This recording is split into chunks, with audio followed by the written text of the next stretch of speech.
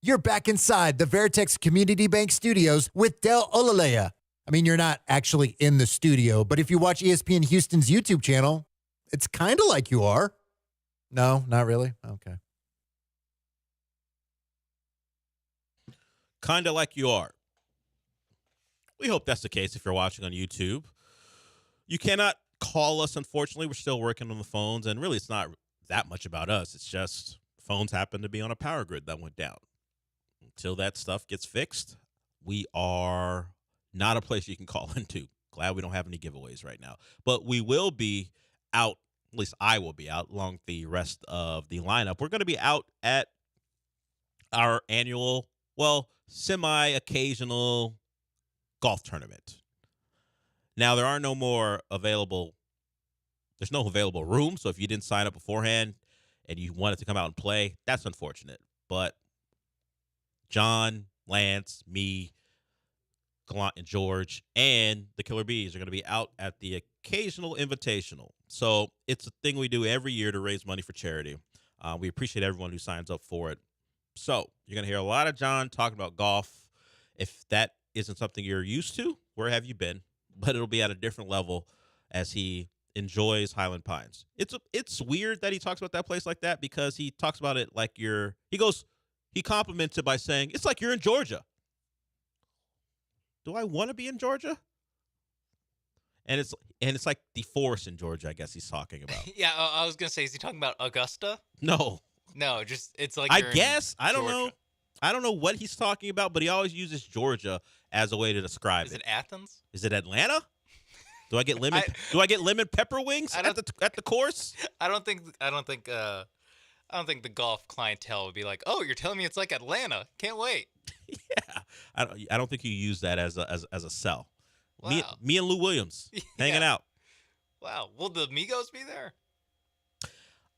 Seems unlikely, and we know Drake can't be there because he's banned from Atlanta. If you're listening to music right now, so colonizer.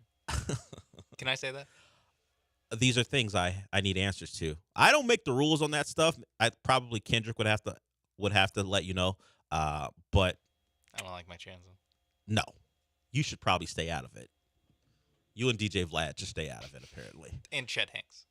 Oh, that came up because Sean brought up during a break that Tom Hanks, the son of one Chet and Colin Hanks, he asked his son Chet to explain the Kendrick Drake beef to him, and of course, all that is a dad asking his son to call him.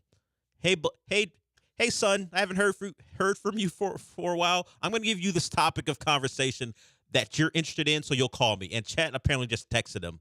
He's like saying, just call me, buddy. That's all I'm looking for. My mom does that all the time. She brings up things, asking me to call. Sometimes I do. A lot of times I text because who wants to be on the phone with anyone, really? So Chet Hanks had to explain to his dad about the Kendrick Lamar and Drake beef. And really the only explanation is Drake got cooked. You don't need a lot to say. At one point, Tom Hanks texted Chet, "Holy cow, these are fighting words. People are taking sides. Who's winning?" It's a dad just being interested in what his son is interested in because he just wants to talk to him. He just wanted to hear from his boy.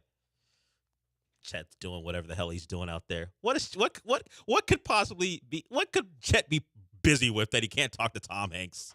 There's nothing. The most surprising part about that is that Chet Hanks texted him at like 8:30 in the morning. You think he'd be asleep, or maybe he's coming in from the night. I don't know. Oh yeah, that is. You never know. I would have thought it was don't expect a text from Chet around noon. I guess at the earliest. Chet, just call your dad. He just wants to hear from you. That's all. Let him know you're okay. You're hanging out. I mean, you're spending this money, so he probably just wants to know how you're doing. Meanwhile, Colin's just hanging out, being in movies, TV shows. Tom ain't got to check up on Colin Hanks. No, he knows what's up. Yeah. He should have sent the text to Colin just for a joke and see him explain the Kendrick Lamar Drake beef. I was about to ask the same thing. Yeah. In fact, no, the whole group chat is people asking Chet about it. Mom, dad, the other brother. Chet Hanks. He was a thing like 8 years ago. Now he's just hanging out, answering texts from his dad. I didn't want to get to this before we went to break. if we're going to blame Dana Brown for his back of the baseball card stuff, which feels like just an organizational thing since multiple guys are saying it, the signing of Josh Hader, which we expect to turn around. Hader's been much better recently. You got to give him credit for digging out Taylor Scott. What was Taylor Scott before? He was a guy who pitched, and I don't know, I think he pitched on opening day. I don't know how many people knew who he was until then. Astros nerds certainly did, but he's been a guy, an ERA under 2. He has been their best pitcher, at least in my eyes, as far as the bullpen is concerned. And sometimes you have to unearth guys who are going to plug up holes that you have created, because if you've let guys go, or like a Kendall Graveman gets hurt, and you respond certainly by getting Josh Hader, but there are a lot of innings from that bullpen that were eaten up by capable major leaguers that the Astros didn't fill. They're depending on guys like Seth Martinez, who has been better than I think a lot of people thought he would be, and Taylor Scott. Certainly much better than we thought when you're talking about a minor league contract that was signed. And, of course, the other one, which is a guy we all know and some people have decided was not going to be a good baseball player, is Jake Myers. They said Jake Myers was going to be their center fielder, and he has been really good this year. An OPS over 900, batting average over 300, 5 home runs. So if we're looking for positives beyond Ronel Blanco, I always say Blanco's Blanco, Ronel Blanco, and obviously Kyle Tucker, who leads the major leagues in home runs, I think you line up Myers and Taylor Scott right after you talk about Jeremy Pena. And I think these positive stories will continue because the Astros are playing much better, and you hope Jordan gets going. And we know Altuve is always going to be solid. He's a guy no one ever talks about anymore just because of what he is and what we expect of him, and he always comes through. Unless he's running the bases, then it's a different conversation. But the Taylor Scotts and Jake Myers of the world. Now, obviously, Joey Loperfido, when he's not striking out, he's been good. You'd like for him to make contact more, but at least when he does, he has lived up to some of the hype that was around him when he was in the minor leagues. Now, the question will be for him and others, where will the at-bats come from, or where will they go if the guy you paid a lot of money to and is one of the failures, and not for Dana Brown, but for the Bagwell, I won't even call it an era, maybe more error, but I wouldn't call it an era. It happened. It was like 2 months of Jeff Bagwell and Jim Crane making decisions baseball-wise by themselves for the most part. I guess Reggie Jackson and maybe Craig Biggio was there too. We're finding out. Where does Jose Abreu fit in? If you missed it, the expectation is, at least by some, that he will be back with the Major League club at maybe Friday. Maybe Friday he'll be back. Does he immediately get at bats? This becomes a thing where Jim Crane's saying, I'm not going to lose $19 million a year on this guy. He is going to get at bats because I'm not just going to pay him to watch him sit. And that might be a problem if he continues to be as poor as he has been, that they're going to give him at bats because the money's there. That's a guy where we invested a lot of money in, and he's got to play. He doesn't have to play, though. You survived without him. Keep him in Florida. Is there any reason that you can think of, Sean, why he should be back? Beyond they're paying him a lot of money. Jeff Bagwell being like, my boy has to play. It says Daddy right here, ball? It says right here, every kid has to play on this team. No, I really do think that part of it is the fact that the Astros are winning now, and they view it as, well, now it's not as dire of a situation, so let's throw him back in the lineup and see what happens. I really think that's what it's not, oh my God, this season's a disaster. Now it's like, okay, back on track. No, now let's try to do it. But the season was a disaster when he was playing. Why would you take the season off its tracks to play him again? Just say, hey, the season's back on course. Not that it all fell on him, but let's not play a bad player once we're good again. We don't. If you stink and you want to tank, you play them. Like if they hadn't turned it around and they won a top 5 pick, I think in Major League Baseball is a lottery now. I learned that too when the Astros are bad. But if you want to do that to increase your chances of having a really high pick, play them. Treat yourselves like you're the Toronto Raptors of this year. But you're better than that. Yeah, well, the Raptors ended up not getting a pick anyway. So they screwed that up. Yeah, but I think that part of it is just, hey, we got to get our money's worth out of this guy. That is the real answer. Is we're not going to cut him. We're not going to pay him all of his money today. Allegedly, they tried to DFA him, and he said, "Nah, I want to stick around." That's because the fact that he got sent to the complex league, people are speculating that he would have been cut, DFA'd, and. But he was like, "No, let me. I want to make it up to the team." This. Yeah, he decided he didn't want to go, and now he's back. So if you just look, if we're going by what you said, and they wanted him gone, they were willing to DFA him, which I'm not sure I believe, considering now they want to play him again. It wasn't just, hey, Jose Abreu, we want to get rid of him, but he doesn't want to, so we'll just send him down there and we'll forget about him. They're bringing him back, so it makes you think they didn't want to DFA him.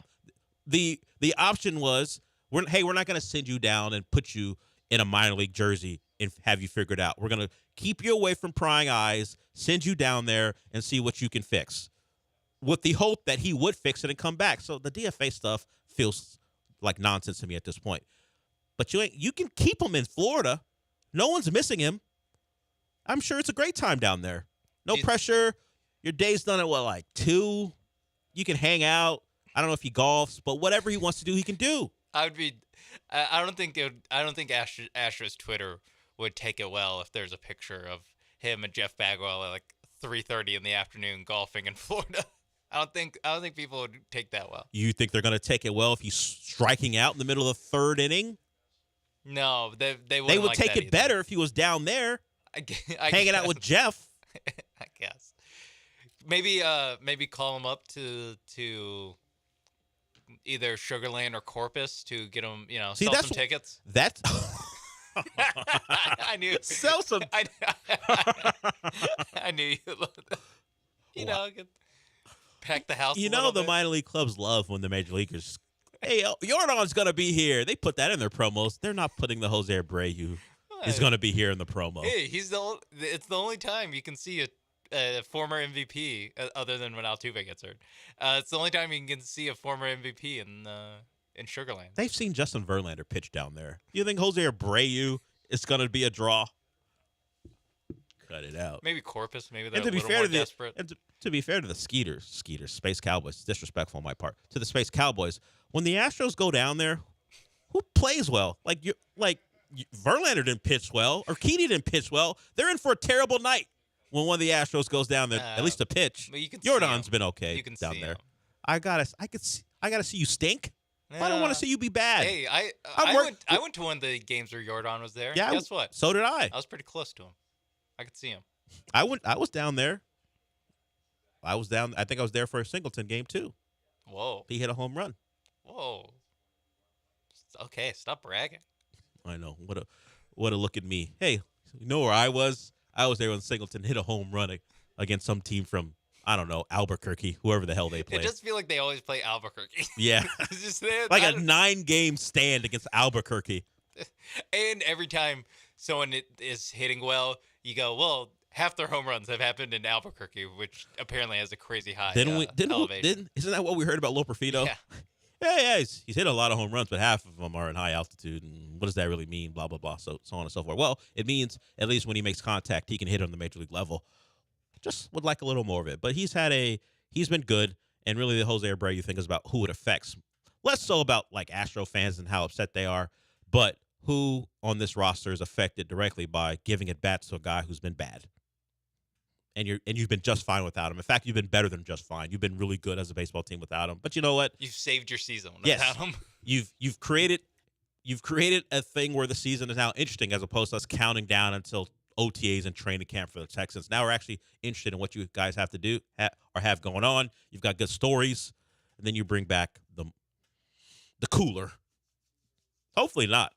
It'd be great. It'd be great if you turned it around. I'm just not sure why we have to, wait to see if it happens when you're not struggling right now. You don't need his batting lineup. You've been just fine.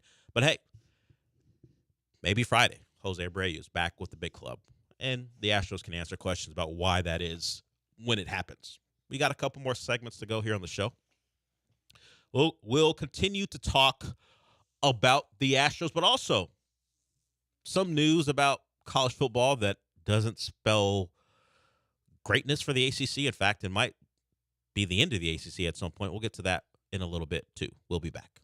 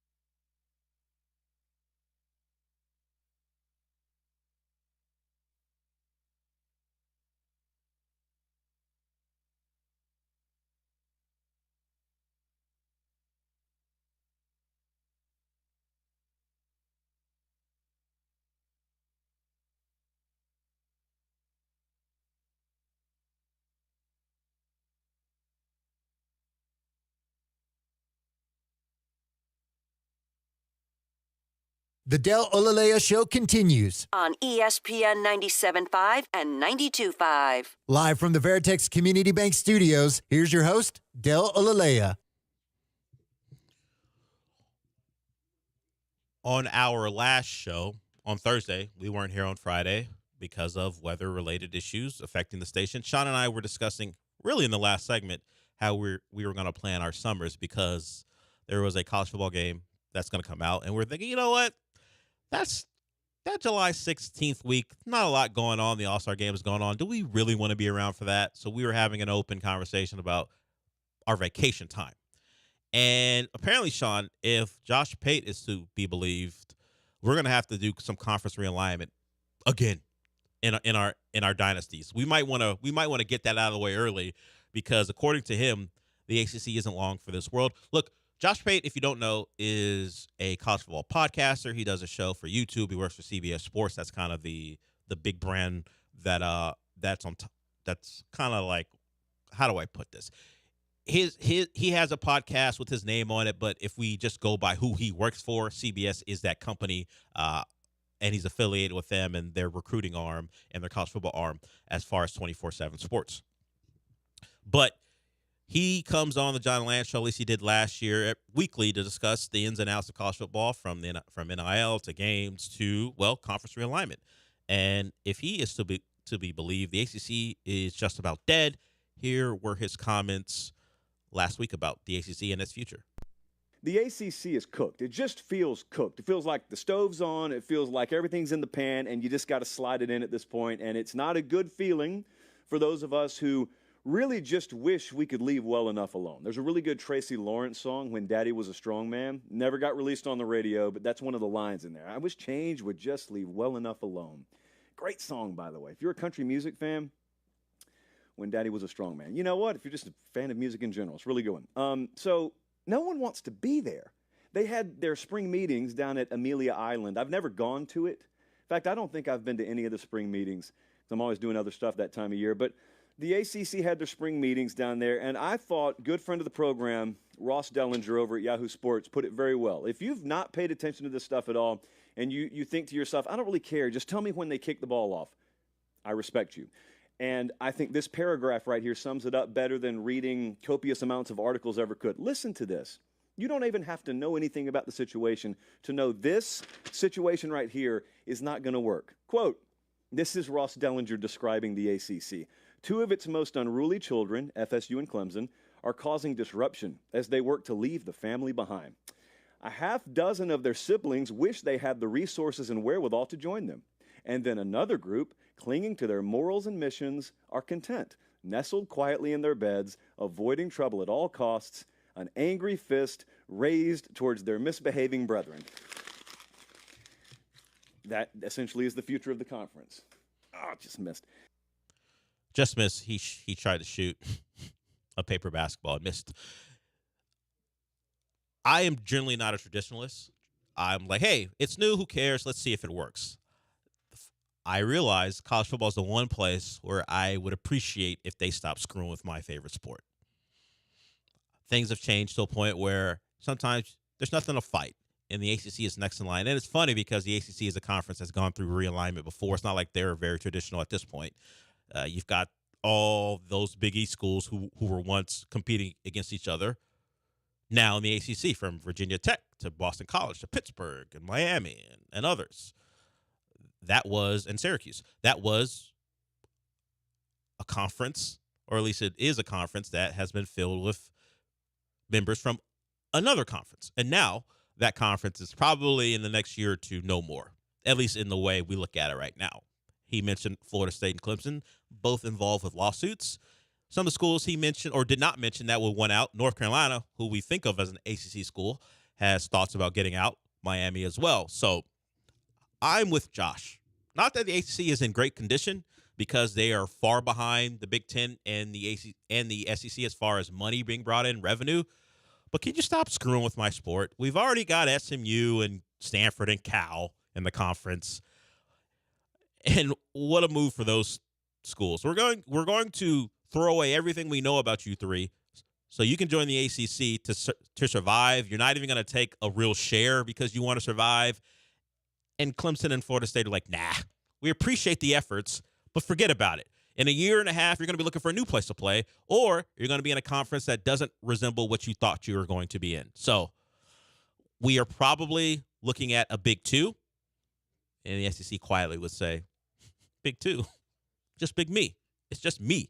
But it would be the Big Ten in the SEC, and the Big 12 would be, hey, guys, we're still here, as a clear third in the pecking order. And then the ACC will probably be eaten up by the other three. And if the teams who won out have their way, they're not joining the Big 12. They're going to either join the SEC or the Big Ten. And at some point, we're not even going to have real conferences anymore. I don't know what they'll be called, but we are.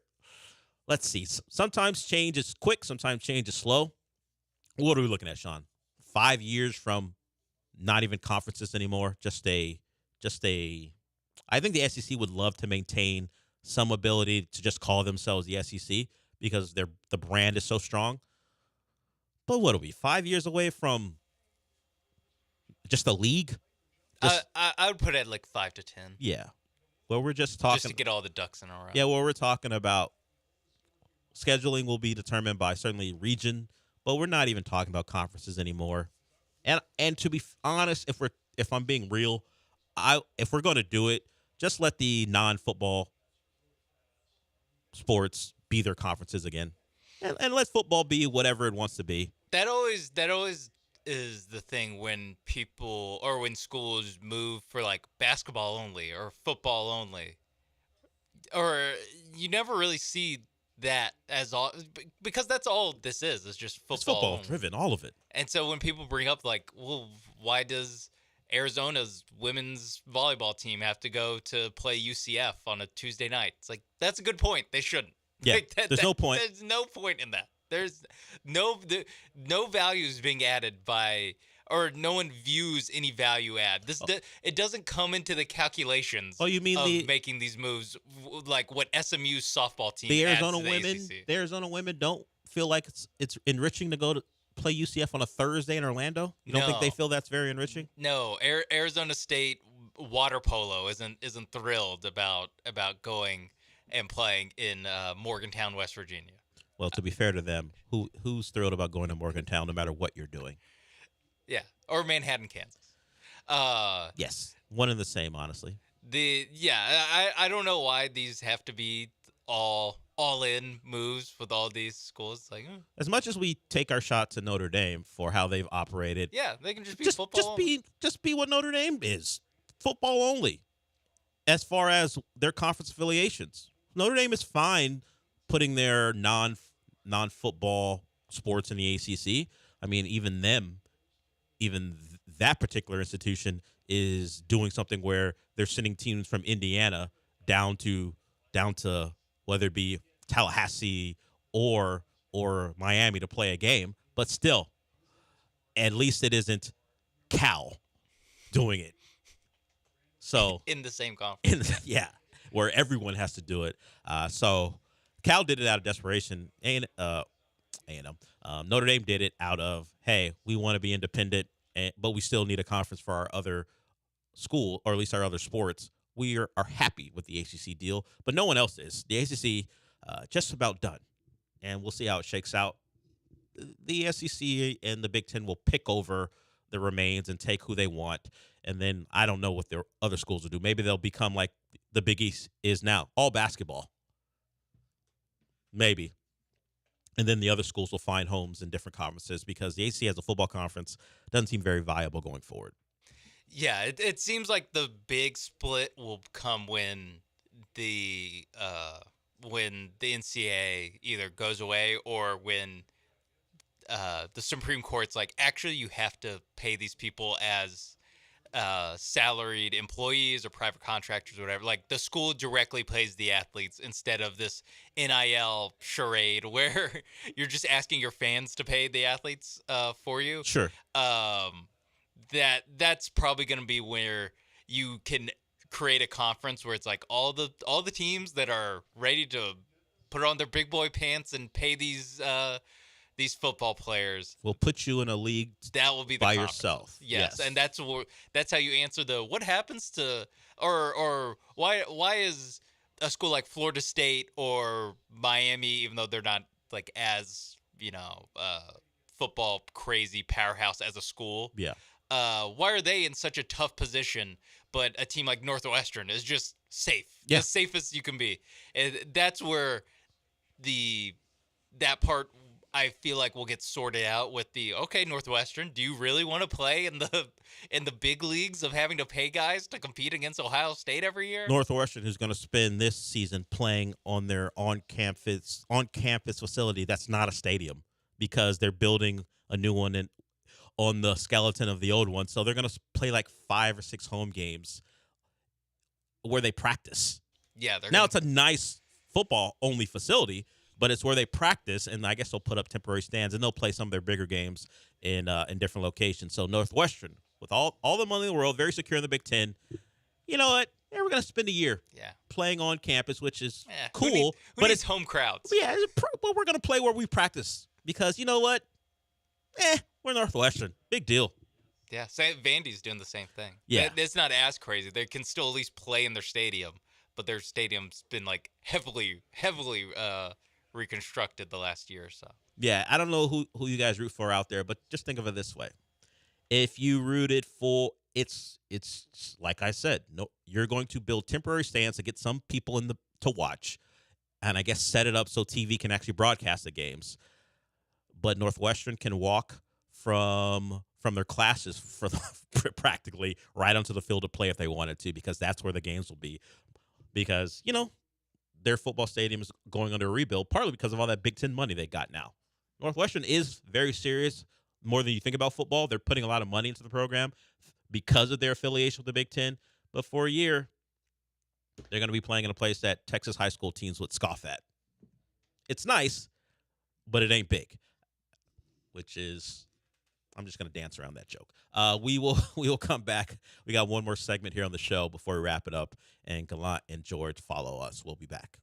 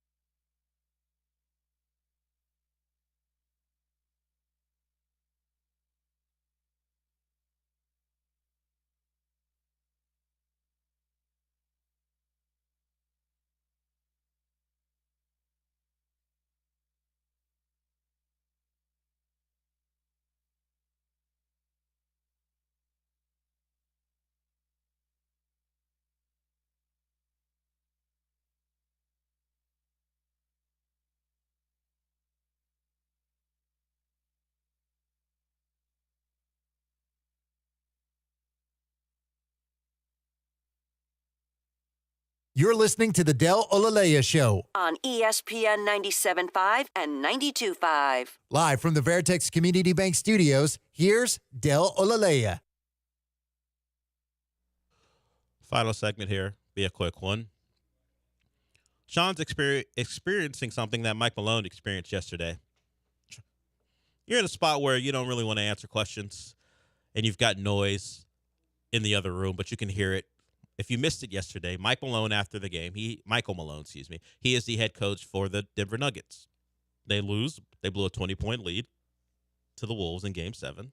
And where they do their after-game pressers, the adjoining wall is the visitors' locker room. So I don't know if you'll be able to pick it up, but while he's answering questions, the Wolves are celebrating the comeback win. So a reporter asks a relatively innocuous questions. Pretty simple, not really trying to stir things up, I think. But Michael Malone wasn't having it, and this is what it sounds like. How hard is it just to absorb a loss like this after going ahead by 20? Next question, man. The season's over. That's what's hard. Being up 20. The season's over. You don't understand that. The season's over. It's hard. Stupid ass questions. Now, he's upset. It's tough. Game 7. You thought you're going to win that game. You're up 3-2 in the series. You get your ass kicked in Minnesota in Game 6. You think you're going to come home and win. You're up by 20. Yeah. Understood. Biggest blown lead in Game 7 history. Yes. I mean, the halftime lead is already a record, and then you blow a 20-point lead as to just add to the misery. But was it a stupid-ass question? I don't think so. I mean, maybe there's going to come an obvious answer after the question. Maybe that's the deal. But I think you're right.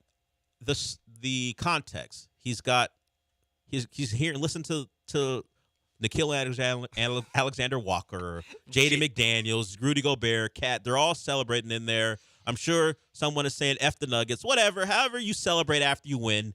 And then he's got to answer questions when all he wants to do is crawl into a hole. Who do you think upsets him? What voice do you think upsets him the most that you can hear celebrating? Monty Morris, former Nugget Monty Morris. There's a lot of good options. Yeah. There's Monte Morris. There's Rudy Gobert. Yeah, I don't think anyone wants to hear Rudy Gobert celebrate at their expense. Dancing on You're dancing on his grave. Yeah, I don't Carl think. Towns. Because you listen to Michael Malone and how he talks. I gotta imagine in secret when he's talking to his team, he has said some slightly disrespectful things about some of the Wolves. And then when they beat him, he's got to be like, what the is going on? There's no way that team should have beat us, particularly when they went up 3-2. Season's over, man. Yeah. Stupid-ass questions. I thought it was a fine question. It was fine. He was just agitated, and rightfully so. The Nuggets will probably be fine. Michael Porter and the way he played, rough for him. People are already talking about, hey, they need to trade him for picks and lesser salary. Michael Porter's had a rough year considering what his brothers have not necessarily put him through, but what his brothers have been involved in. So I'll shoot him some bail. But the Nuggets go down. Michael Malone not thrilled. It happens. It's hard to defend your title. We're going to have a different champion for the 6th straight year. Parity is here, which means you never know. You make a big trade in the offseason, Rockets could be a contender very, very quickly. Just ask the Wolves and the Thunder. We are done for the day. Gallant and George are up next, followed by the Killer Bees. I'll talk to you tomorrow.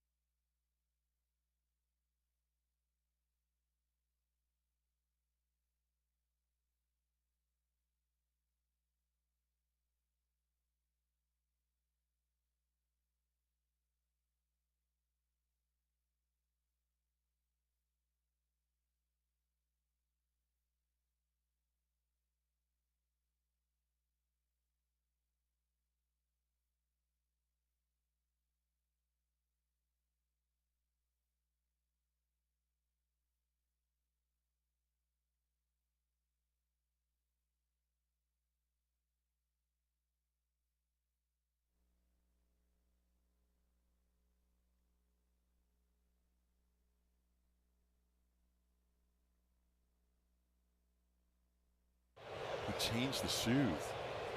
The shoes, money. Wow, that's good observation. You're right. He did have Hey! ball driven to right field. Back on it goes Frelick. It's gone. It's got to be the shoes. Tucker. It's the shoes or the bat or whatever it is for Kyle Tucker on any given holiday or special occasion. Stop it. That's my first message of the show. Stop trying to be not you, Kyle Tucker. Be you. Wait. Just be you, Kyle Stop Tucker. trying to not be you. Be you. Yeah. Just So be you, Kyle so Tucker. be you. Be you, Kyle Tucker. It would have been a simpler message. Yes. I stumbled through my words. And we off haven't done on a radio Monday. show since Thursday. Okay? I hope everyone's okay. We hope everyone has power. If you don't, Oh, man, I so feel for sorry. everybody that's going through that. One of my buddies, Joe, lives in the Heights. His shed completely smoked, 2 fences gone, and he didn't even get the worst of it in his neighborhood.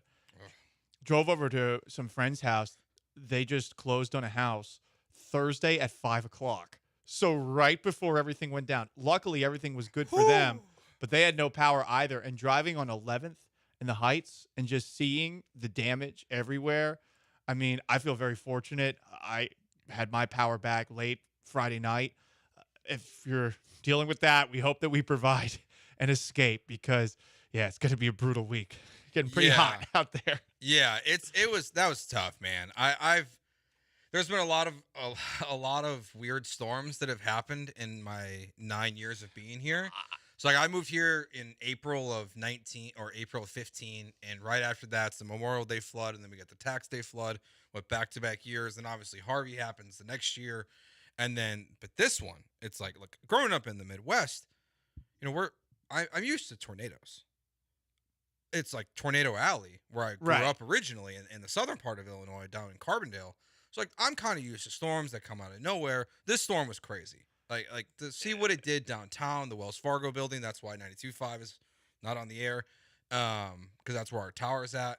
But yeah, it just got smoked. Our tower. I don't even know what happened to it. There's the bar where it looks like a bomb went off. Yeah, downtown. Like the I entire side of the wall is missing. I'm not even kidding. I thought that was a picture from Gaza when I first saw it. I was like, that doesn't look real. But yeah, just wiped out a bar in downtown.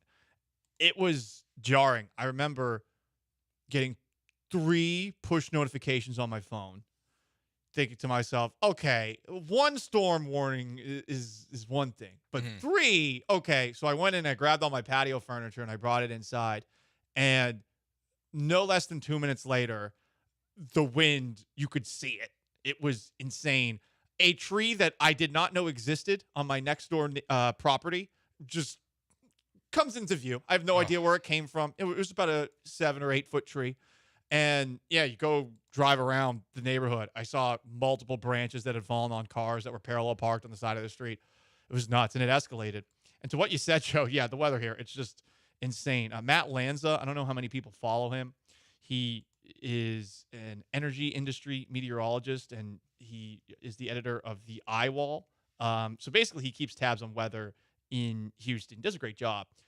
For those of you scoring at home, Houston has endured 2015, the Memorial Day flood, 2016, the Tax Day flood, 2017, Hurricane Harvey, 2019, Tropical Storm Imelda, 2020, Tropical Storm Beta, 2021, the grid collapse due to the freeze, plus Hurricane Nicholas, 2022, extreme summer heat. I guess that's just normal, and a drought.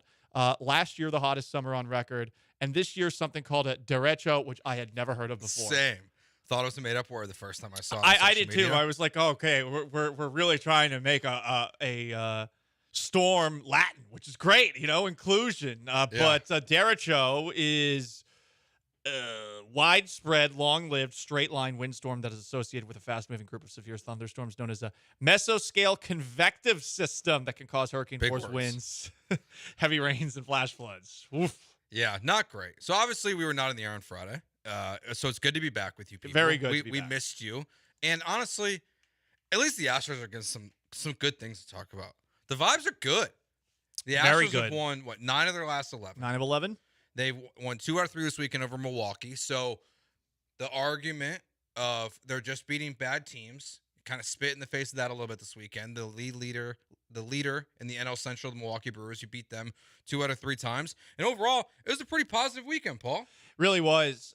even Saturday where you lose, you liked for a while what you got out of Justin Verlander, maybe with a little less walks, and obviously you have the runners in scoring position issues. But yeah, on Friday you get another big hit from Jake Myers, followed by a go-ahead 3-run homer by Jeremy Pena. He's so good right now. He is incredible. He leads the Astros in hits. The only guys with more hits than him in baseball are 1, Shohei Ohtani, 2, Mookie Betts, and 3, no offense to this guy who apparently is very good, but a guy that I had never heard of, the guy who won the 13-pitch at-bat with Justin Verlander, and his name is eluding me. Oh, William Contreras? William Contreras, right. Every single time I see his name, I'm like, wait, isn't Wilson Contreras on the Cubs? So Wilson Contreras is on the Cardinals now. Gotcha. Okay. This is his little brother. Gotcha. Okay. Again, my National League knowledge is actually non-existent because the National League isn't real to me, but Pena's crushing it. Jake Myers is crushing it. Big time. Kyle Tucker gets the 2 home runs on Sunday after swapping into his orange cleats. Spencer Arrighetti pitches into the 7th inning, and honestly, if Brian Abreu could do anything, he might have gotten out of that with a really impressive stat line. Really satisfying weekend. Obviously, you would have liked a sweep, but now they're just 4 games back in the AL West, and there is a real shot that 6 games from now, they'll be back above 500 because the Angels blow. I can't name one Angel. And again, I'm not the biggest baseball knower here. And then they have the A's, again, who I think have lost 8 in a row. So it's not good. But for the Astros, it's great. Yeah. Now, I can't remember if we talked about this or with Sean and I while you were in Florida, but the goal of this stretch for me was that when you get to May 27th, when you get to Memorial Day, and you have a 4-game series with Seattle, is you want to put yourself in position to either tie the division or take the division lead. And they are doing that right now. That 4-game series, in Seattle, you are leading to a big-time momentum turn of this season because you're playing much better baseball, the Houston Astros, but they've done you a huge favor, the Rangers and the Mariners. They have not taken advantage of your 45-game stretch. It's just like last September. Yeah, you're 8-2 in your last 10. Well, the Rangers are 2-8. So they are not playing good baseball. They're injuries. So the stretch that you started with, the Rangers are still not starting to go through. The Mariners kind of more up and down as they lead the division. But this is your moment to take back. And obviously, the Twitch chats I'll point out here, Jose Abreu potentially coming back Friday. Don't bring the fart into the room yet. We're gonna get into that in the next segment because we want to start with positive vibes, positive baby. vibes. Kyle Tucker, positive vibes. Jeremy Pena, but Spencer Arrighetti, super impressive. Jose Urquidy is going to get one more start in the minors. Well, I hope so because yikes, it wasn't great. But apparently his stuff was good. That's what all pitchers always say. Minor league stats don't matter. That's what they always say. Right. Minor league stats don't matter.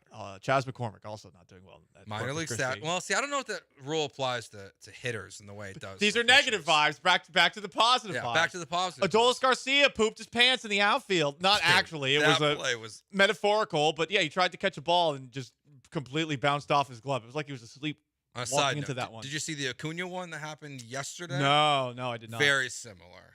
But he was standing still and just kind of bounced right out. Who's Acuna? The right fielder for the Braves. Okay, National League doesn't matter. Who effing cares, Joe? Who cares? It's the National League. Doesn't matter.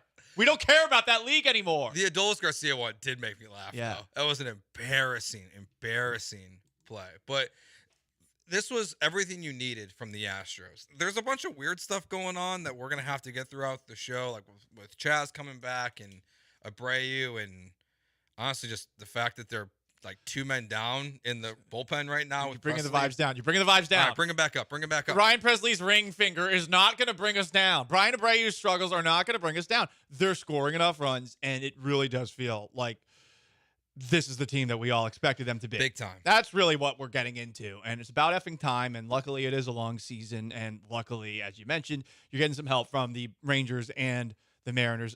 Both of these teams have had opportunities to pull away, and yet they're not doing it. And now you have an incredible opportunity, a cupcake buffet the next 6. I think you really can't say enough about what Kyle Tucker is doing this season. I mean, we joked around a little bit where I got bullied out of betting on Kyle Tucker. I didn't even make it to LaBerge this weekend because of the storm. We're going to have to reschedule that broadcast. But Kyle Tucker now tied again, unless Gunnar Henderson hit another home run I'm not aware of. Kyle Tucker tied for the lead in home runs in the American League. He is just on another level right now. This Kyle Tucker is so different. And what I think that one of the best parts about this run is that while all this is going well, you're still not totally there. Like, and it's a good thing. Get better. Where do you think it can get the betterest? Yordan Alvarez could start hitting baseballs. Yeah. Okay, we're bringing the vibes down again. No. This is a positive thing. But is that you're killing it right now as a baseball team without your best player contributing in the way he normally does, and you're rolling. He hasn't had a run batted in a week, and he's only had one extra base hit. It was a double. He had that one game where he got to the warning track a couple of times. He did. Hey, positive vibes. Positive vibes. Got to the warning track a couple times. How are you feeling about your Astros right now in the stretch that they're recently in? They are absolutely playing great at the moment, and it is just a nice thing to see after an absolutely brutal start to the season. 713-780-3776 is the text line, the HRMP listener line. It's Gallant George here on ESPN 97.5 and 92.5.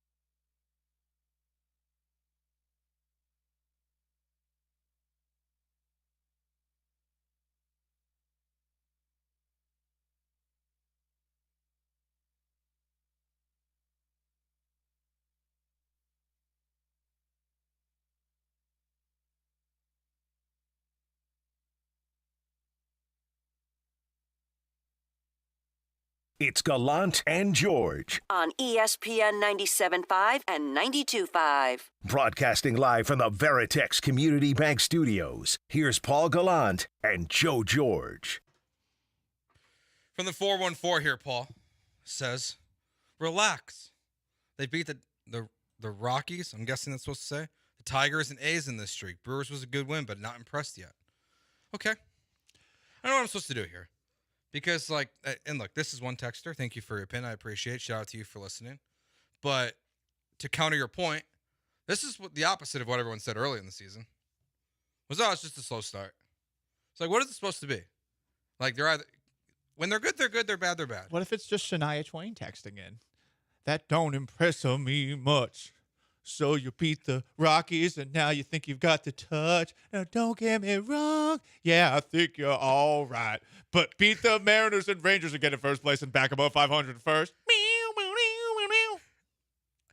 Not sure I had that in like my Paul Gallant music bingo card.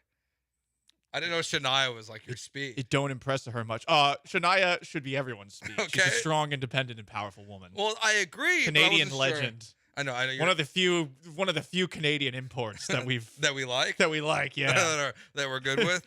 But yeah, look, I understand, Texter, where you're coming from, but this is the thing. You got to start somewhere, as the text line just said.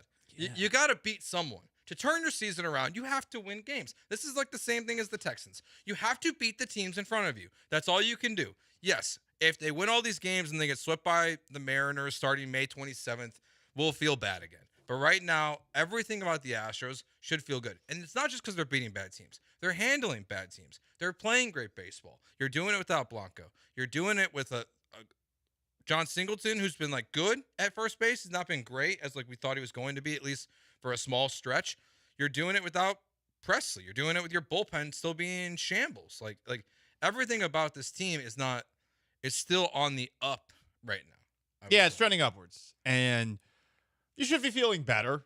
But also, you can be annoyed with how things started. For sure. And you can also say, yeah, they're taking advantage of a schedule that's gotten easier. But by that same logic, you have to take a look back at the schedule. I mean, the teams that swept them, some of which were surprising sweeps, 3 of those teams are in second place. It's the Braves, the Cubs, the Yankees are in first place, who swept you. And who was the other team that swept them early on? The Royals. The Royals are in second place. The Royals are off to a great start. Mm-hmm. So I think these are things that you got to keep in mind. It's been a brutal schedule.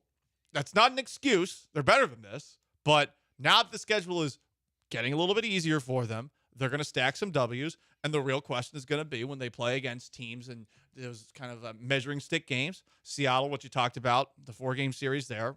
The next one, you hope that the results are going to be different. They have to win one of those eventually. But along the way, yeah, do this. And guess what? You got 6 potential wins straight in front of you. They will be favored in every single one of the next 6 games against the Angels and the A's. Both those teams stink. The A's are finally coming back to earth. The Angels, again, I don't even know who plays for them. Anthony Rendon, is he there? He's out. Right. So that's it. Mike Trout also out. Right. I know that. He's out. So make sure you knew. Shohei Ohtani with the Dodgers. Good point.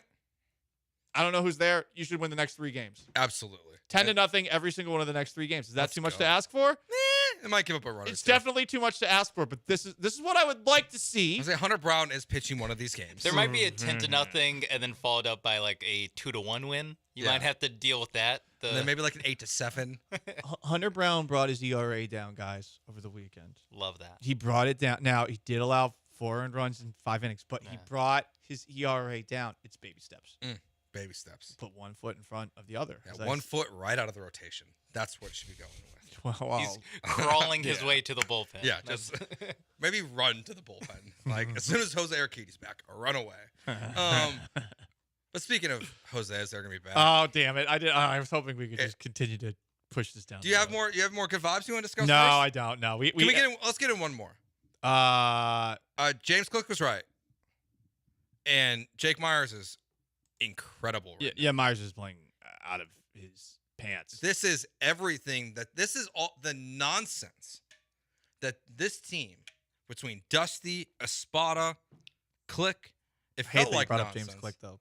Like I agree. That's negative vibes in the middle of the positive vibes. All the things that they were telling us about Jake Myers since he got hurt in Chicago a couple years ago that none of us had a reason to believe because nothing that he would do on the field ever showed it. What he's doing right now is incredible.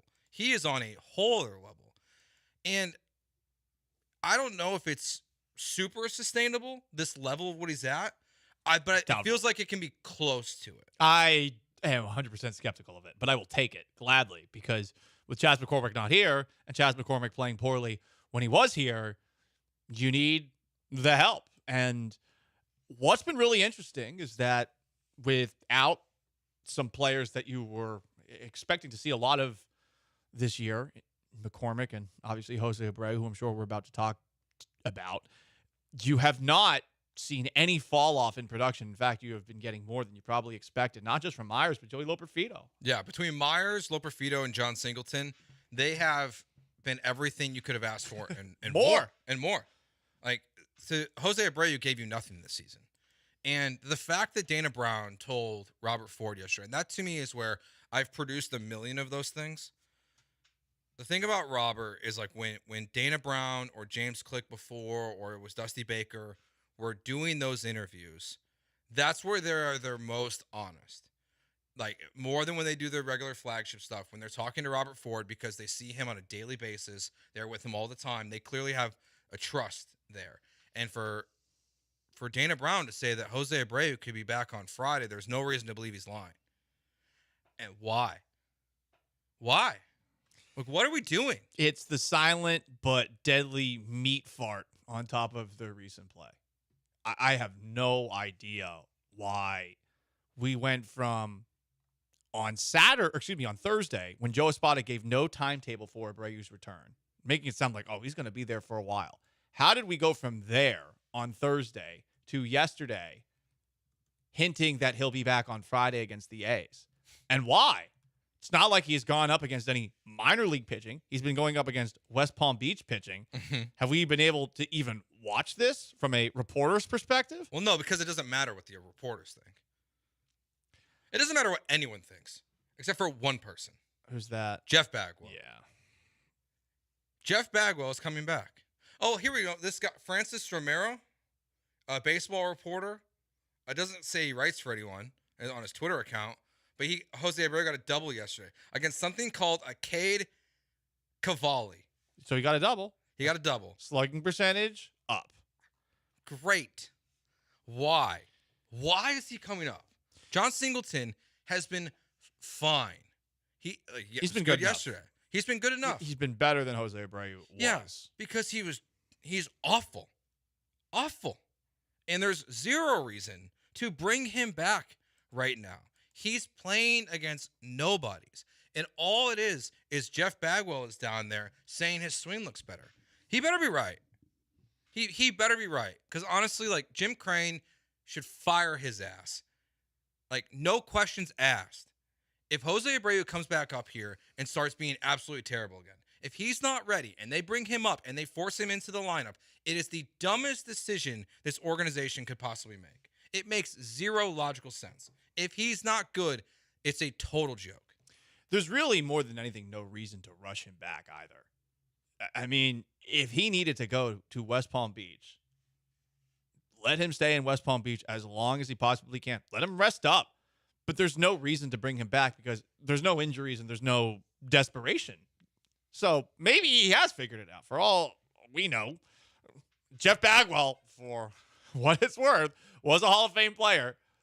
But it feels like they are forcing him back because they're annoyed with how much they paid for him. Kind of like I kept on taking a protein that I was allergic to when I was 19 years old because I spent $50 on it. And even though my tongue was swelling up and the back of my throat was closing up every time I took it, I said, nope, I'm going to get to the bottom of this protein, whey protein. And next thing I know, I ended up in the hospital. That wasn't good. That's not good. That's what it feels like Jim Crane and Jeff Bagwell are doing here. It's that they are mad about a purchase that hasn't worked out, and they are going to do everything in their power to make it work out. But there's no reason to try and make it work out right now. Like maybe months from now. But right now, it is bizarre. And it feels like one of those things that could theoretically disrupt momentum. If you're one of the players in the Astros clubhouse, no matter how much you like Jose Abreu, if he comes back and all of a sudden he's playing over John Singleton, who is playing well and flipping his bats like a pimp out there, there's even a headline about that, I think, at The Athletic. John Singleton's bat flips are pimp-like. Yeah, fast in baseball. Fun. But why would you take this player out of the starting lineup when he's playing well for a guy who's not? Like, the people in the clubhouse, no matter how much they like Jose Abreu and want him to succeed, they're all going to think that's crazy. Mm-hmm. Especially seeing as they're winning now. So it makes me wonder, and to go back to what you were saying, Joe, it's very clear that Dana Brown and Joe Espada have a lot less control over the day-to-day of the major league roster than they probably should. And we blame them for a lot thus far. And it's been unfair blame. I really wonder what Dana Brown is asked to do from a major league perspective. Because honestly, he was probably brought in, if you think about it, given his history in Atlanta, to rebuild the farm system, to make it so that they're actually bringing guys in the near future. And maybe they're even telling him, hey, I mean, you're going to have to answer all the questions, the tough questions that we're hiding from Bagwell, Jim Crane, but we're going to be the ones making the decisions at the major league level.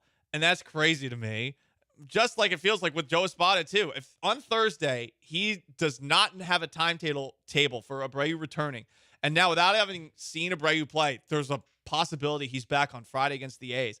How can you look at either of those two and think that they're really in control here? They're not. Yeah, a couple of things. So, like Todd and Dana here on the Twitch pushing back a little.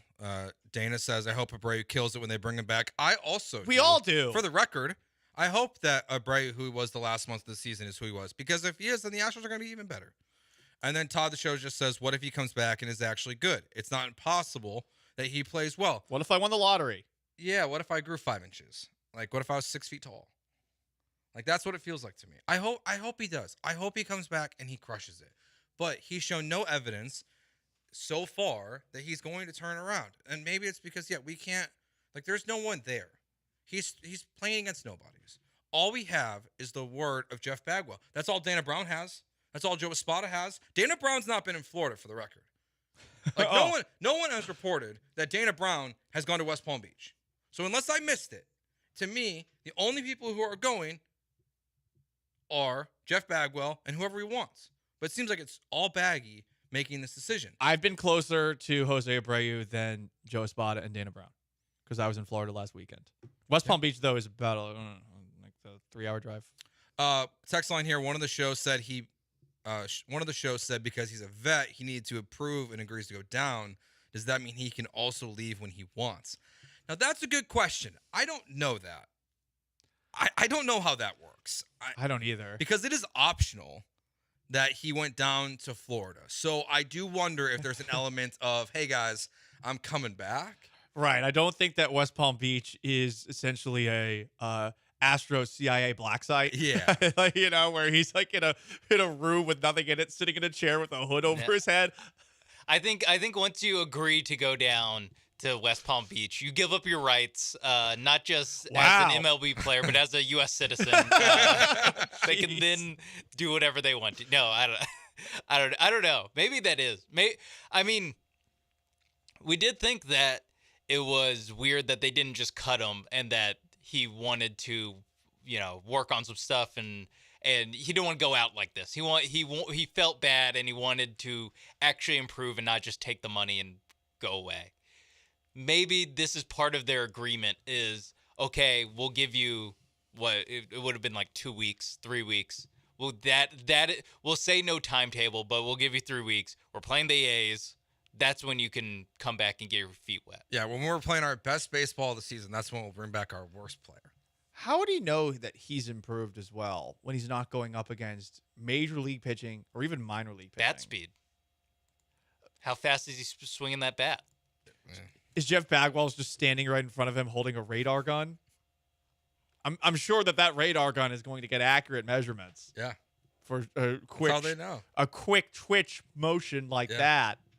The way they talked about it originally too, with like the Pilates and like becoming more flexible and the quick twitch muscles and reversing basically everything he did for an entire offseason. Yeah. He's too bulky, too strong. You fixed it in 3 weeks? Yeah.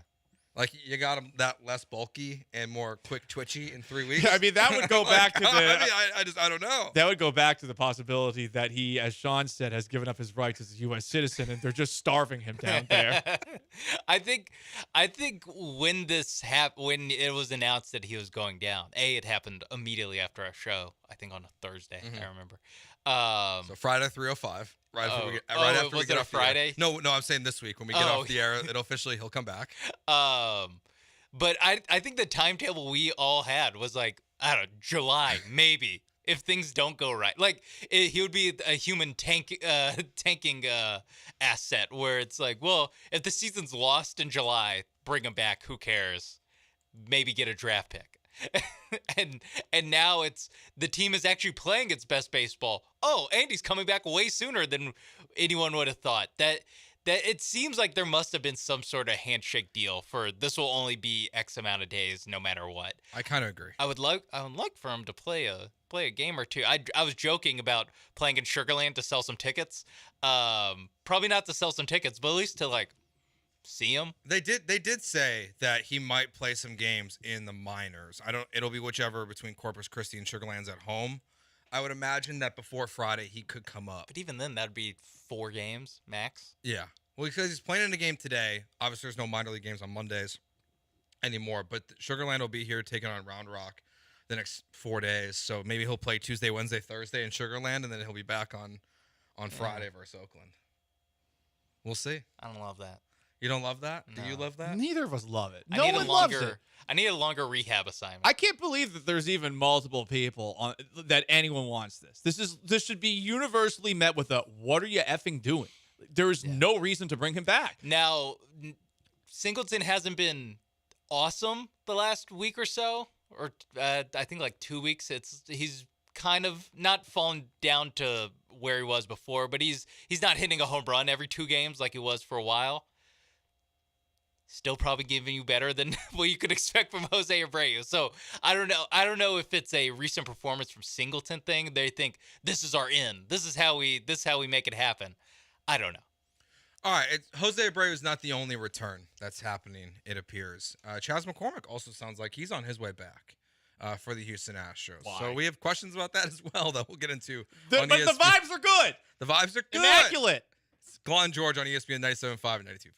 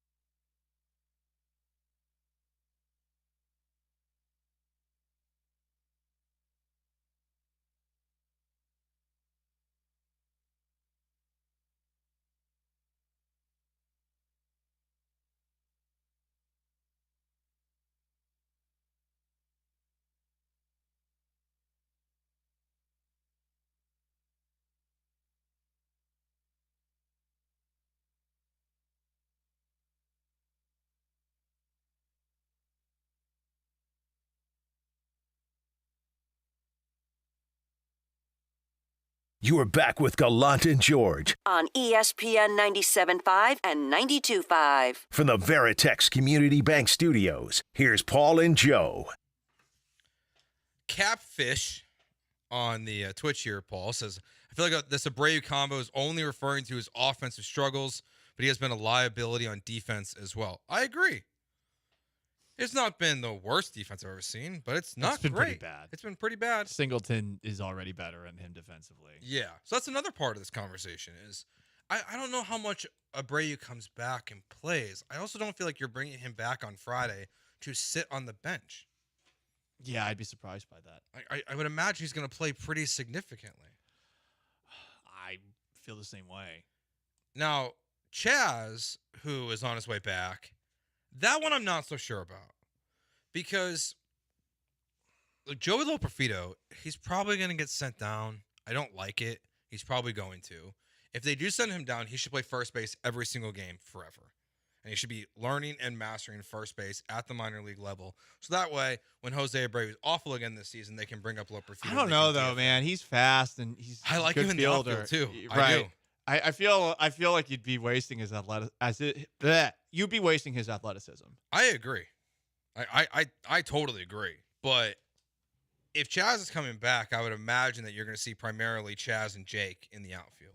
We just talked about how great Jake Myers has been. There's zero reason to remove him from the everyday lineup unless you're facing a lefty. Right. And it goes back to, with what we're talking about with Abreu and with McCormick. I suppose that these are the good problems to have, that you have too much depth, but there's no reason to rush bringing either of these two back right now. They are playing really well, and guys that they would take playing time away from. We already saw this with McCormick versus Myers to open the year.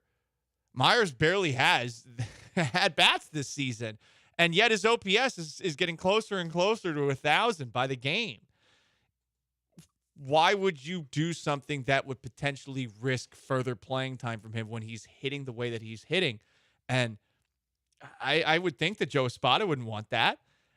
Joe Espada is not like Dusty Baker, where he's just going to continue to play the veteran over and over again. Joe Espada is pretty adaptive and reactive based off of what we've seen thus far, whether that's good or bad. That's besides the point. We just know that he generally rides with the hot bat. Bringing back McCormick, I feel like creates more problems than solutions. Well, and you talk about creating depth. The problem is that these guys should be the depth. Chaz can be on the roster, but Loperfido and Jake have done plenty to be your left fielder and center fielder almost every single day. Chaz can be your fourth outfielder. That's fine with me. Jose Abreu can be your backup first baseman if you want him to be. That's fine. The thing is, I question if they're going to be. They can be depth pieces, but they're not going to be. They're going to turn other people into depth pieces, which I think is a mistake for both of them. And it's not that I don't. Look, Chaz has been a good baseball player, and hopefully just a really slow start to the year in an injury. But he got Wally pipped. Jake Myers is better right now, a lot better. And Loperfido's been pretty damn good. Wally Pipp might be extreme because I don't know that McCormick or Myers are such good players where it's one of those things where it's surprising that one takes over for the other. Because McCormick has been the one good season, which we saw last year. Mm-hmm. But before that, we hadn't really seen it. With Myers, we've been waiting to see it. So these two are probably a lot closer than we all want to admit. But there's, at this moment in time, Myers is playing better. And this goes back to, I think, the thing that we consistently hear from Jeff Bagwell and then later Dana Brown, but probably through Jeff Bagwell, talking about the back of the baseball cards. The reason you would put Abreu back is because you feel like he can still be the player that he once was. The reason you would put McCormick back is because you think that last year is a reflection of who he is as a player. But as we have seen with Rafael Montero, sometimes you just have one awesome year. Mm-hmm. It's hard to do it year after year after year. Well, I think last year is a reflection of who he is, and they should do the exact same thing. He should play against lefties. Like, we give Dusty Baker a lot of grief. Not we, not you.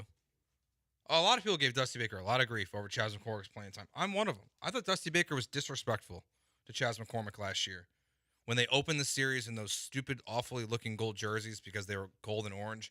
And Chas McCormick, who made one of the best plays for the Astros in the World Series, sat on the bench. And throughout the year, Jake Myers was absolutely terrible, and Chas should have been playing more regularly. But maybe Dusty Baker was right. Because if you look at Chas McCormick's splits, he is significantly better in his career against lefties. So maybe Dusty was on to something about why Chas McCormick's not an everyday player. And that's what he probably should be here. He should be a platoon guy and not an everyday guy. Abreu's going to be an everyday guy. I don't like it, but he's going to be. That part I'm just kind of like, I hope it works out. I hope it works out. But Chas, if Chas doesn't play well, he will lose his job. That one I'm more confident about. They will move on from Chas in some way, shape, or form and bring back Loperfido if they need to. Because I would assume that what we'll see here is that Loperfido and Trey Cabbage will be the two guys sent down between now and Friday. Cabbage, definitely. Loperfido, I wonder about. And look, I mean, Myers is playing great right now. There's a chance that Myers comes back to earth. In fact, I think we should all expect it. What he's doing right now is great. But, guys go up and down over the course of a year. And if that does happen, that's when McCormick should perhaps get the lion's share of the at-bats. But right now, even with the who's good against who, and with Myers getting pinch hit as much as he gets pinch hit for, I mean, right now, I say you just ride it until it stops working. I totally agree. Like, why change it? That's what I just don't like. Why now? And like, I think, Sean, I think you're spot on with this. Like, there must have just been some kind of verbal agreement with Abreu. The Chas one, I don't understand as much because it's not like Chas McCormick's worthy of a verbal agreement. No offense to Chas. Like, I think he's worthy of a verbal agreement. But no, I get what you're saying. World Series hero, yeah. And that gotta give him that Jose Abreu might not just be a Dana Brown, Jeff Bagwell to Jose Abreu type of agreement. It might be a Dana Brown, Jeff Bagwell to Jim Crane agreement where it's, hey, we're not going to pay this guy $20 million a year for him to play against single-A ball players in West Palm Beach. Like, it might be a move to be like, hey, a CYA move, I guess, for the Astros front office, all 5 of them that are in the front office. As far as no, we can fix Jose Abreu. Give us 3 weeks, and I guarantee you that Jose Abreu will not be a 0.99 hitter anymore. But who's making that pitch? And who's taking that person seriously when they make that pitch? I guess Jim Crane. It has to be Jeff Bagwell, but perhaps done violently where he's holding a bat in his hand. Well, I think it's a situation where someone is probably like, listen, we need to just cut this guy. And Jim Crane's like, hell no, we don't. I mean, we do. I'm not paying for it, so make it work. You say cut Jose Abreu, and Jeff Bagwell with the baseball bat will go Al Capone in The Untouchables, played by Robert De Niro, on that person's face. You won't be making that suggestion again because you'll be dead. My only hope is that, to what you guys are saying, is that there is a agreement in place with Jim Crane, understanding that if Jose Abreu comes back and it's still an 0.99 hitter, that then it's time to DFA. Like, all I hope is that this is the last hurrah. This is the last dance for Jose Abreu as a Houston Astro. And if he does not get his batting average above 150 by the end of June, they will just cut his ass and eat the last year and a half of his contract. Man, I just don't think that they'll ever do that. I feel like there's a little bit too much pride at play. And it's funny. I mean, they've won 2 World Series and been to 7 straight ALCS. They've been to 4 of those World Series. At a certain point, you have to realize that you're going to lose some of these moves. And you've lost a lot of them. Maybe you don't have the cash flow to do it. And, I mean, if that's the case, then that's one of those situations where, I mean, I guess you can pour shame Jim Crane. Hard to do that, given that the Astros have the 3rd highest payroll in all of baseball. So maybe that makes it a little bit more difficult. But it really feels like the only reason that they're trying to continue to make this thing happen is based out of pride. Because there's no reason to rush him back right now. He's 2 for 9. Yeah, even if it's a pride at that level, even if it's pride or what you said, money, because that is something that we just will never know the answer to. Like, I think back to when Khalil Mack got traded by the Raiders, and the reason why they had to trade him was because instead of, they couldn't afford to give him a new contract because they had to put all the money in escrow immediately. They didn't have the money for that.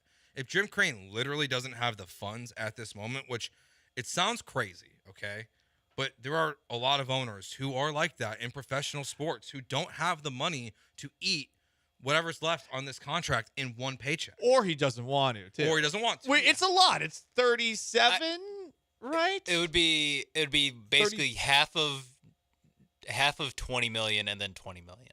So it'd be 30 million. 30 million. There you go. Okay, hey, that's a little cheaper. Can they trade Jose Abreu for Corey Julks? No. Corey Julks is playing well, by the way, as many people on the Twitch are highlighting. Everyone's so excited. He hit a home run off Carlos Rodon yesterday and robbed a home run for the White Sox against the Yankees. Ballin'. Abreu for Corey Julks. Chicago's real team. And, come on, and Martin Maldonado. No, I don't want Molly back. I'll take Julks back, though. Yeah, it's the Astros North. I will say the one thing the Astros don't actually need, another outfielder. Yes, but it gets you rid of Jose Abreu. Hometown hero, comes home for Abreu. Hometown hero comes home to Houston. That's true. He's for a Coug. Corey Julks. Go Cougs. There we go. It's Everyone a win-win wins. for everyone. Except for the White Sox. Who have to pay the contract. On the field. No, just on the field. They Don't don't win. They can have suck Jose anyways. Abreu bobblehead night. Yeah. That's how they get more than 30 people to show up to their games. Do you think that when Jose Abreu, or if he does play for Sugarland or Corpus Christi, do you think either place is going to make a big deal about hey, come see Jose Abreu? I heard you guys talking about that on the Dell show. Man, I hope not. Yes. I hope not. I feel like 2020 MVP Jose Abreu. some horrible things might be done to the free giveaways at the stadium for that. I guarantee it. I would go. They will be tomorrow night or Wednesday or Thursday night. The Space Cowboys who are at home. Get a Jose Abreu jersey. You can listen on 92.5. They will be promoting the hell out of Jose Abreu in their lineup. I think they know. I think they know better. Look at the way we're doing it right now. I would kill for a Jose Abreu number 79 Space Cowboys jersey. Man. Yeah, I mean, that's the other thing, too. He's number 79. Who wants to wear that? Yeah, if it was 69, come on. Even that. That's a reach. I mean, 69 jokes, I guess, are still funny. Never really goes out of style. But it still says Abreu on it. That's true. So, even being no, it's a Brian Abreu jersey, even this year. Yeah, I mean, there's no good Abreu right now. It's not quite the Mike Fiers jersey that we saw at Minute Maid Park last week. Where you see someone wearing it and you go, is this a troll? Honestly, that might have been the reason the Derecho happened, is that somebody wore a Mike Fiers jersey in Houston. All right, what did we learn about Derechos this weekend? Everything we learned, things we learned over the weekend. That's next year on ESPN 97.5 and 92.5. First, let me tell you about my friends at the Highway Cantina, where you can get a $9.75 tall Texan margarita. And we're going to be doing the show there live on Wednesday. It's right smack in the middle of East Downtown on St. Emmanuel, right by the ballpark, the basketball arena, the soccer pitch, right in East Downtown. So whether you work downtown, you're looking to have some fun with your coworkers for happy hour, maybe impress the boss or take somebody out on a nice date, Highway Cantina is your one-stop shop for all of those things and more. The margaritas are fantastic, reasonably priced as well, all sorts of amazing cocktails. But it's not just that. They've got some great Tex-Mex food. Your standard chips and salsa. The salsa verde is really, really good. If you've never had it before, you're going to believe me once you try it. You've also got some fantastic fajitas, your routine stuff. But, I mean, wood-fired oysters, too. I love little oysters in the afternoon. Am I right, fellas? It is the Highway Cantina. It's on St. Emmanuel. Go out. Check it out before the ball game, after the ball game, or just because you want some food and you want some drinks. And tell them Paul Gallant sent you.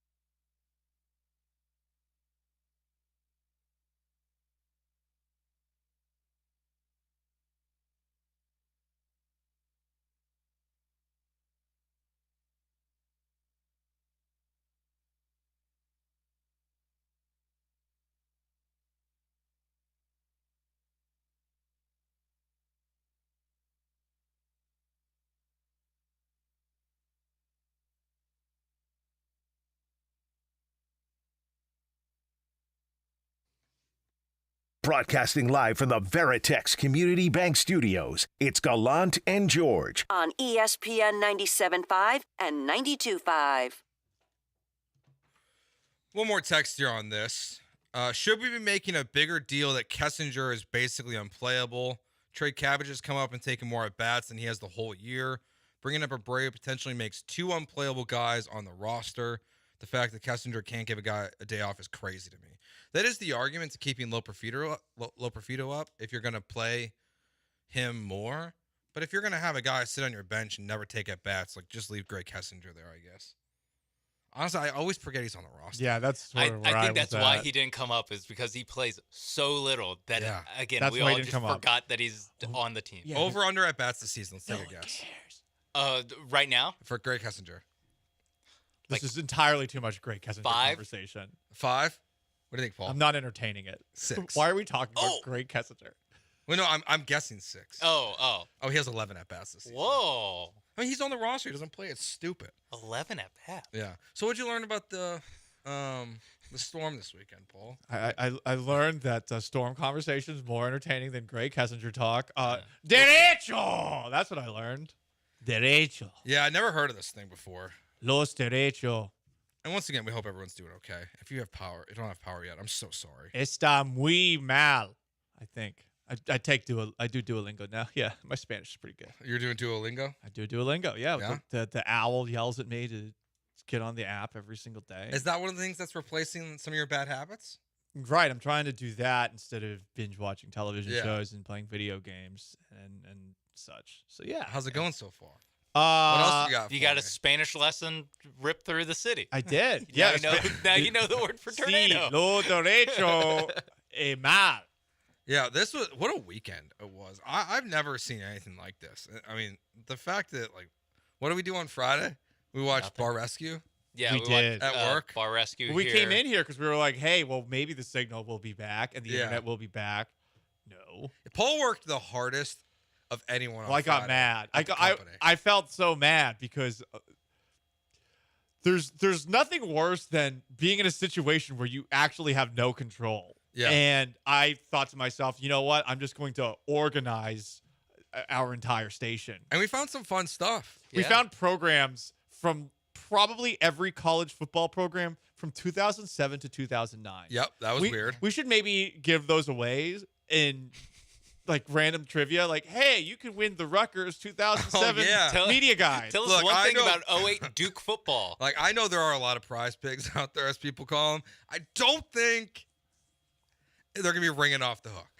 I agree. Hey, well, right now, they're definitely not going to be ringing off the hook because the phone lines are still down. Our phone lines are down? Yes. Oh, that's bad. Crazy. Yeah. Well, what's funny? Something I probably should have known. Didn't know that. I mean, there's just so much. There's so much that's gone wrong and going wrong. That makes sense, though, does that they're make not sense. working. We found some We found some board games. Right. Loaded questions, adult version. Paul stole a board game. I didn't steal it though. I just claimed it. It just went missing. Went missing. It was Star Wars Trivial Pursuit. Fell off the back of the promo truck. I mean, listen, I'll bring it back if anyone wants it. Actually, but honestly, I bet you it's here from like a hurricane. all that organizing I did, I felt like I earned my reward. I agree. I think that was a good payment. Yeah, we found Dr. Phil books. There's a bunch of copies of Fred Fowler's book. I RIP. started it this weekend. Jesus just left Chicago. I'm Has gonna try Jesus left Chicago at this point in the book yet? I Is didn't get Jesus very far. is Jesus back? I started reading it last night. I think I got 2 pages in and my son started crying. So this might take me. You 6 should months. walk around with it, like with a bookmark on page 2, like you're LeBron. Oh, I like that. No, I want to actually. I like that. Pay my respects to Fred and read his book. Yeah. So I'm a. That's. I told you guys I don't read. I'm gonna try to get back into reading. But he can read. I can. Yeah, read. he just chooses. I He choose opts not to. Thank you guys for helping me clarify this because I can't do math, but I can read. I just choose not to. Yeah. I can't read without falling asleep after generally 15 to 20 pages. So that's always frustrating, especially when I'm reading my history books, which I'll be honest, they don't exactly grip you. There'll be a couple of facts every now and then. You're like, huh. Yeah. And you'll look on your phone and Google it a little bit more. But back to the storm. There was a tornado, even though it's a derecho. There was a tornado in Cyprus, and it was a EF1 tornado, which is bad. Very bad. Yeah, I don't know what EF1 or EF2 is, but there was like Cyprus did get a tornado. What's Boston's bad weather like? Boston's bad weather I guess is some hurricanes? is a nor'easter. Well, you get like the remnants of hurricanes, but generally it's not bad. It's snowstorms, right? Yeah, tornadoes probably aren't that bad. It's usually the nor'easter. It's like a combination of ice and snow, They're the and worst. it's terrifying. We actually, when I was a kid, this is one of my like first memories of bad weather. When I was 8 in the town that I grew up in Hanover, Massachusetts, we got hit by this. Felt like a tornado, felt like a derecho, you know? It's just out of nowhere. We're driving home from piano practice, and then all of a sudden, like, trees were, like, flying around, like we were in The Wizard of Oz. So, not fun. It does sound like 80% of power is going to be back by tonight. That seems very optimistic, but hey, to all the politicians that put those promises out there, best of luck. Well, shout out to the real people that matter, the people that came from different other states that are electricians and start driving in to help out. Shout out to you people. I will also say shout out to Centerpoint because, I mean, I saw some of the pictures of this, and I know a lot of people are getting frustrated, and I don't blame you. It sucks to not have electricity. Kind of like when you're back in the Stone Age, it's crazy. I was washing dishes by candlelight. I was wondering, how the hell does anyone get anything done after the sun goes down? How did we do anything as a society? I think that's why you went to bed when it was dark outside. Yeah. And you woke up when the light came out. So you just slept for 12 hours? I did. I noticed. That sounds kind of awesome. I noticed that about myself Thursday night, where I went to bed so early because, like you said, there's nothing to do, and I didn't know if my phone could stay charged through the night. So I was just I was just like, well, I need this alarm to go off in case I have to go to work. And then when I found out that we had electricity, that's probably the weirdest part. Was the inconsistency of I leave my house that does not have electricity, and I drive around an area that doesn't have electricity. Yeah. Then I reach to a part where there is electricity, and then you keep driving. No more electricity anymore. It is the pockets were weird and how many weird pockets there were. There was a moment where I remember the power was back at every property that was directly around my condo complex, except for the people next door. And I was like late on Thursday night, like when the power had been out for a couple hours, but it felt like it was just like a giant middle finger from this tower that's on San Felipe. I forget which one it is. And they had all their power. And I'm like, F these people, these rich people, you know, these looking bankers. down on us. Yeah, they're probably like sleeping there in their little corporate mansion offices and stuff, you know, taking advantage of their secretary, you know, after the sun goes down. Oh, honey, I can't get home. I'm trapped. So there was that. I did to what you were saying, Sean, there was a moment on Friday. I woke up as early as I could, and I was like, okay, I'm going to get ice so I can put all my perishables in the freezer. And it was interesting thinking back to the whole, oh, yeah, we used to use cash because I went to 3 different places and the machines didn't work.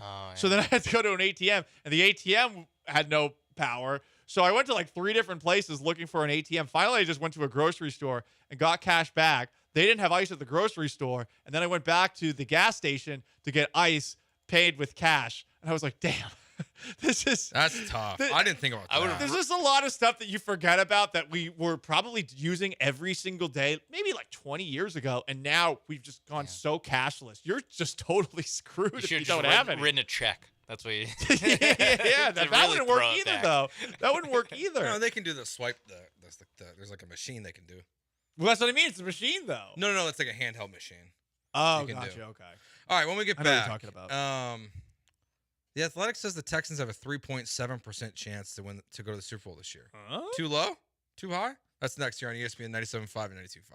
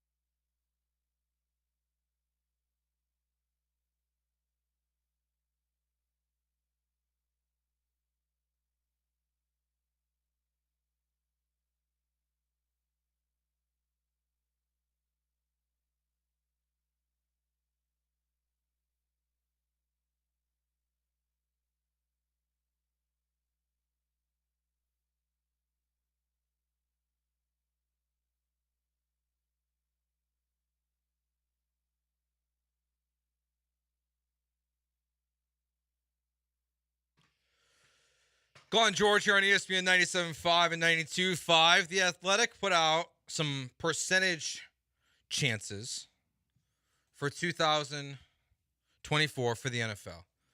They gave the Texans a 57.2% chance to make the playoffs. They are 7th on that list. Now, they are the highest AFC South team, so that's not saying that they'd be a wild card team, but they are the highest AFC South team. So let's start there. 57.2% chance to make the playoffs. Do you agree with that number? That seems about right, honestly. I think so too, because the schedule's tough. Yeah, you have a lot of good teams. You have some question marks on your roster still. Who's your corner two? It's definitely not going to be Steven Nelson, which we'll get to that. Honestly, we'll get to it later. Steven Nelson, though, he's done this before on social media. Next thing we knew, he was back on the Houston Texans. I don't know, man. The barking between like him and like going after Sarge and other media members who are typically very soft with players like that, I found odd. But I think 57%, like it's right around there. 60% chance. You have a good schedule. You have a tough schedule, but your division's not great. If you go 4-2 in your division this year, I think it'll balance out to where you win the AFC South almost for sure. The big question is, are you better than Indianapolis with Anthony Richardson? And I know we all want to believe that, they are. But those games were very close last year. And I mean, the second one was close to the first one. They blew your doors off. It was early in the year. That was week 2. So maybe you write that one off. C.J. Stroud was in his just second game. Finally seemed to figure out how to play in the NFL in the second half, though the Colts will argue now that, well, we weren't really throwing him tough defenses to go up against. Those were garbage time statistics. But that's the one I'm looking for as far as AFC South supremacy. I feel like for whatever reason, maybe it's Shane Steichen, the Colts are going to be tough for the Texans to beat 2 times. To the point where I'm almost guaranteeing a split between the two next year. Totally agree. Just based off of what we saw last year. I mean, the Colts were a 4th down conversion away from potentially sweeping you and eliminating you from playoff contention.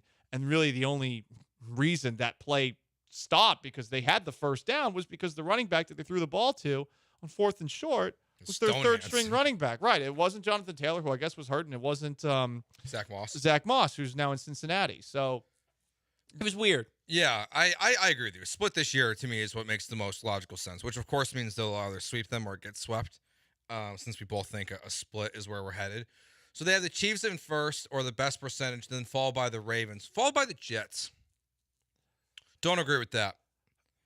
While they should be improved, in the NFC and in the AFC, there are a lot of assumptions being made about Aaron Rodgers and Kirk Cousins both coming off torn Achilles.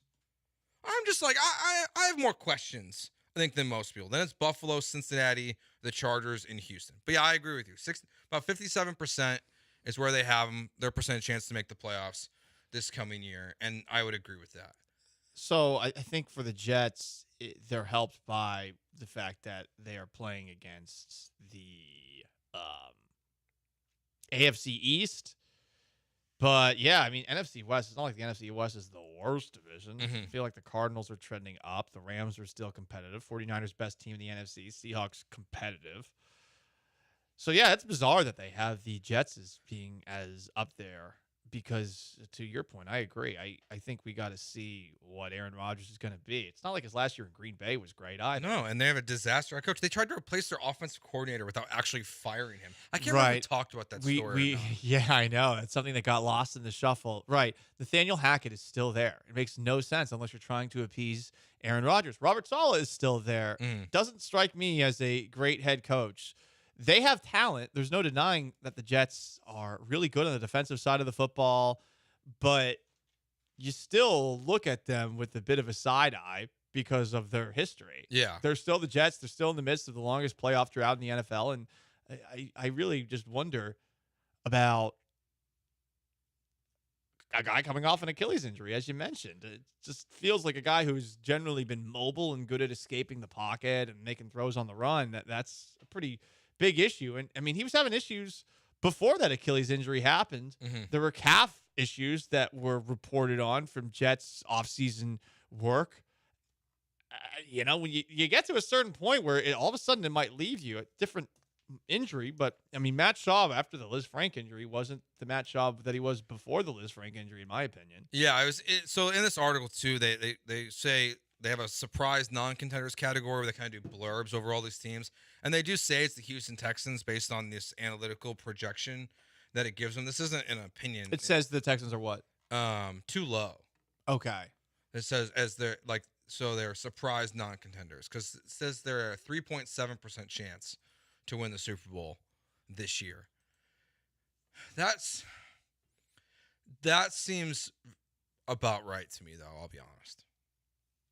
Because I don't know what math they used to make these graphs and to go through these numbers, but they won one playoff game last year, didn't do well against the Ravens in the second half. Their schedule got much tougher. The holes they have, to me, are glaring, even though most of the team is severely talented. They added so much talent this offseason. I love the all-in approach that they took because of C.J. Stroud's contract, but they just haven't done it yet. So I'm not going to say that this team has – now, for reference here, the Chiefs are the number one team at 11.5% chance to win the Super Bowl. They have the Texans at 3.7, at least coming out of the AFC. I think that's about right. I think to make the playoffs is too low, and it should be a little bit higher, but it's still pretty on the money. From 57? Yeah, from 57. I would probably go like 62%. So we're talking like small percentage here. I really think they nailed it. I feel like with all the good teams that they play against this year, that's about right. I know we all want to be optimistic, and we're certainly riding the bandwagon right now as hard as we can. But this organization, just like the Jets, has their own history of shortcomings, and they have to beat real teams this season. Yeah, they did not do that last year. We feel like they're going to have a chance against those teams next season, but adding Stephon Diggs, you're suddenly going to be, the 2007 Patriots. I don't know about that. And again, maybe that's overstating it, but it does feel like a lot of the energy, the positivity about them because of what they did last year with the first-year head coach and a first-year quarterback. There needs to be some reality to ground everybody just a bit. I'm not saying hey, they're going to miss the playoffs, but I don't think it's a lock that they make the playoffs. No, I totally agree. What about the Super Bowl percentage they have here? Just under 4% chance. Does that seem about right to you to win the Super Bowl? Disrespectful. You think it's disrespectful, Sean? Okay. Look, it's 3%. I feel like that's probably good for just about every team in the league. True. I'm guessing if you put the pie chart out, there's some teams that have a 0% chance, but yeah, I'd say 3 to 10 for any team in a given year. There's if you go through the AFC, there's like 6 teams that have less than a 1% chance according to their math to win the Super Bowl, which is about right. But here's what I find interesting about that. Okay, the team that we're talking so positively about as your main competitor. They say the Indianapolis Colts have a 0.5% chance to win the Super Bowl this year. That's disrespectful. So we think that they're on the level of at least competing for the division with the Texans, but the Athletic is saying they totally disagree. That's one thing with the Texans this year. Why do people call me that we work with while we're on the air? Who's calling you? That actually might be an intern. A potential intern. Let's pick up the phone. Potential intern. Don't like his chances. Pick up the phone. I had like 3 quit on me before the summer gets here. Oh, yeah. Maybe I like his chances. Middle management, Joe. Nazi? Question mark? Middle management. Why didn't you pick up the phone, though? Because I'm not totally sure who it is. Oh, I think you should have picked it up. Because it's one of those where I recognize the last name, but I think I recognize the last name, but I don't recognize the first name. So it's like their parents' caller ID. Okay, how about that's where I'm not totally sure. The next time one of us gets called, we put it on speaker and we tell them that they're on the air. That's legal, right? If you tell them, yes. You have to tell them, yes. As long as we tell them first. Yes, you have to tell them. I like that. If someone's interrupting our show, they become part of the show. All right, fine, agreed. Because you don't seem to that enthused by it. Why not?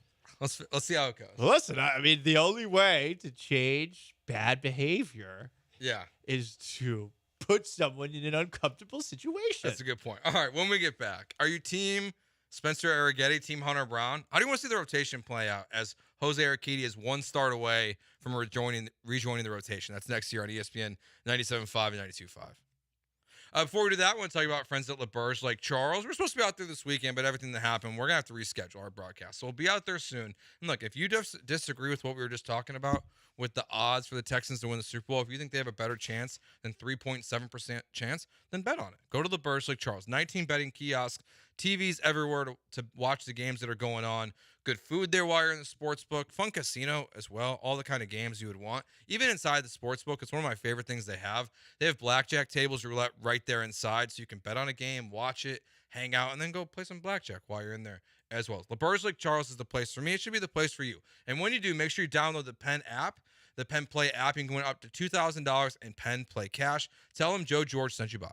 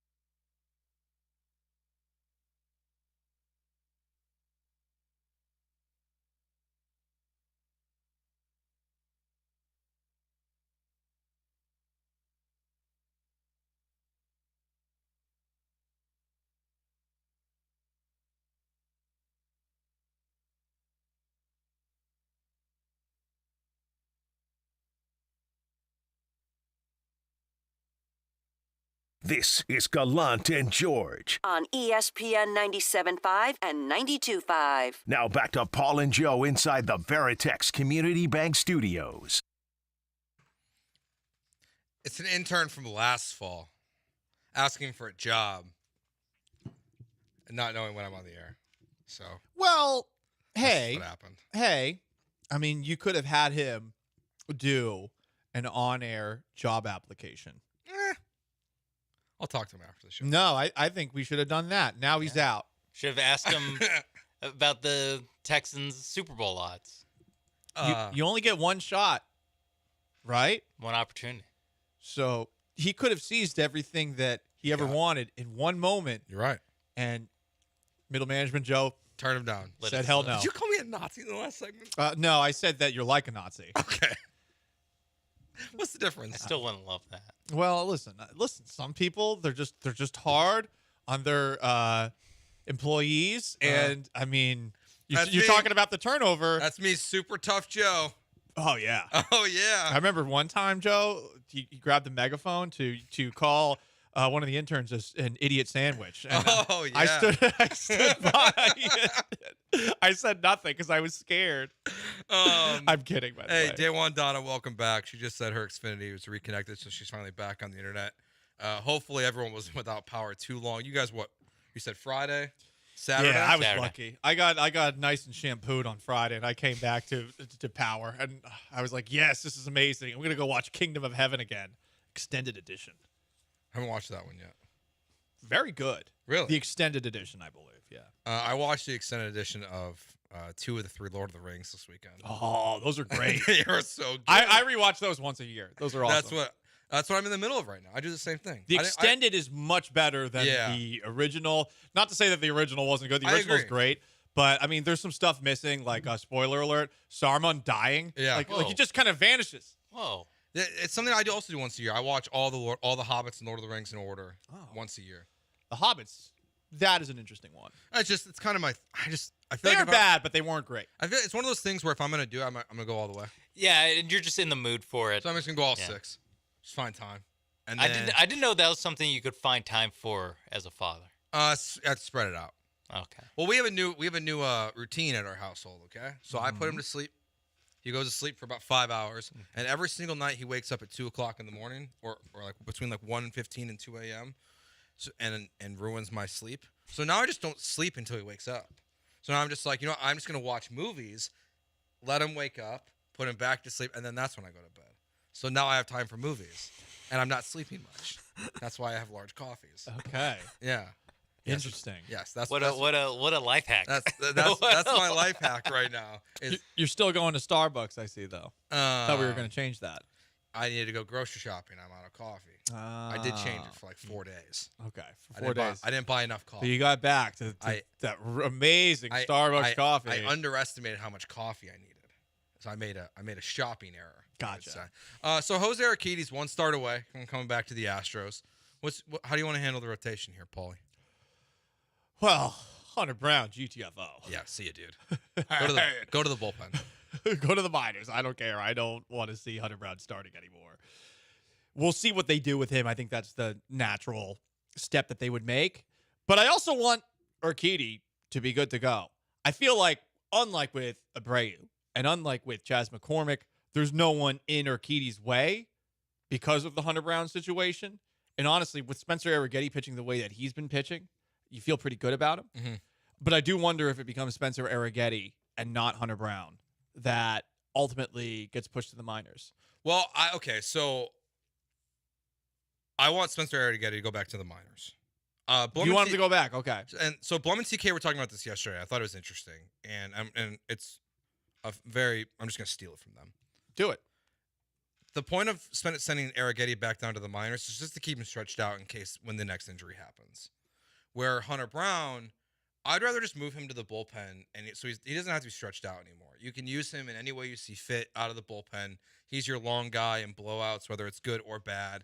But Arrighetti, you want to keep his pitch count up, so that way if Verlander has to miss a start or Javier is someone, you have someone in the minors who's ready to go, to step in, still be able to throw 85, 90 pitches, and just keep it rolling. So it's more about the long term of just having that backup plan.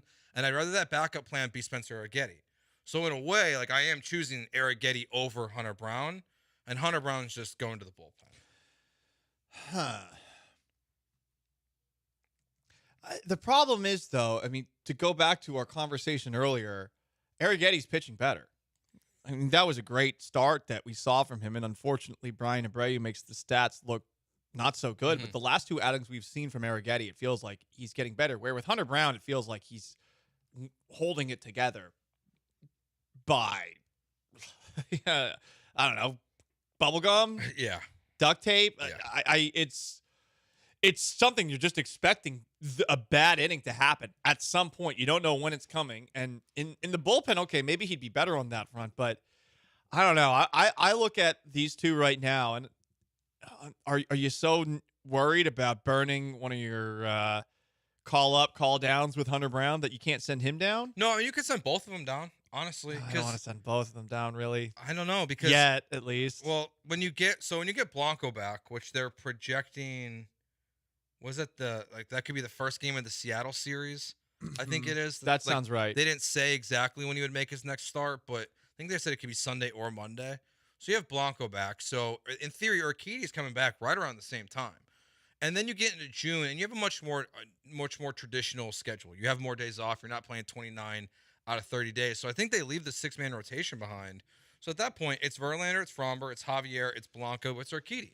That's your 5-man rotation. And then the question is, do you want to keep Hunter Brown and Arrighetti in the bullpen, or who you like? And that's why I think one of them goes down. one of the things we didn't talk about when it was positive vibes only at the beginning of the show, Taylor Scott.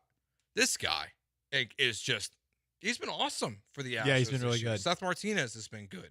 So I think Dubin's gone at this point. I can't even remember the chaos that happened over the weekend. I hope so. But it's probably Hunter Brown or Arrighetti stays on the big league roster, and I feel like they'll go with Hunter Brown with his bullpen experience. You're probably right, but I feel like Hunter Brown has not earned a stay. I feel like we've gotten to that point where if you're telling your team, hey, guys, things are better now, but we're going to reward the guys who are playing well, to send down Arrighetti and keep Hunter Brown up doesn't make sense.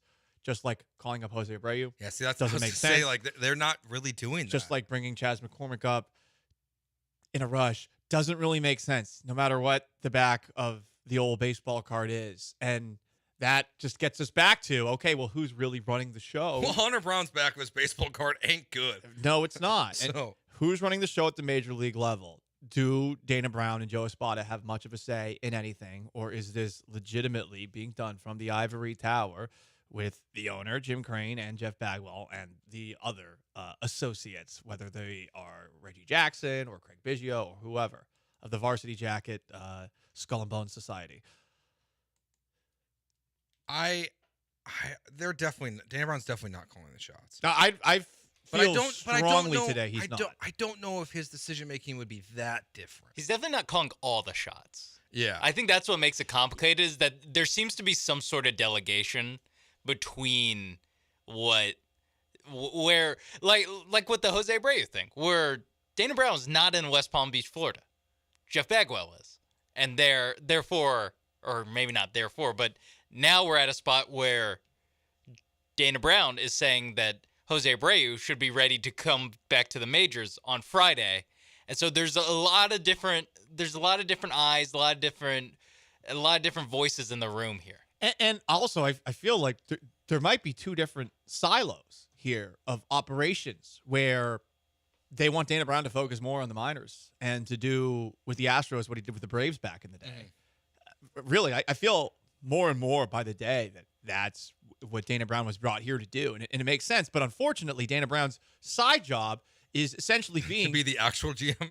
No, his to side be the mouthpiece. Yeah. Exactly. He's the press secretary for somebody who is just saying outlandish things, or I don't know, looking senile. We've seen a lot of that in both categories over the last 8 years. So like that's what we're seeing. He is forced in this situation to be the mouthpiece, and unfortunately, he's not gifted when it comes to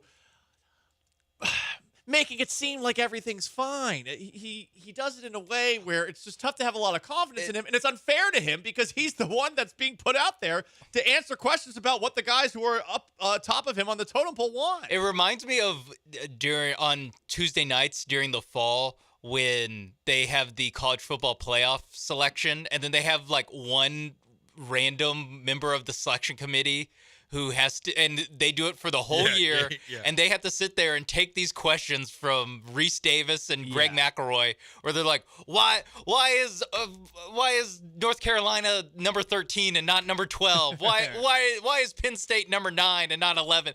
Like they have to answer these questions, but they're in such an impossible position because they have to summarize what 12 different people think about ranking these teams and then have it be a consistent message, which is just impossible to have.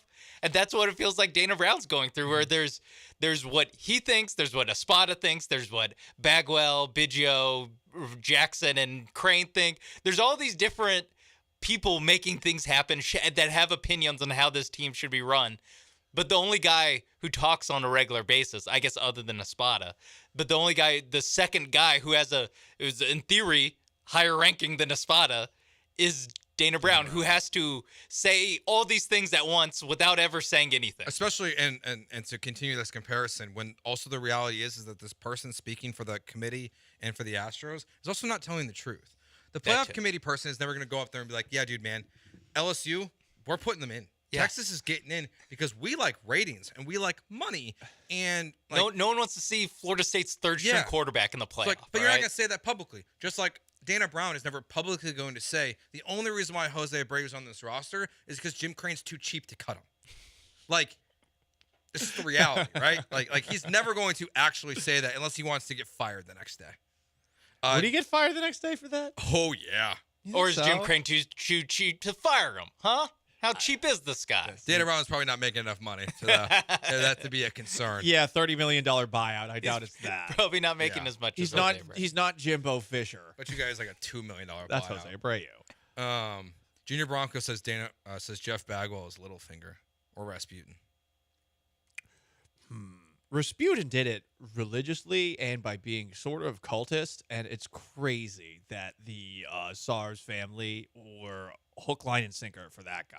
Like that, Rasputin was really pushing some crazy stuff. He was essentially like this 6'4" homeless man with a massive beard. And I thought you were gonna say massive something else. Well, supposedly he liked to get down, so that was another element of Rasputin. That the Romanov family, which was the monarchy of Russia back in the day, they loved that guy. So if you're making Rasputin comparisons, I don't know. I don't think I could go. What about Littlefinger? I can compare Joe to Nazis as a middle manager, but that's too far for Jim Crane. I'm just kidding, Joe. Sorry. What about Littlefinger for Jeff Bagwell? Is that no, because it's different than Littlefinger, because Littlefinger is this guy that was in the background who just worked his way to the top despite having nothing. Jeff Bagwell's a Hall of Fame baseball player. He's more like Jamie Lannister, where it's like he's supposed to be the one making things happen, but instead his hand gets chopped off. He makes all the wrong decisions. Yeah, he makes the wrong decision, and now his hand's chopped off. I like that. Sadly, his hand has not been chopped off. Jeff Bagwell's hands on the roster. They are all over the roster. He's got like 5 hands on the roster. That's Paul Gallant. All right, when we get back, what's going on in the NFL? Our 10-minute drill here on ESPN 97.5 and 92.5.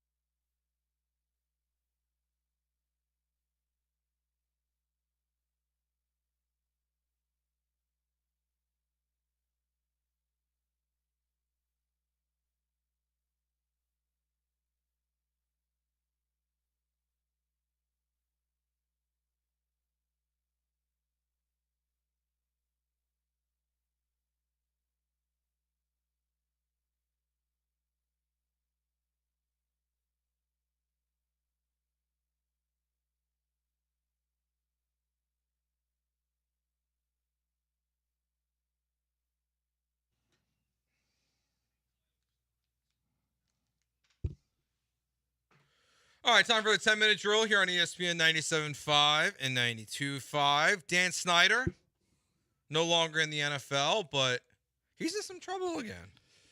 So Daniel Snyder is apparently in a legal battle with a movie that is coming out. It's called The Apprentice, and it chronicles the early years of Donald Trump. Okay. I guess Daniel Snyder invested money in this film. He saw the film in February and was furious with its negative portrayal of Trump. Oh. So now there's back and forth, cease and desists. I was hoping that Daniel Snyder was suing over his inclusion in the movie because he did something else shady. That's what I thought. I remember when I saw the headline, I was super excited. But yeah, Daniel Snyder back in the public eye again. Oh, he can just go away forever. He just annoys me. Hey, Rashee Rice is at practice, so apparently he's allowed to still do that. Okay, so he's at practice. It's smart to show up at practice when your teammate Xavier Worthy's car is stolen, so that no one thinks it was you. Yeah, good point. Good alibi. Good alibi. He's a team player. Right. I was on the field.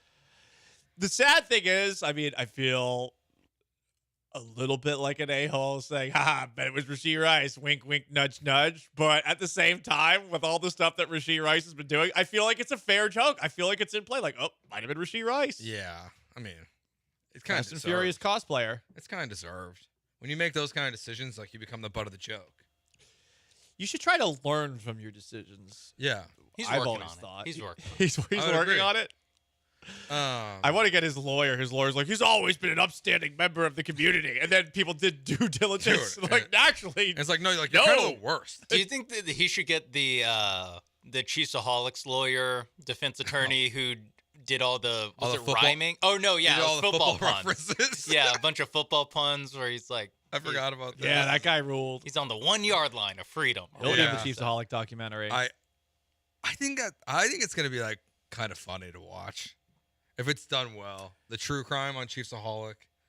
If that lawyer is gonna be in it, and that's why. As a talking head. I know he's going to be one of the main subjects that's interviewed, and that's what I'm there for. Like, I'm gonna watch it with a pen and paper just to count the football references.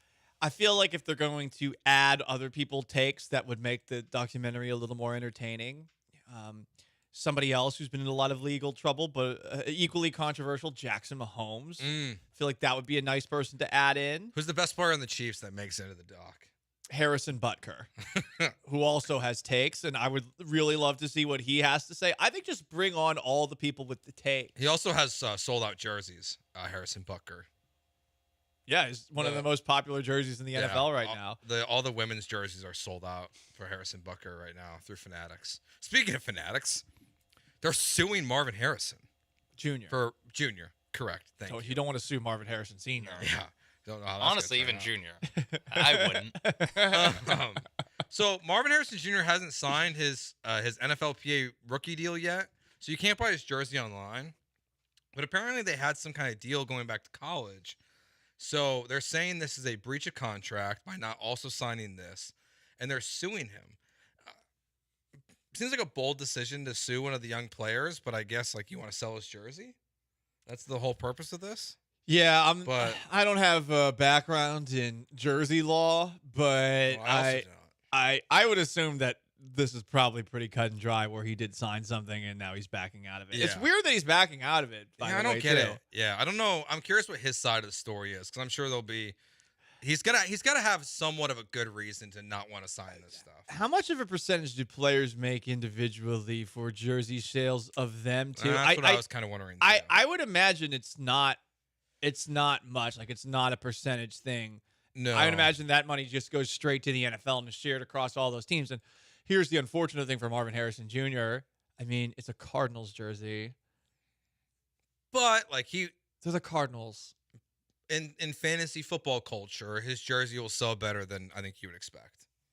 Okay, it's the Cardinals. Yeah, it's not great. Cardinals are loser nothing franchise. Jeremy Fowler reported the obvious this weekend that Tua and Trevor Lawrence both are looking for $50 million a year contracts. Why? apparently Tua has said no to one of those offers as well. Wow.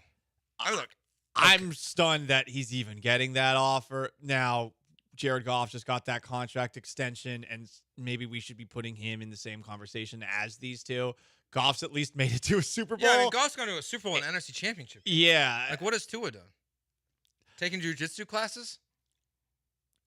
Got hurt a lot. So you can, like, learn how to roll? With Tua, the health on top of the fact that he's 12th, 11th, 10th best quarterback in the NFL, puts up gaudy statistics early in the year, but as the year goes along, they start to diminish. And also he's helped by an incredible supporting cast with Tyreek Hill and with Jalen Waddle.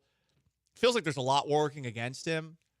Ultimately, I bet the Dolphins do sign him, though, because all these teams that have the young quarterbacks, I think that they look at themselves in the mirror and say, well, what do we do if we don't have him? Okay, I understand. Like, I understand why. I get Jacksonville more.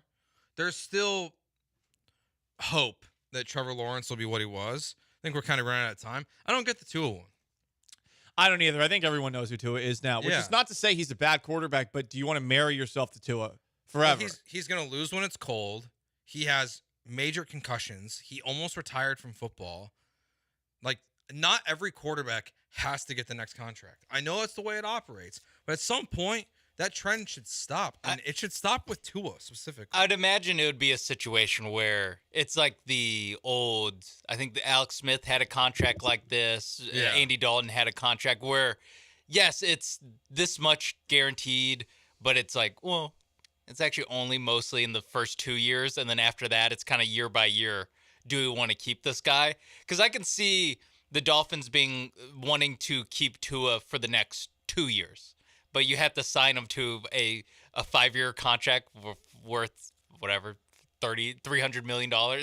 You have to have this crazy number, but then actually they can get out of it after the 2025 season. Like, that's really, I feel like, the deal that he's going to land on, because they don't have like a great option for in the short term. And with Tyreek Hill, I think he's 30. Did he just turn 30 or is about to turn 30? He's talked about retirement after this coming season. Yeah, and is this really going to be like a long-term build? Like, I think it's hey, let's ride it out for this year. Maybe he can be our Jared Goff this year to take it to a Super Bowl. But long-term, they're not actually interested in being in the Tua business. The Dolphins aren't the team that's going to be the one that doesn't give the quarterback the contract. Yeah. If this was another organization, I could maybe see them saying, you know what, we're going to walk away after a certain number, but Stephen Ross and the Dolphins, they're not well run, and I bet that they will end up giving him the extension, and they'll be stuck with Tua. I think it'll be a lot longer than 2 years. I mean, the Giants signed Daniel Jones to a contract. They did. You're right. The bar to it. get a contract is very low. Yeah. But I imagine Tua is going to probably get a little bit more guarantees than Daniel Jones, because he's done more than Daniel Jones. For sure. I mean, like, he hasn't been bad, but this is the tricky thing. Like, do you want to be with this guy long term? Like, this is, if you're a commitment phobe like me, like, do you want to be married to somebody? Yeah, no, I'm starting forever. Over. Yeah, I'd start over. But that's the problem. Yeah, I don't think you can start over this year, though, with how much they've added to this roster. No, you don't. Like, they need to treat him like Kirk Cousins. Yeah, that's what I'm saying. Give him a contract, franchise tag him, franchise him again, and then see you later, dude. I think that's a good way to go about it. Try to get 2 years out of him. And you do have Mike McDaniel, and for everyone who believes in Mike McDaniel, you're hoping that combination is going to get the absolute most out of Tua. But also, you have to think to yourself, we have Mike McDaniel. We could theoretically make this work with another quarterback. If Kyle Shanahan can do it with Brock Purdy and Jimmy Garoppolo, why can't Mike McDaniel do this with 100%. Another quarterback who's a little bit lower on the pay scale? And once member of the worst trade in franchise history, happy retirement to David Johnson. Duke Johnson and David Johnson gone in one offseason. What happened to the league I grew up watching? Well, I didn't grow up watching. What am I going to do? I watched in my 20s. What am I going to do with those Texans jerseys that I have? The David Johnson, the Duke Johnson, the two D. Johnsons. Yeah.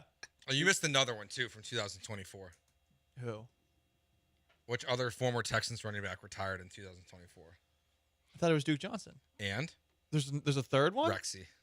Oh, you're right. Rex Burkhead. February 6th, 2024. After not playing in 2023, like David Johnson, retired. Oh, Look, he was a free agent. If you don't play for a year, you retired last year.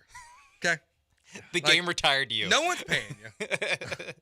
So you retired last year, David Johnson and Rex Burkhead, and maybe Duke Johnson too. What an era. Were they all in the backfield at one time? I don't think David, so. Duke, and Rex? I think the most we got was 2 out of the 3 at any. I don't know. I think Sean's right. I don't think we ever had more. So than maybe we got 2. Duke and Rex together, and then we probably got Rex and David together. Maybe 2020. Did Duke Johnson play on the Texans 2020? I don't remember the last time. Classic, the pandemic. Yeah, and that totally forgettable Texans year. I mean, Yeah. they all were forgettable. Well, especially the 20. I mean, that one. Well, remember when J.J. Watt apologized to Deshaun Watson? Oh, that was after like the last game of the season, wasn't it? Yeah, it was before the world before they really crumbled. That's like before all the Texan stuff really popped off. Yeah, was the crying on the field to Deshaun.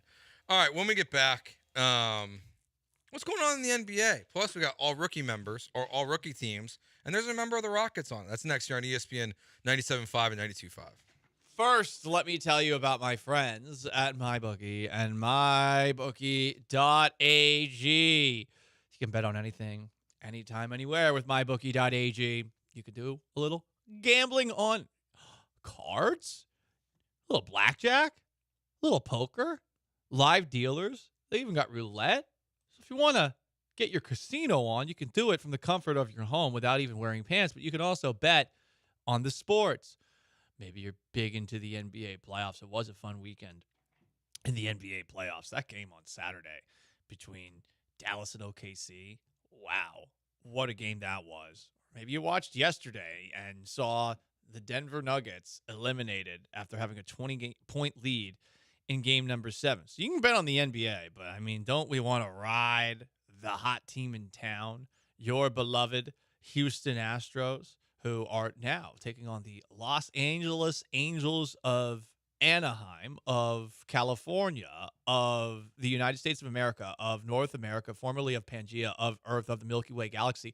They're playing that team, and they're 1.5-run favorites with Framber Valdez coming off a pretty good start on the hill against something named Reed Detmers. They're just 1.5-run favorites. Come on. Feels like every single night is a 1.5-run favorite for one baseball team versus the next. So, I don't know. Hit it heavy. Over-under of 8 in that game. It's mybookie.ag. Promo code BET975. Sign up. You get a deposit bonus. Come back and reload your cash. You get a reload bonus. It's mybookie.ag. Bet anything, anytime, anywhere. Only with mybookie.ag.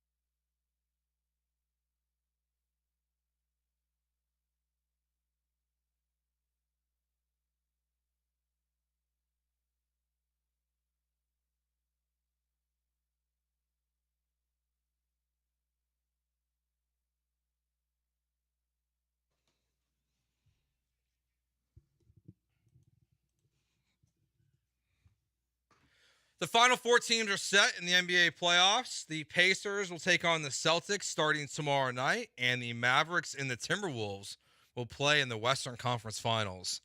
The Nuggets get knocked out. Another year in which the defending champion doesn't make it past the second round of the playoffs. Tell you what, though. I like Dallas, Minnesota. It's going to be a fun matchup. I'm intrigued as to how well defensively Minnesota can play against two guys who can score and handle in Luka and Kyrie. But, I mean, last night's game was nuts. I wasn't paying that much attention to the early goings of Nuggets Timberwolves because I saw the score. So I had it on the small TV while I was doing some chores around the house. And I looked up all of a sudden and I was like, wait a second, Minnesota's winning? When did that happen? I know. And I went back and saw some of the highlights and really Anthony Edwards had a rough night offensively, but God, he was so good in everything other than scoring in that game. And Karl Anthony Towns, who is roasted by everybody, that putback dunk that he had to ice the game in the last 2 minutes or so, good for him. The guy's been getting crushed his whole career. Minnesota's real good. I do not want to play Minnesota as a Celtics fan, assuming that the Celtics get through the Pacers to the finals. Yeah, I mean, to hold the defending champs to 14 points in a quarter, and I know the Nuggets held you to under 20 in both the first and the second. Oh, yeah, it was a 90s basketball score. 14 points in the third quarter? Every single one of the Timberwolves wins, they held the Nuggets under 100 points. Yeah. Like, they play great defense. Yeah. We throw this around normally, ironically, a legacy game for someone. Unironically, a legacy game for Karl Anthony Towns. Yeah. You have to put some respect on his name for at least. We'll see how this series goes, but you have to put some respect on his name. There aren't many great moments in Timberwolves history. I mean, there's a reason they were a candidate to leave not that long ago. I think they showed the one good moment in 20 years ago to the day that they advanced to the Western Conference Finals with Kevin Garnett. I mean, Charles Barkley was even joking on Inside the NBA afterwards, like, "Yeah, I haven't been to Minnesota in 20 years." Understandable. Should Kevin Garnett root for the Timberwolves or the Celtics if they play in the finals? Celtics. He will root for the Timberwolves, I bet, though. I saw him and Paul Pierce. Maybe we'll find the audio for another day this week. But Paul Pierce was giving a hard time. He's like, dude, you're just going to cheer for whoever wins. Probably. KG's like, yeah. He should get a split jersey like AJ Hawk's girlfriend? AJ Hawk's wife. Like Paul Gallant? Okay, I wasn't sure. Yeah, I know it's AJ Hawk and Brady Quinn. I always forget who's the girlfriend, who's the sister. Yeah, I think it's Brady Quinn's sister is with Hawk. Okay. But like that. I guess. Yeah. So lame. I mean, it's not lame. It's just a funny situation to find himself in. He should pick a side. You know what? No, I as someone who has worn a half Astros, half Mariners t-shirt, I think he should be allowed to do it, even though I would like to claim him as a Celtics fan. The other interesting thing in the Eastern Conference Finals is going to be Larry Bird, who coached with the Indiana Pacers for a very long time, is from Indiana, going up against the Celtics. I'm curious as to what Larry Bird's going to root for. So much winning from the Larry's Celtics. definitely rooting for Boston. Kevin Garnett also should be rooting for Boston if they play the Timberwolves in the final. I don't know that Larry is definitely rooting for Boston. Really? Well, he was with the Pacers for a while. Yeah, but his whole the best parts of his career. No, I understand that, but he's from Indiana. And like, what does he have in Indiana besides losing to Michael Jordan? His home. He's from French Lick. Yeah. And Kevin Garnett has to root for Boston because Minnesota still hasn't retired his number, I don't think. Which is a joke. Yeah, that's crazy. I thought this note on here was interesting from you about Hakeem Olajuwon.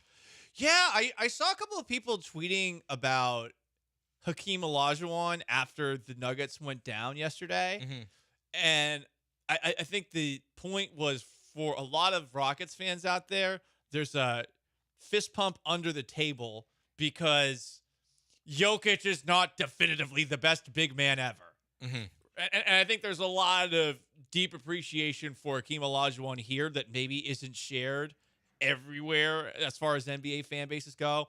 And I'd be ignorant to say that, hey, I watched a lot of Hakeem Olajuwon. I was, 5 when he was winning those titles with the Houston Rockets. But I saw a lot of people that were like, yeah, like Hakeem's status as GOAT cemented. And I thought it was interesting. I mean, what Jokic has done the last couple of years has truly been incredible, and you definitely have to at least talk about him. because of what he's done over these last 3 years. But hey, if that's how you feel, that's how you feel. If you think Hakeem was better. Yeah. I think I saw fans of like everyone being like, there we go. Slow your roll there, Jokic. Because it was very fast for Jokic, where it goes from no one knew who he was. Yeah, and just like, yeah, he wins MVPs and loses in the first round. To then it becomes like, is he top 10 all time? It's like there's a lot of And like, he wins whoa, the title. whoa, whoa. There's conversations that like I don't want to have about Jokic. Yeah, and I mean, I remember after the 2022 championship where Steph Curry was just then getting into like, I think he's top 10. How do you argue him not to be top 10? And that was after 4 championships. And then just the idea that it's like, oh yeah, Jokic are right to the front of the line, sir. So I saw Warriors fans taking a victory lap. I saw obviously Timberwolves. There was some Embiid fans taking a victory lap. That was weird. No, those people are losers. They got stomped out like the cockroaches they are. There's some both Warriors. It was both Warriors and LeBron fans in a rare, moment of unity. Yeah. Being like, guess it's not that easy to go to a million straight finals after all, because they both famously made a million straight finals. And then Amen Thompson just made a second team all-rookie team in 2024. Hell yeah, dude. There we go. Congrats, dude. Should have been first team. Probably. Maybe not. I don't know. Should have been the team. Should have been rookie of the year. Skyrockets in flight. Yeah. Wemby's pretty good. Ime Udoka delight. Not that kind of delight. He got in trouble for that. I'm going to take the Mavericks over the Timberwolves, though. Mavericks over the Timberwolves. Okay. I think it's the Timberwolves. There's something I love this Dallas team, and Luka's gonna get a little bit healthier. What? Yeah, I know. What did you just say? I love this Dallas team. Not enough that they won the World Series. Not enough that they're gonna make the Stanley Cup final. Dallas Joe over here. It's something about Kyrie. I just like anti-Semitic Joe over here. Wow. No. It does align with what Paul said earlier. Yeah. Anti. You watch the documentary that Kyrie suggested? It was a book. Anti-round Earth Joe over here. I just thought Kyrie was very funny after the game yesterday in the post game press conference or the other day. So you're going to root for a Dallas team while hosting a radio show in Houston. I'm not going to root for them. I'm just going to pick You them really like this Dallas team, you said, though. to win the series. That's it. Okay. I hate Dallas. Is that how I'm supposed to say it? It didn't sound heartfelt. I don't know. To me, they're irrelevant to me. I hate Dallas like that. Dallas is irrelevant. Wolves in 4. How about that? Wolves in 4. All right. When we get back. Are the Astros going to finish the month above 500? What say you? 713-780-3776. That's next year on ESPN 97.5 and 92.5.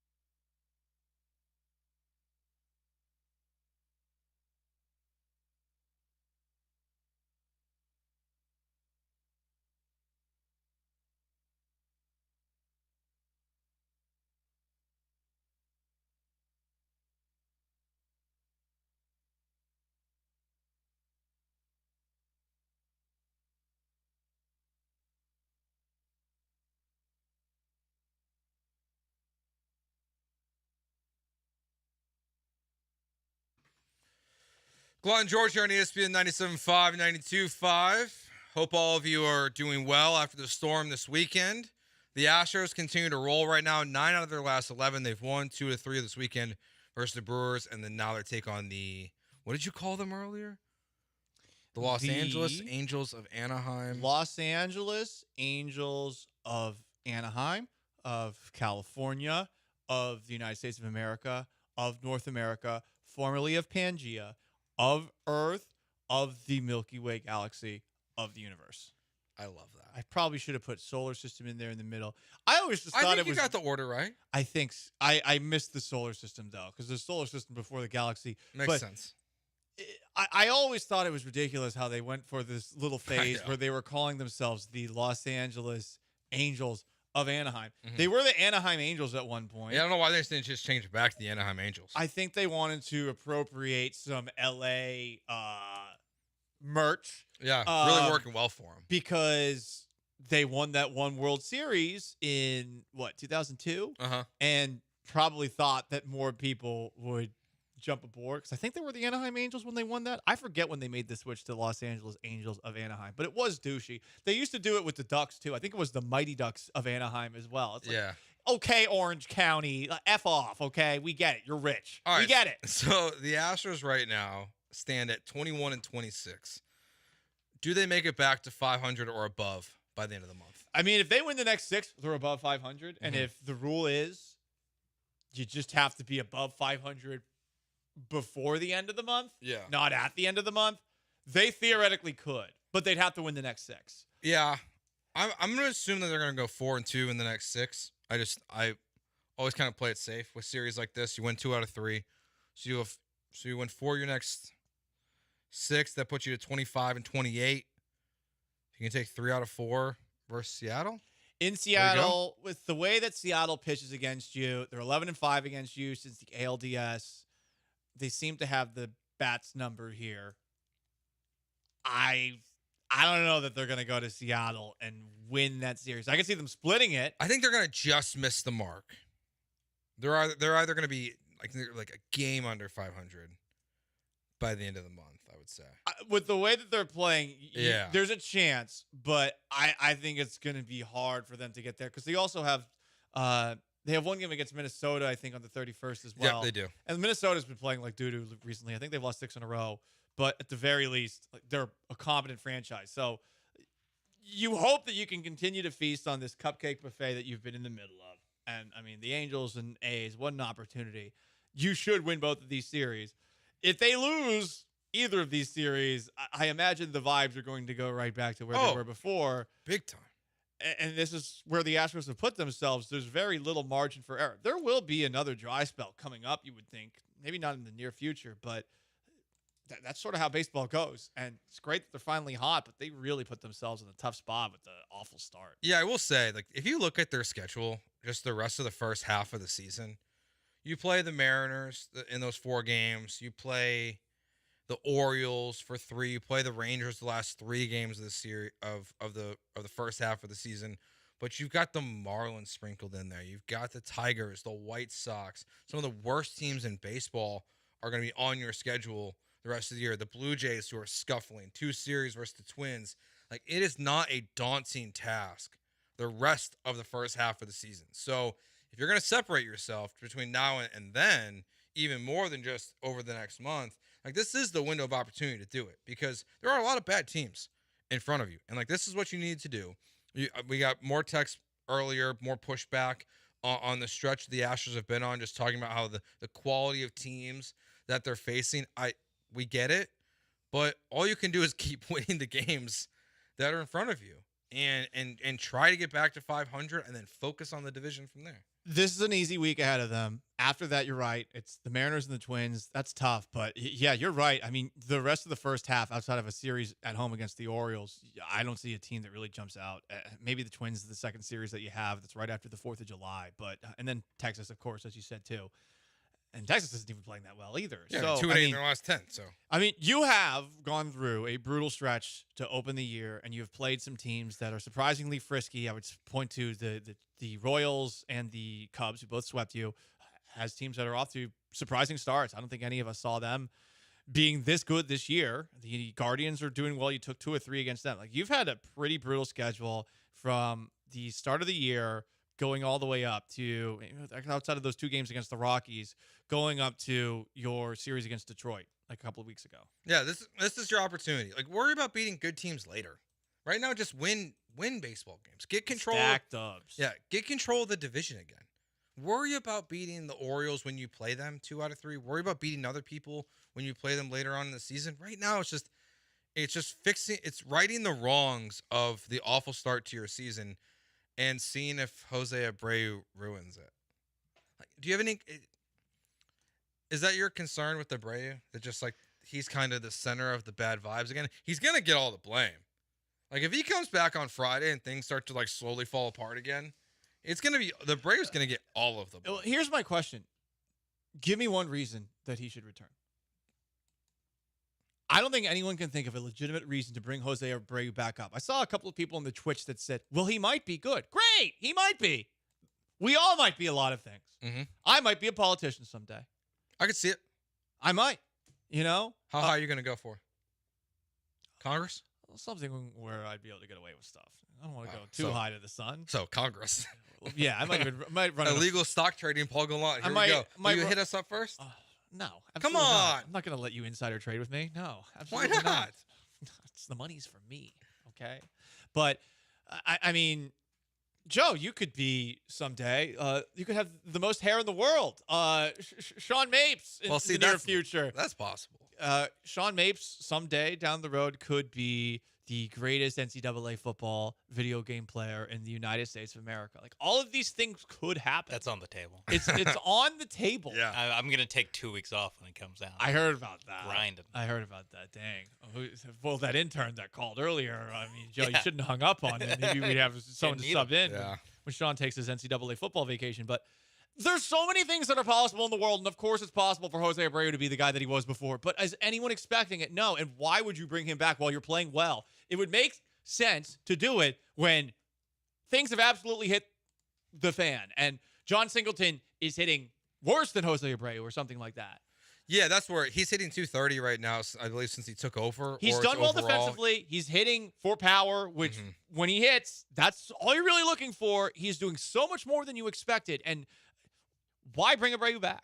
Why? It's a sign to your clubhouse that actually it doesn't really matter how you're playing. If you're a made man here, if you're a paid man here, you're going to continue to get opportunities that you're not deserving of. The Astros just signed Eric Lauer, signed him a free agent deal. In relation to Matt? I don't think so. Okay. He was pitching for, I think it was the Pirates, and then he had a minor league contract. He opted out of it, so Chandler Rome just reported that they've signed him to a deal. So maybe depth to the bullpen. I don't know.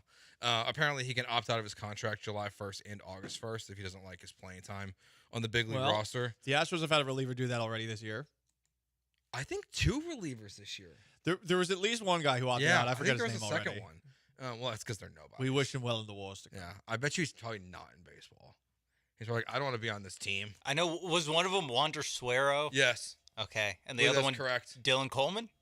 I think he's still on the team somewhere. Okay. I could be wrong. These are just guys I remember getting signed and being like, ugh. Yeah, I think Dylan Coleman. Did he get hurt? I think he's still a thing. I'm not entirely sure. Wander Suero, per Wikipedia, is in the Astros organization. Oh. So maybe we're wrong on both of these. I don't know how often his Wikipedia gets updated. I will throw that out there.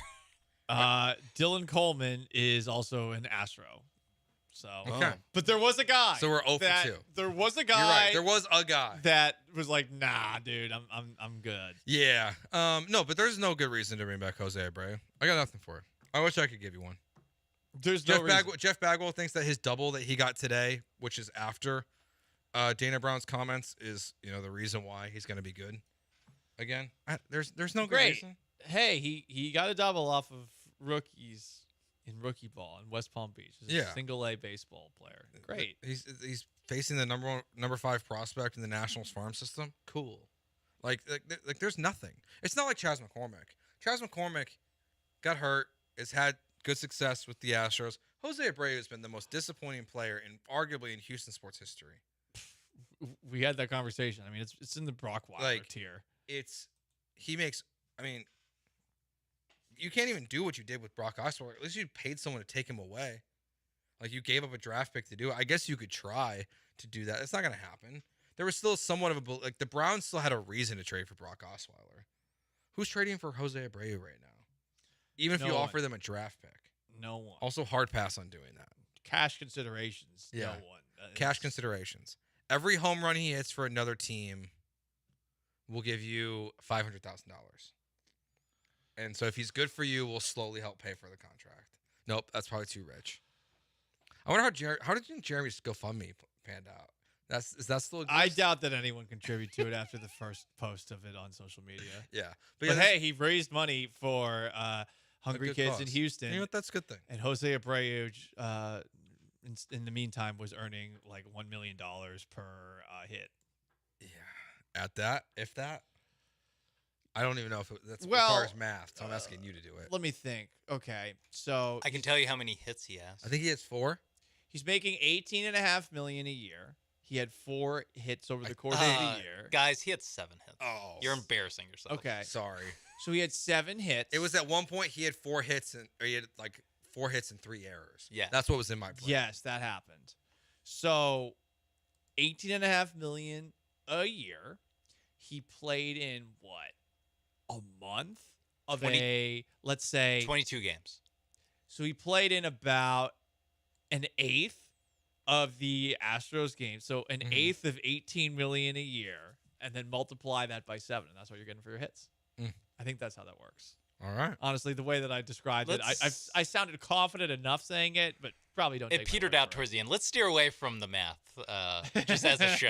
That's why I said anything more complicated than addition or subtraction. That's why I said I'm gonna let Paul handle. He's getting paid in the based off of what has happened thus far this year. He has been paid in the hundreds of thousands per hit. It's pretty good. Check what you I can could get. do that. Could you? Pay me a couple $100,000. Oh yeah. I can just hit. All right, we'll continue. You would not get a. You would be broke boy. I'd lay down a bunt. We'll continue talking. You know what? That's a There you good point. go. But who do you think anyone's shifting on you though? No, the infield's gonna be in. They're all like, look at this. They'll be in my lap. We've seen bunts go out of the infield. You know, bizarre plays have happened before. You never know what could happen. I don't actually think I could get a hit, guys. You know, Joe, you don't have to make the case for me. I think Sean could get a hit. I don't. No. Off a tee. He'll be okay. I don't even know. I don't know. I don't know if I could do it off a tee. I might still just hit it right to the shortstop. Yeah, that's what I mean. Like, you know what? Oh, you know what? We can talk about in the next segment. We haven't got to this yet. The group chat was weird this weekend, right? Because you guys were dealing with power outages. So I feel like there's stories we might have missed. We'll do in case you missed it tomorrow. But we got to talk about Shohei Ohtani here a little bit because there's an update.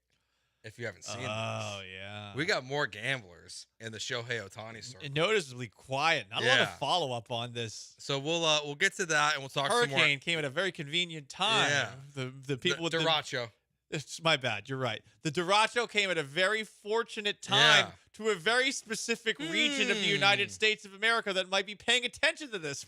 We'll get into that in a little more Astros next year on ESPN 97.5 and 92.5.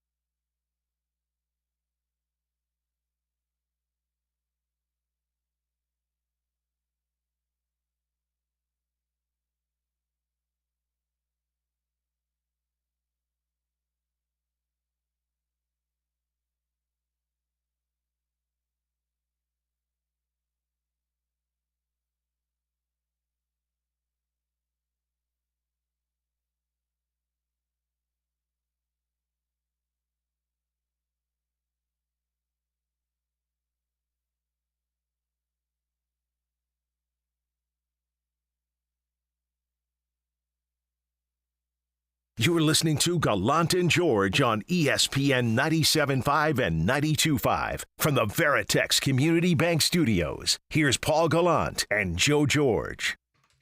So when Ipe, the translator for Shohei Ohtani, pled guilty to the theft of the gambling debts, the theft of the money that he used to pay off his gambling debts, and his illegal, just using an illegal bookmaker, Matthew Boyer, I kind of thought the Ohtani story was over, for at least for a little bit. That, okay, you know what? This is over. They're probably covering something up. How big is the cover-up? I don't know. But it felt too quick to me. They tied it up too fast.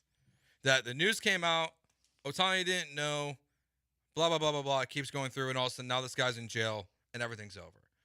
And then, I guess maybe this is me being naive, but as they're going to investigate this, and as this bookmaker, Matthew Boyer, I'm sure is going to continue to talk, he's going to expose other people.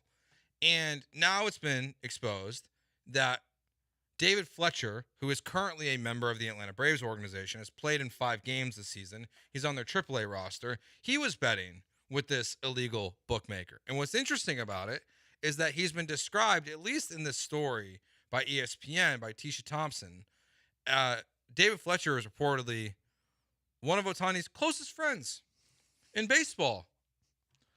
So once again, you have the interpreter who's just stealing money from Ohtani, even though Ohtani is wiring money from his bank accounts to this guy. This interpreter just knows all of Ohtani's banking information, apparently. And then now you have one of Ohtani's described closest friends in all of the game also using this illegal bookmaker. Now, once again, they're saying David Fletcher didn't bet on baseball. So that's a good thing, right? Well, the problem is that another minor leaguer, who is one of David Fletcher's closest friends, was betting on baseball. And he was betting on games in which David Fletcher and Shohei Ohtani were participating in. So this story, to me, is not as cut and dry as they've tried to make it seem. And they are trying really hard to make sure that the face of baseball and everything great that Ohtani does is not clouded in doubt, or at least clouded in serious issues. But the more that this stuff comes out, the less I have any reason to believe that Shohei Ohtani is this innocent just victim that they are portraying him to be. Like, I don't know. I can't verify that these guys are friends. But the reporting's been pretty spot on so far. The quote about their friendship is from March. Fletcher told ESPN of his relationship with Ohtani. We're good friends. We would talk on the bus and at the hotel. Does that mean it's his closest friend? I suppose if you're looking for things to poke holes in, you could start there. But if Fletcher was Ohtani's closest friend on the team and this Schultz guy is one of Fletcher's best friends, there's not that far a line of separation or a gap of separation between these guys. And I'm very curious as to what we will find out in the weeks to come, if we'll find out anything. I mean, if ESPN is putting this out on their website, there's something here, because wouldn't you think that as a partner of baseball, they would perhaps put the kibosh on something like this, where it leads to speculation about Ohtani? And no, they're letting this thing ride. Yeah, because like this, they've done. I give ESPN like a lot of credit to have a massive gambling partner, to be in bed with Major League Baseball. Like you could ignore this story, but like The Athletic hasn't touched it. Haven't done any really substantial reporting. It's all coming from ESPN. So I give them credit, because I think that was one of my questions about, like, as gambling was legalized and if there were issues like this, like how sites became less neutral would handle it. Because like Shams Charania is not neutral. He works for FanDuel. Like Adrian Wojnarowski works for ESPN. ESPN Bet exists. Like I work with them too. So it's like it's complicated, these situations, but this story is just, it's not going away. And there's too much smoke. There's way too much smoke to feel like that he just is innocent, but they are trying their hardest to prove it that way. I mean, yeah, it's either he's an idiot or he's doing something. I think they're gonna go for the idiot card. Well, you may as well. Like, I mean, they've tried everything else. Like they're trying all they can potentially. Just be like, yeah, he's an idiot.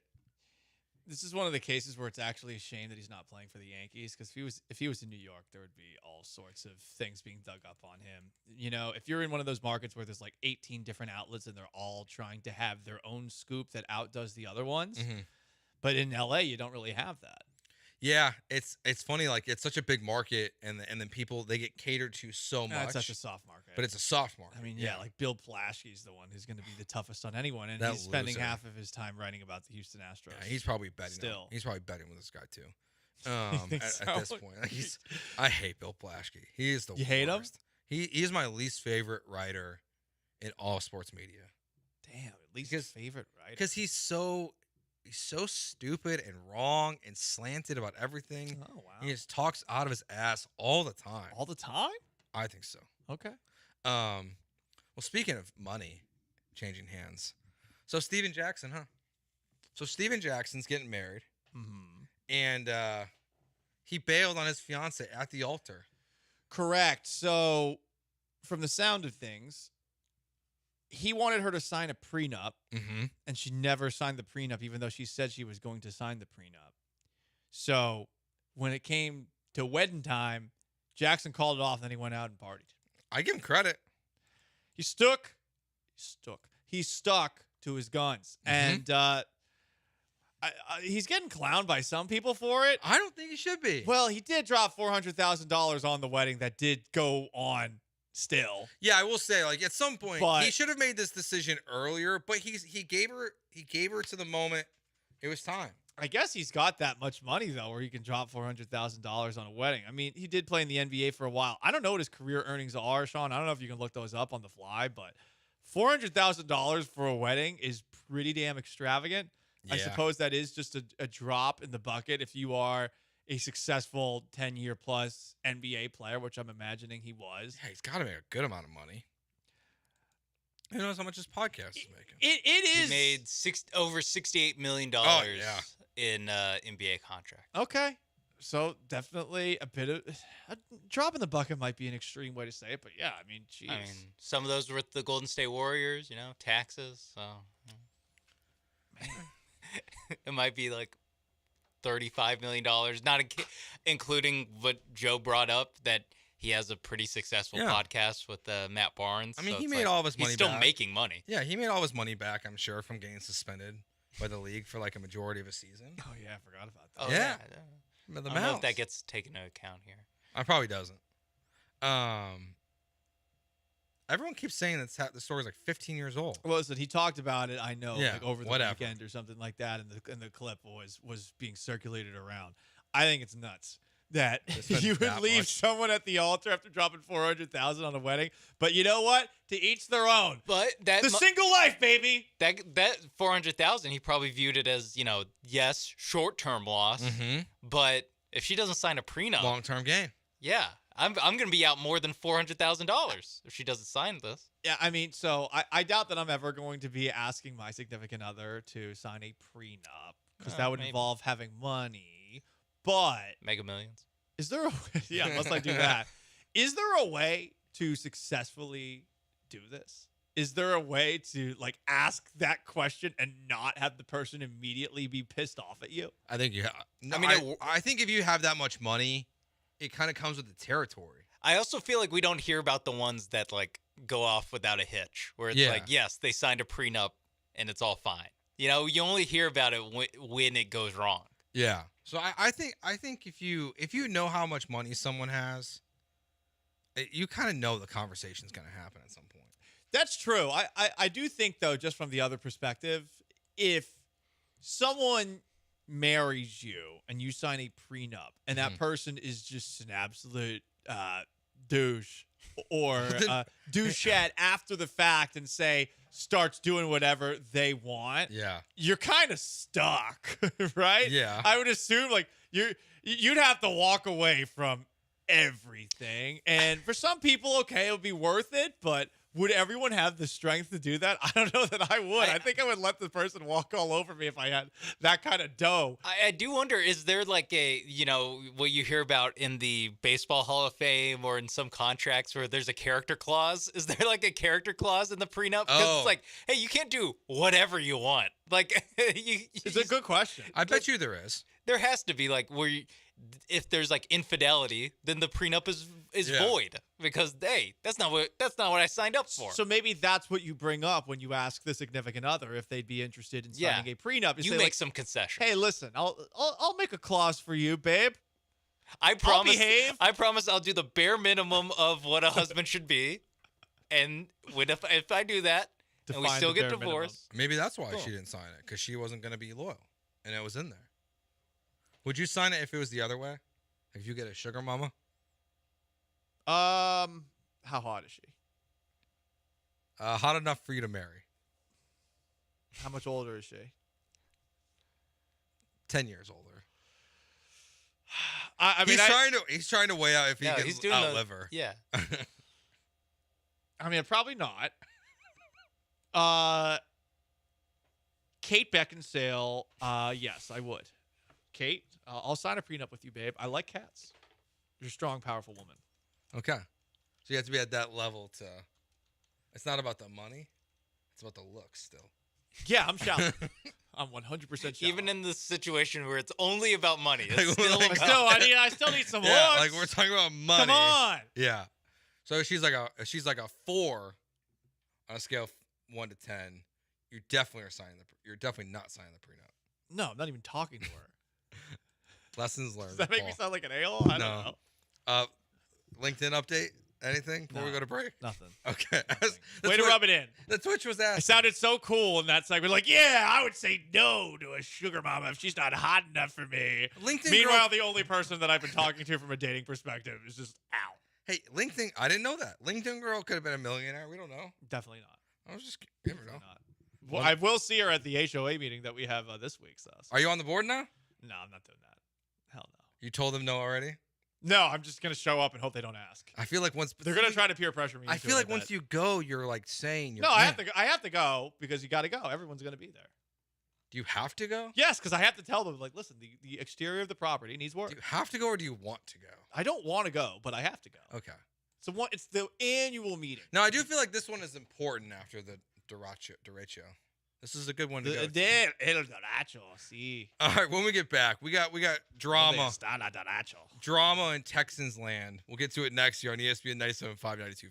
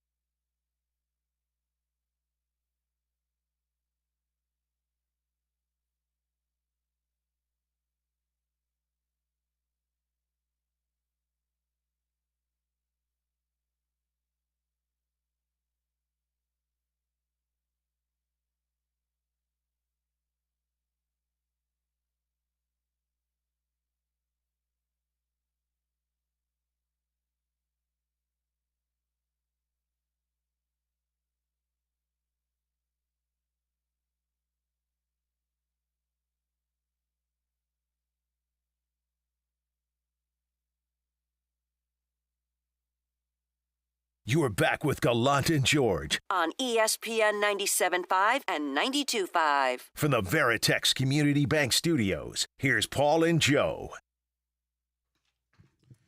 So over the weekend, we've seen some video going around C.J. Stroud, helping out, cleaning up neighborhoods, playing toss with the kids in the backyard. But apparently, Steven Nelson thinks that D'Amico Ryans should have been doing more for the community. Honestly, I don't even know how to interpret what the hell Steven Nelson put up on social media. But I don't either. From what I understand, at least based off of a Reddit thread talking about Nelson and his latest negotiating tactics, I say in quotation marks, he posted on his Instagram story, "Let's go, Milk Dud Man. It's your time to shine. Damn all that meathead persona. Time to get the hands dirty for the city." So... Yeah, maybe, Joe, he was talking about D'Amico Ryans not doing anything in the midst of the hurricane, while C.J. Stroud, we saw a video of him helping pick up things in the damaged area. Chosen one. Love to see that from C.J. Stroud. But on the Corner Suite podcast Twitter account, he retweeted somebody responding to this talking bleep about D'Amico Ryans, saying, "Try again. I'm not signed," because this person said this is why he's not signed by anyone, "because I don't play on low ball offers. You had the right narrative, but wrong guy. LOL. Means I'm financially set. Hashtag content. Hashtag subscribe to the pod, though. LOL. Always be podcasting." He's definitely going to pull a Pat Bev this year if he's on an NFL team. It's funny because... Not as entertaining as Beverly. Sorry. I think Nelson needs to work on his content. Yeah, and then he tries to backtrack a little bit where he's just talking about it's about giving back. And he tried to make a joke. It's weird to call your head coach Milk Dud Man. What's the joke? Is this something he calls D'Amico on the regular? I guess.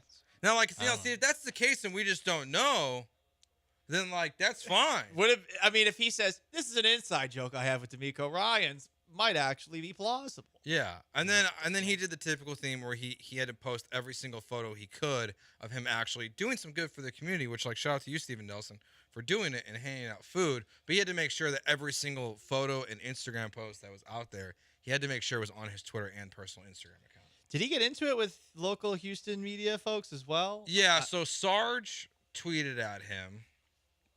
And Sarge said, 2024 is really the year of beefing. I never thought I would publicly see former Texans DB Steven Nelson taking shots at D'Amico.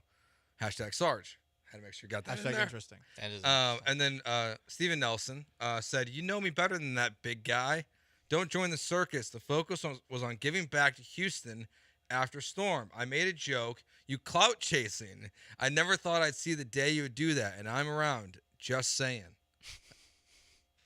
Just saying. Just saying. I like wow, that. He really told Sarge there. He called him a clout chaser.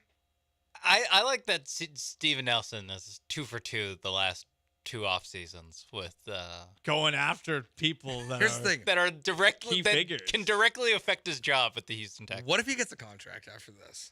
It's going to be the funniest negotiating tactics I've ever seen. The most patient organization in the NFL. Texans? Clown Freak?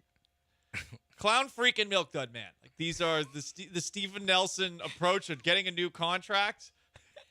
And it worked once. Yeah, I was going to say, it might work again. Why not? This is... Is this tamer or is this more aggressive than Milk Dud Man? Or than Clown Freak? Clown Freak's way worse.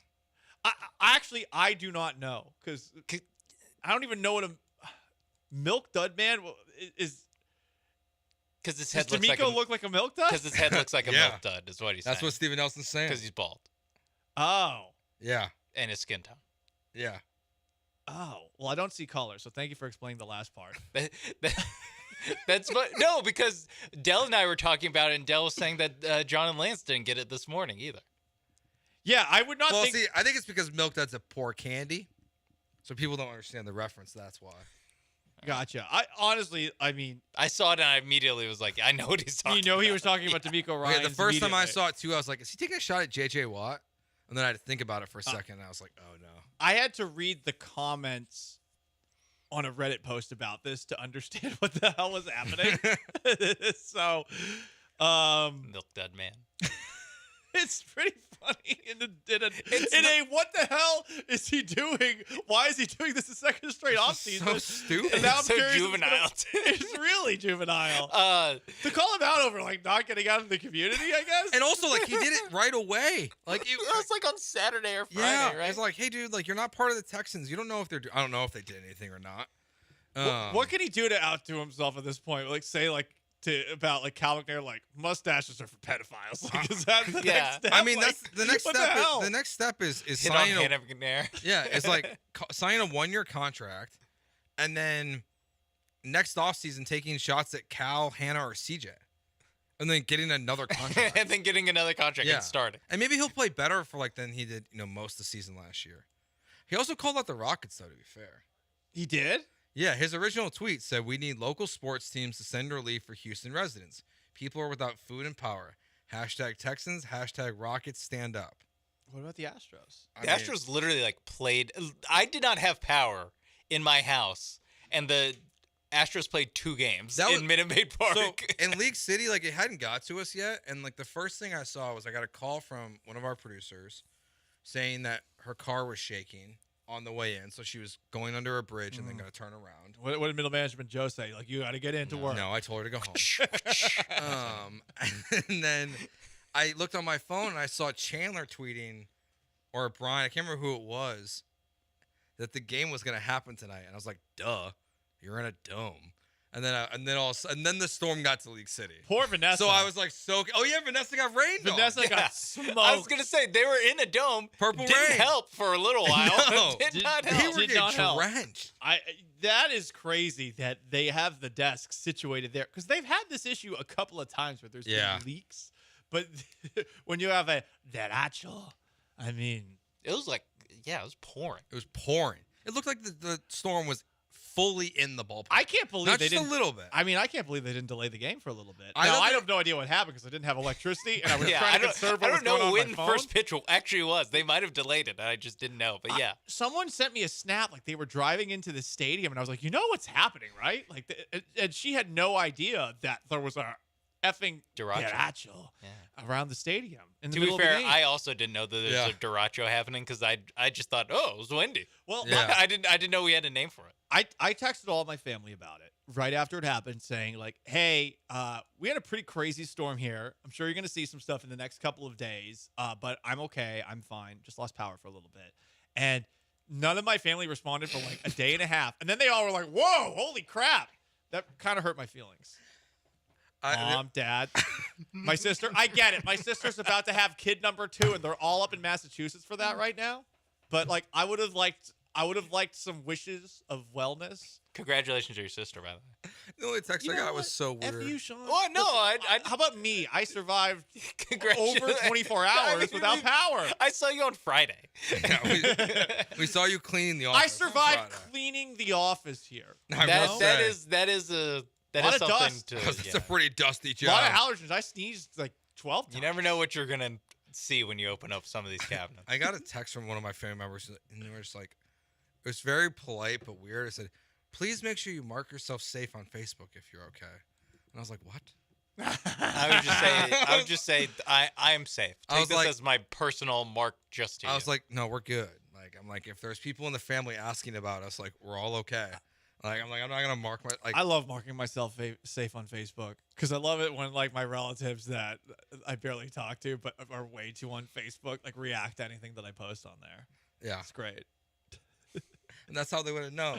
Maybe that's how they would have texted you. They didn't You know, text you honestly, back. yeah. They were waiting for you to mark yourself. Yeah, can you mark yourself as currently questionable?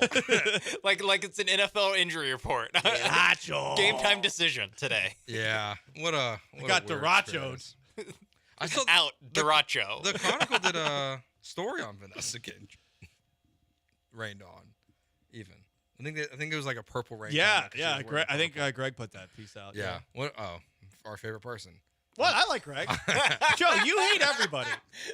Middle management Joe hates everybody. I think what it was on Thursday, Wednesday when you just took a drive-by. Yeah, you took a drive-by, and then you both were like, I have nothing personally against Greg. And then he circles the block again on a drive-by. He's the one saying bleep Joe George in people's DMs, like too coward to say it to my face or to my Twitter account. I didn't know that. But we love Greg. I didn't say it. Shut up, Sean. I was not a part of that. This is not a we.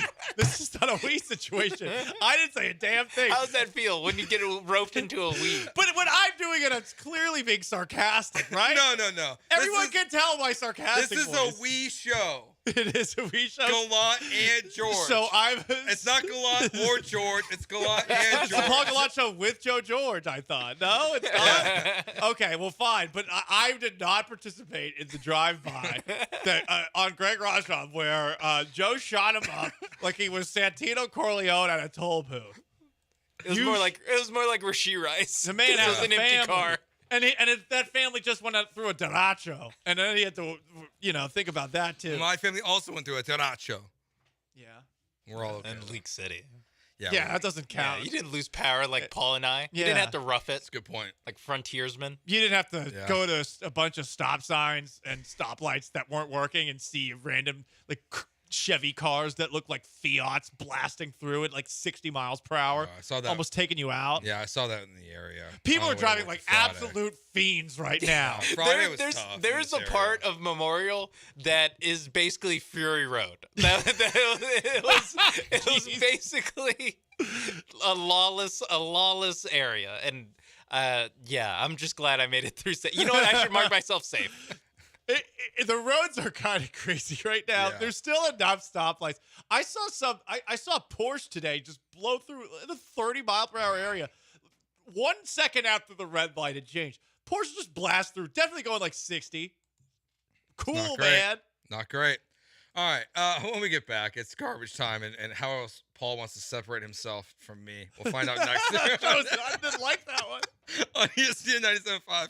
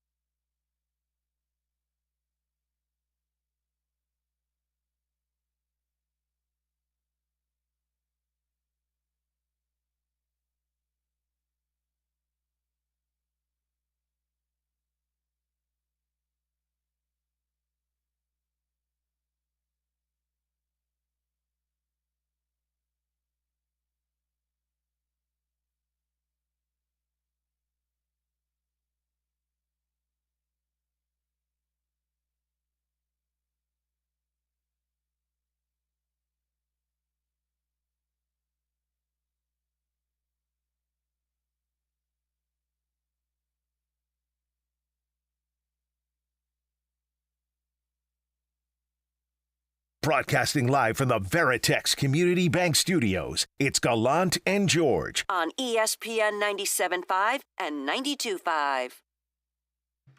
Oh, man. Tell you what, this show's turning on each other. Paul won't stand with me.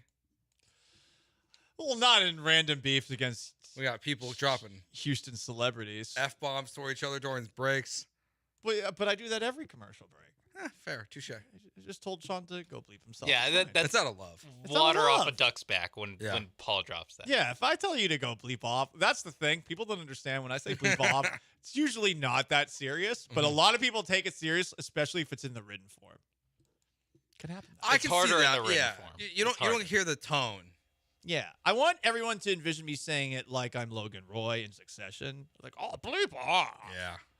I'm the spokesperson Well, for I felt like McDonald's. he said it meanly, though. Yeah. But it's more, I don't know if it's mean. It's dismissive. Okay. Maybe a bleep off LOL. That would work. That hits the tone, the sweet spot. It does. the It does tone. really help convey the tone that you're looking. I'm for. laughing You know out what? loud. Good call. And then if there's no LOL, you know what I mean. Yeah. I'm going to do that bleep off, comma, LOL, winky face. Yeah, winky or smiley. Yeah.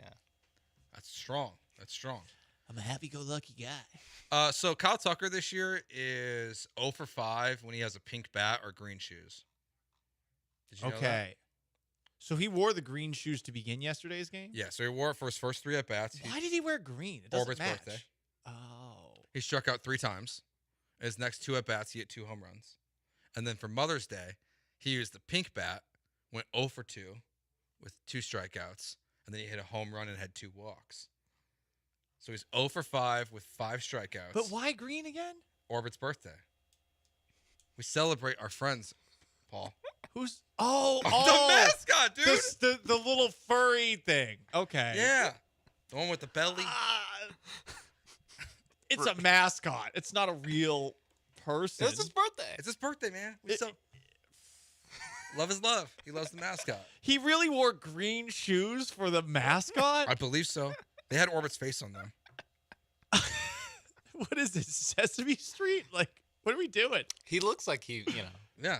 It's pretty close. maybe not on Sesame Street, but a couple blocks over. Yeah, like he's probably like distantly related to Oscar the Grouch. He was like south. I grew up south of Sesame Street.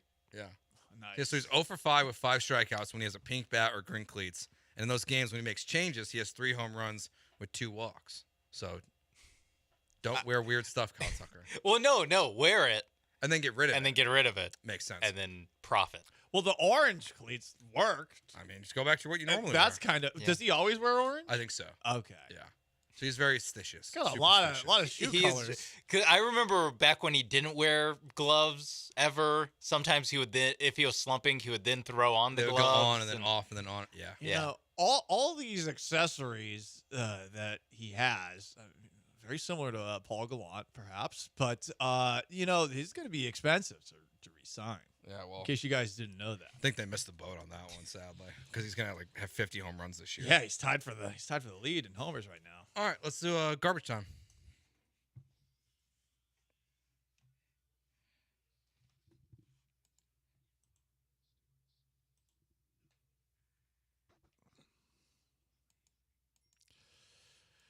This is very sad.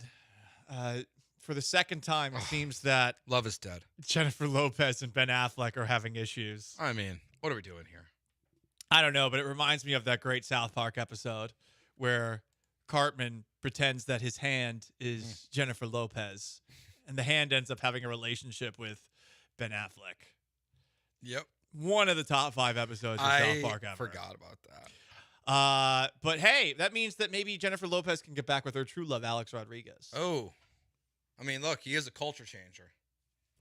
I feel like what's happened to the Timberwolves since he bought the team. That's or part true. of the team. That's true. And that is still in dispute about Yes. that's they've made some payments. I kind of want them to win the championship just to see who they hand the trophy to, because that would be a drama unto itself of who gets the trophy. I mean, A-Rod's just going to take it, and he should. Ellie De La Cruz had a 4-hit, 4-stolen base game against the Los Angeles Dodgers. And he believes LA is his city because he played a lot of Grand Theft Auto growing up. Oh, love that. I like that reasoning. I mean, he's really good at stealing bases. If that's the case, then like the Bears are the best team in the world. Multiple Super Bowls. I know what it's like to win. Do they have there's no Grand Theft Auto based off of Chicago, is there? No. Not yet? No, he was talking about Madden. Oh. Nice. That's funny. Call of Duty. Yeah, Same thing. You need a Purple Heart. Yeah, Call of Duty Chicago. Whoops. By the way, guys, it seems like our friends over to the west in Austin are living life. There was a photo that went viral from last Tuesday at 2 p.m. of all sorts of people in the park at 2 p.m. It seems like everybody is working remote. This tweet went viral because someone said that we send people out to this park to ask where these people who are out sunning during working hours, where they work, they buy the stock of these places where they work, short the stock, and then I think lay everybody off. Kind of genius. Remote working must be nice. Interesting. Jeremy Branham. Must be nice. I don't think I could do it. It's not for me. Maybe a couple days in. A couple days? But like I couldn't do 5 days. I feel like I would eventually it wouldn't be good. Yeah, because after work I'd be like, I have to leave my house. Yeah. I cannot stay in my house 24 hours a day. Exactly. You gotta go. So now you're going out a bunch. So I never really did it during the pandemic. We never had a day off. I kept working. I worked more in the pandemic. Yeah. Is Jeremy really calling baseball games, or does he just go to the beach? I don't know. Jeremy's on a boat. He's in Galveston right now. I'm calling the Cougs game. It's me, Jeremy Branham. I see him tweet about it. You hear seagulls behind him. Yeah. as he's giving a Ryan Presley take. It's natural sound from inside Tilden Fertitta Center. Guys, Texas continues to rack up the L's in terms of rankings. Oh, no. Texas is number 1 in food insecurity. What does that mean? It means there's a lot of starving people. Oh. Not good. That's not good. You think there'd be less people starving here? There's lots of steak, lots of cowsies. Yeah, there's lots of food. I'm surprised by that one. You got HEB. Yeah, it's a bummer. All right. That does What a way to end the show. Texas ranked number 1. Okay. For food insecurity. All right. We'll be back tomorrow at noon. It's garbage time. Live from our golf tournament. Garbage story. Sean won't be with us tomorrow because he's got to work on other shows, so he's ditching us for the day. Once again, another member of the team that doesn't stand with us, or with me at least. So, all right, that does it for us. Killer's up next. Goodbye. Peace.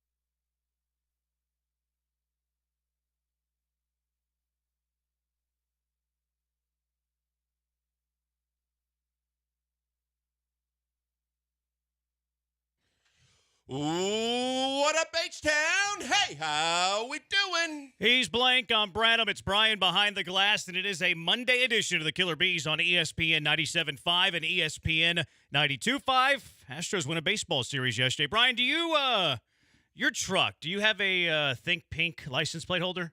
I think I do. Worst parking spot I've ever seen in my life. The parking job that you performed today before your work was awful. Terrible. Absolute worst. The way that you parked has restricted the opportunity to park anybody to park next to you. Anybody. Really? Unbelievable how bad it was. You drive the Lamborghini today?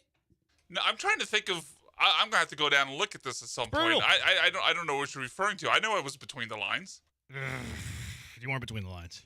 Definitely not between the lines. One side is not even another parking spot because it's the storage shed or whatever. What the parking spot that you're restricting is to the driver's side of you, the only parking spot that you can. That also has two posts that holds up the little carport. Yeah. Yeah, you've restricted anybody from parking next to you.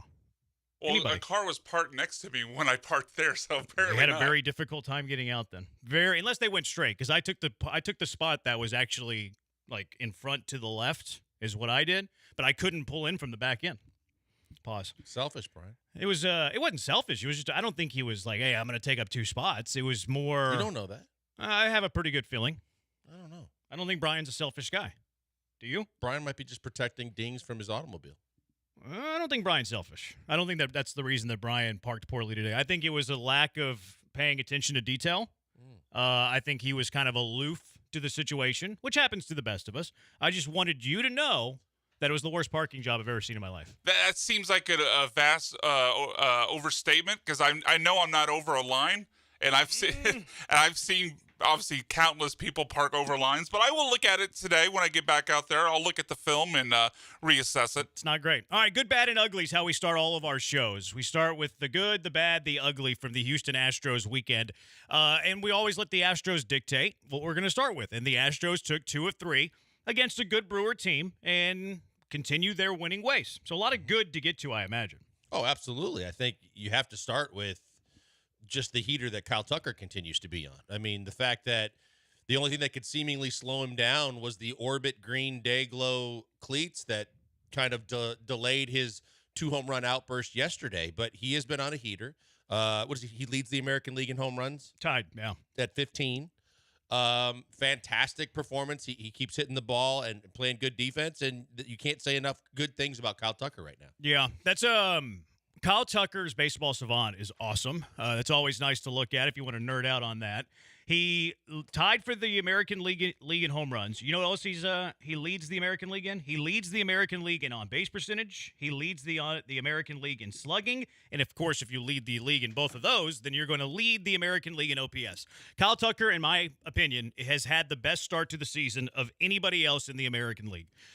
He's been fantastic. He's been really, really good. Thank goodness he's under contract for one more year after this one because he's getting pricey. And look, if you want to make it even like a bigger conversation, this is why you sign these contracts early. Now, Kyle Tucker, maybe he bet on himself. Maybe he had a fair offer, and he just, I think I can get more by producing well and then testing free agency. Because at this point, he's going to test free agency.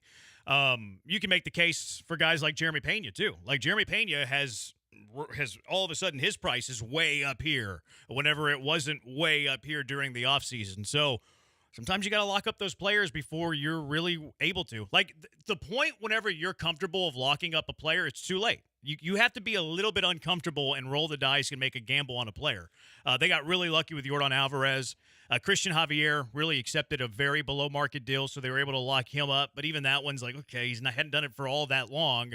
So at times you have to be uncomfortable to sign those guys to the long-term deals because if you're not, they're probably not going to sign it unless you just totally screw over a guy like Yordan Alvarez. And, it's risk-reward, right? I mean, you have to do some really deep studies in terms of your analyzation to call a guy a franchise-type player or a guy that you're going to lock up long-term. Brewers just tried to do it with the 20-year-old outfielder. The jury is still out by a long shot on him.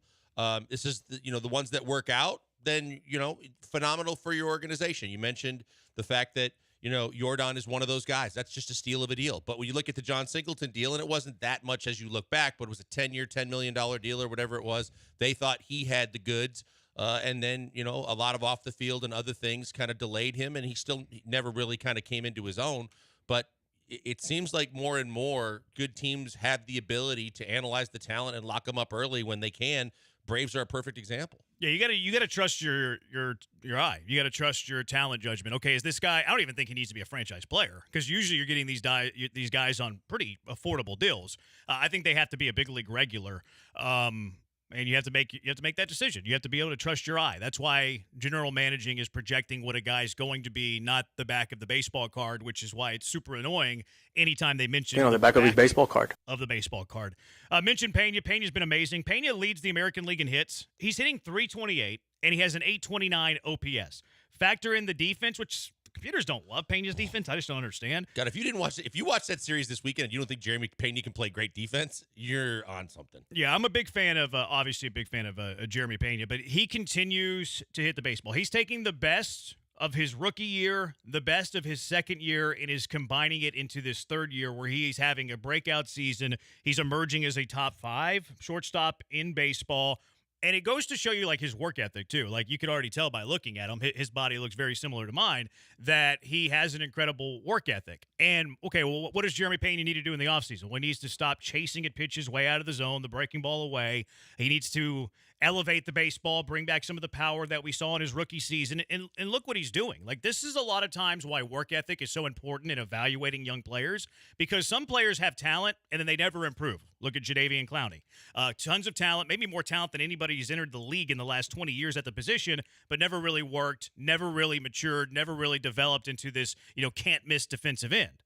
Then you have a guy like Jeremy Pena, who's not the most talented player in the world, but he works incredibly hard, and he's having this breakout season in year 3 that a lot of people, quite frankly, didn't see coming. No, and the other thing about Pena is one of the big knocks on him over the early stages of his career was just his inability to kind of either lay off off-speed pitches on the outside part of the plate, and or be able to take the balls the other way, and he's doing both. I mean, he's completely kind of retooled his swing in the offseason. He settled it down. He quieted it down.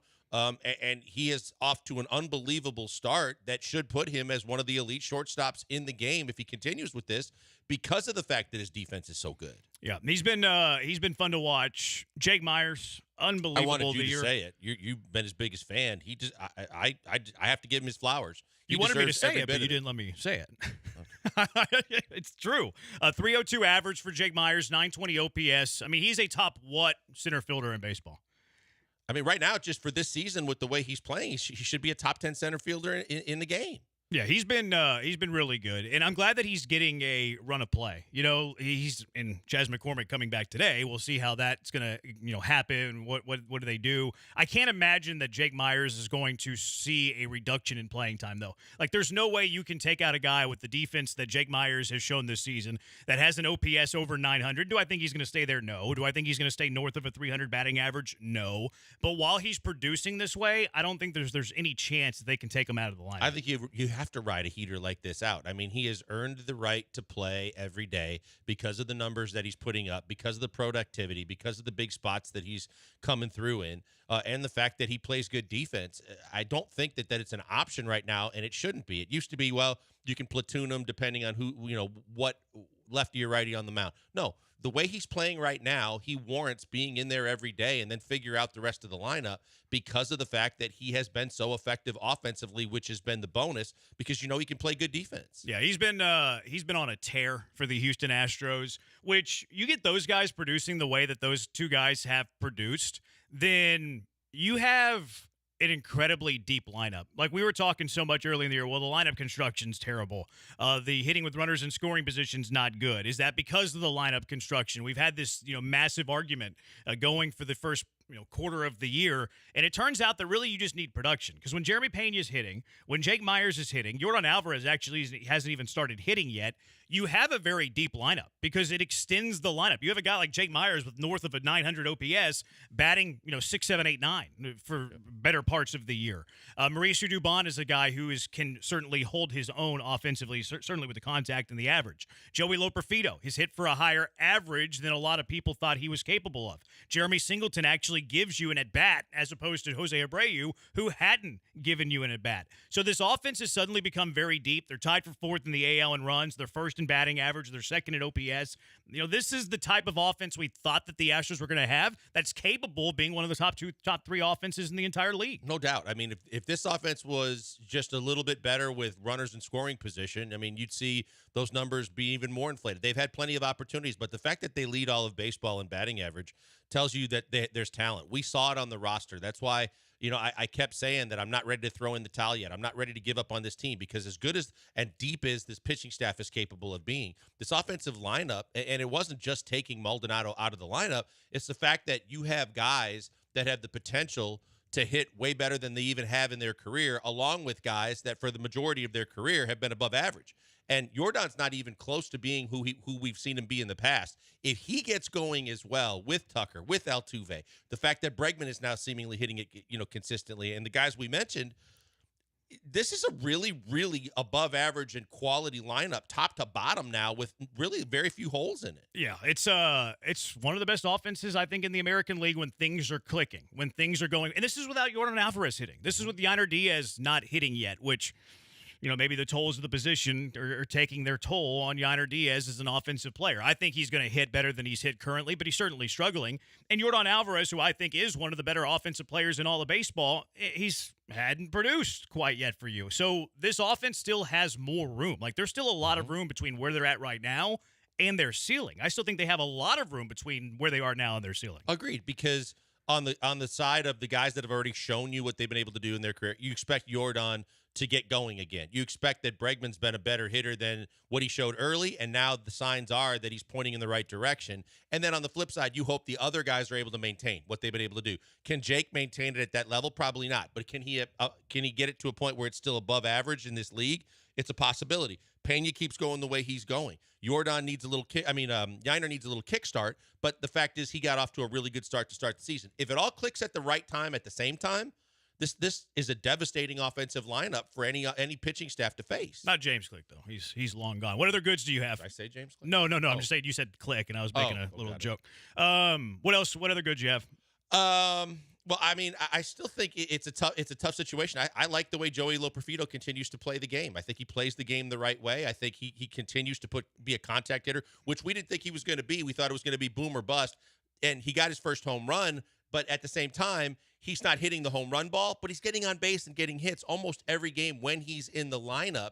And that's just such a bonus. It's going to be real interesting when Chaz comes back from that perspective, too, because of the fact that he has been doing what he's supposed to do, doing his job, and hitting the baseball, I think, better than a lot of people expected. Yeah, he's it's gonna be a tough decision because Chaz McCormick's gonna come back today. I'm sure the lineup's gonna be out here in the next couple of minutes. Might already be out, and I bet you that Chaz plays today. Like, you're not going to activate him and then not play him. And they have a lefty on the mound. Chaz is good against lefties, so Loperfido's probably not gonna play.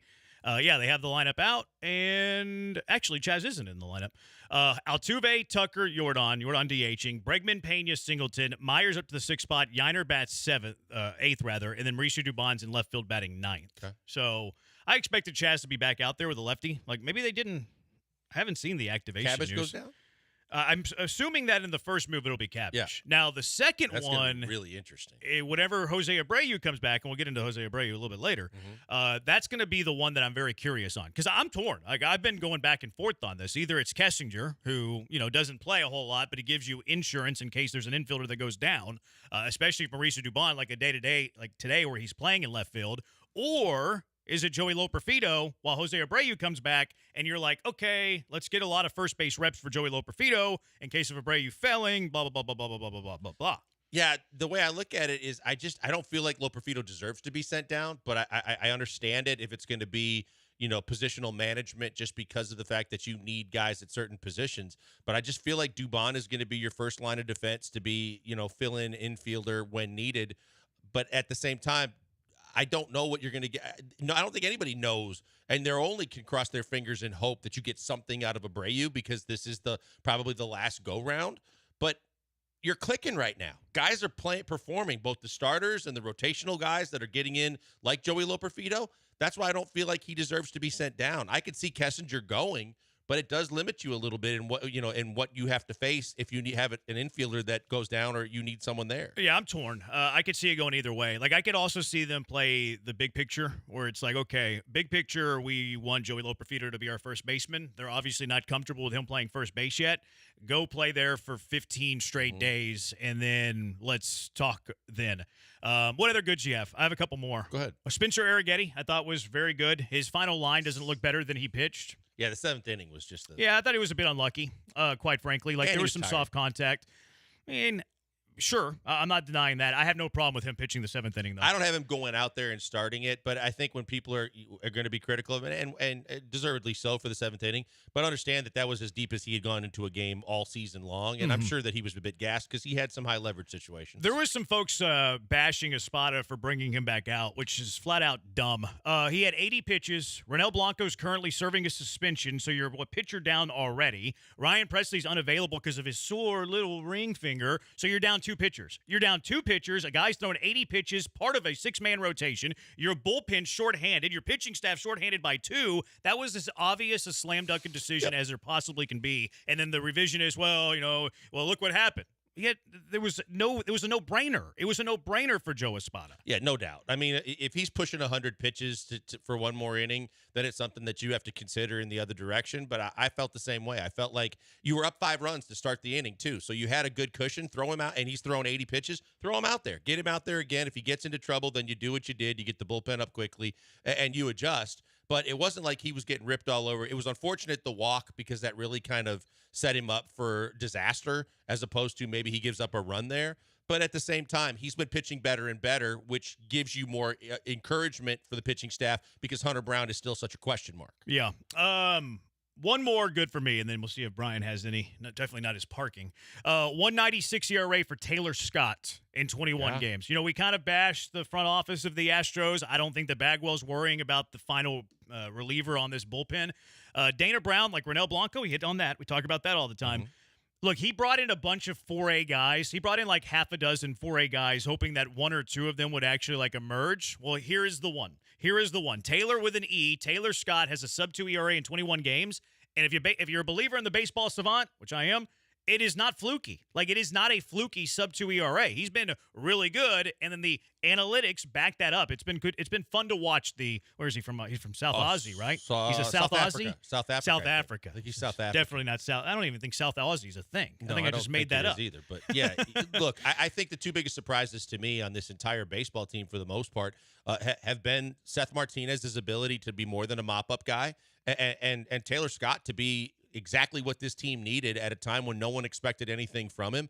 Those 2 guys have been better than steady, have been really, really a huge positive shot in the arm that this team desperately needed, and have carved out a niche for themselves on this roster, which is fantastic because you've had so much disaster with so many injuries. So, yeah, he's been doing his job and then some. I think Martinez gets some credit, too, because of the fact that he continues to perform when he's thrown out there. Yeah, he's been a good, too. We'll get to Brian's goods on the other side because he's punished. He can't talk in this opening segment for that parking job. All right, 713-780-ESPN HRP listener line, 713-780-3776. You can find us on Twitch, twitch.tv/ESPN975, or YouTube at ESPN Houston. Blankers is on Twitter, is at Pac-Man Joel. Brian's at Sacked by BMAC. I'm at Jeremy Branham. Busy show. It's a Mailbag Monday, 4:30. We'll talk about Abreu being called up this week. Is he back? How good is the foundation for the Houston Texans going forward as well? But you're good, you're bad, you're ugly from the Astros weekend. 713-780-3776.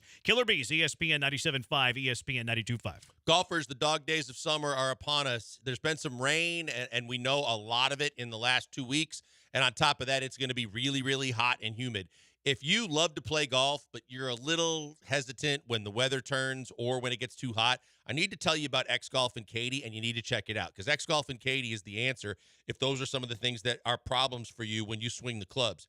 The fact is they are the best simulators I've ever been on. They're the only X Golf simulators in the area, and X Golf Katie is set up perfectly for you for an entire day of fun. Because to be honest with you, you can do everything from your chipping and your putting. Yes, your putting. It's accurate, and it is unbelievably good at being able to get practice in. To charting and tracking all of the direction, all of the distance, and all of the spin rate on all of the balls that you hit in your golf bag. You can play 50 of the greatest courses around the world and play course golf, or you could just use it like a driving range. Play your own golf ball, put it in the simulator, and go and have at it. It's a blast. If you play 18 holes, you don't have to walk to your ball or drive to your ball or take all that time between shots. You can get a round of golf in about an hour and 15 to an hour and 30 minutes maximum. That's unreal because now you've got more time for the rest of your day. It's fantastic. But it's also a great sports bar. Great food, great beverages, tons of TVs in a clean and fun environment. Check it out because if you go once, especially if you're a golf fan, you're going to be there again and again. If you're a sports fan, the sports bar attributes are also enough for you to want to stay. Check it out today. X Golf Katie online.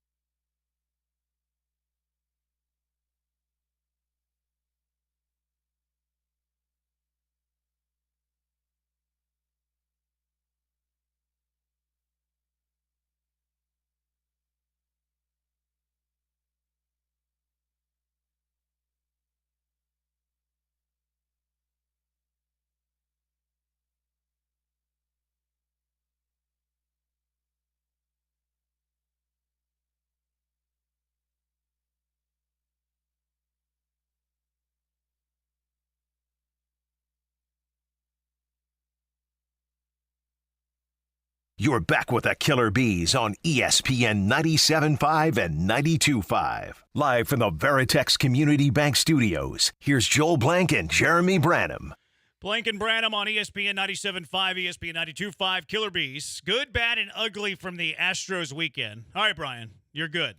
I'm allowed to give my good now? I'm dropping it. The ban is over? I've dropped it. Okay, all right. So, I mean, you guys have obviously ran down a lot of them, but John Singleton hits in each game of the series against the Brewers. Obviously, that's going to make the conversation we have coming up interesting because he hasn't stopped performing. And then I thought kind of the unsung heroes from Saturday kept the Astros in it after the short start from Verlander. But Seth Martinez, like Joel mentioned, and then his favorite Parker Mashinsky go 4 1/3 scoreless.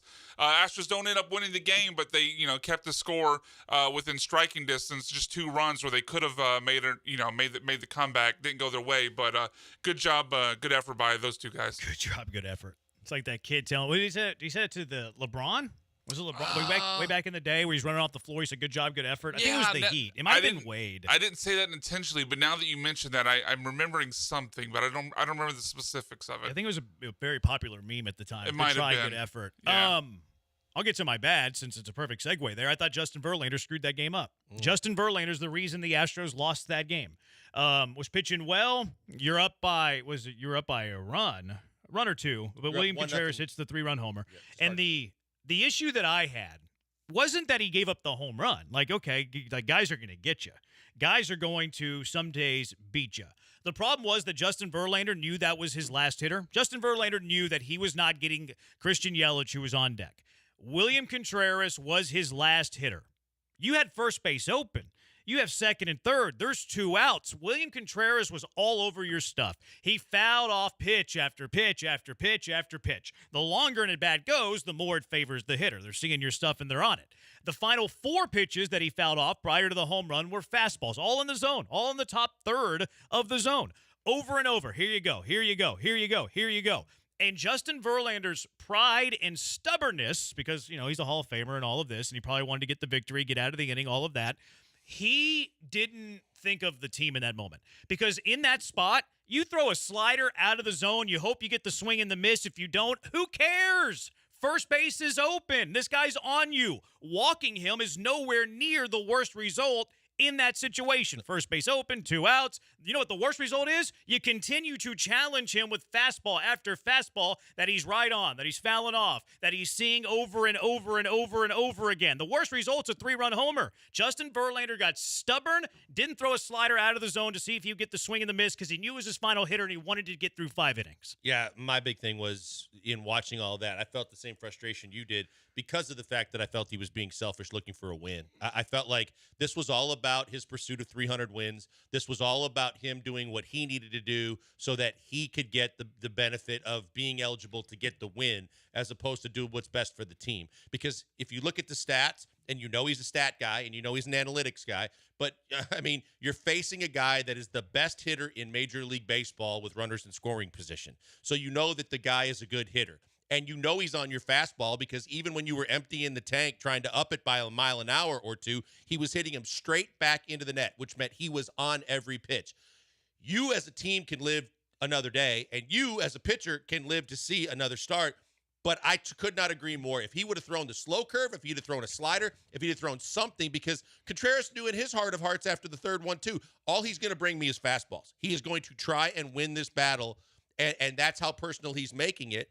And he barreled it up, and you got beat. And then he had to tip his cap after the game and say, yeah, I love the battle, and he won, but he didn't have to. When you have first base open, 2 outs, you shouldn't be in 13, 14 pitch at-bats. You shouldn't. It should have come on pitch 9.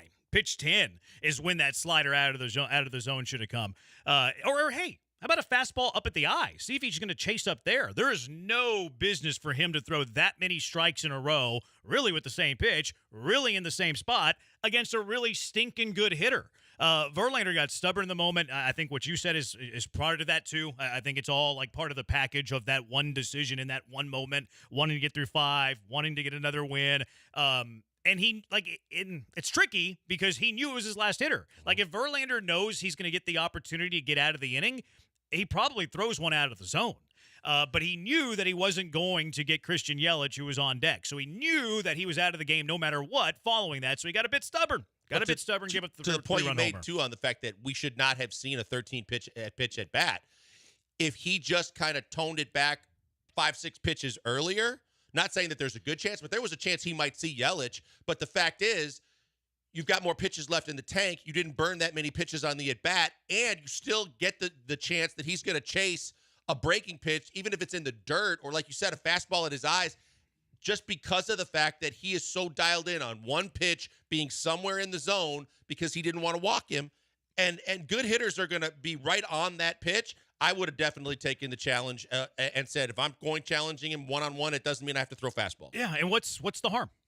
What's the risk there? You know what I mean? This life is a game of risk reward. Pitching against hitters is a life of risk reward. Okay, I want to get ahead in the count. Let me throw a breaking ball, which he's not as good at hitting. There's a fastball. There's a certain location where he's not as good. It's our life is risk reward.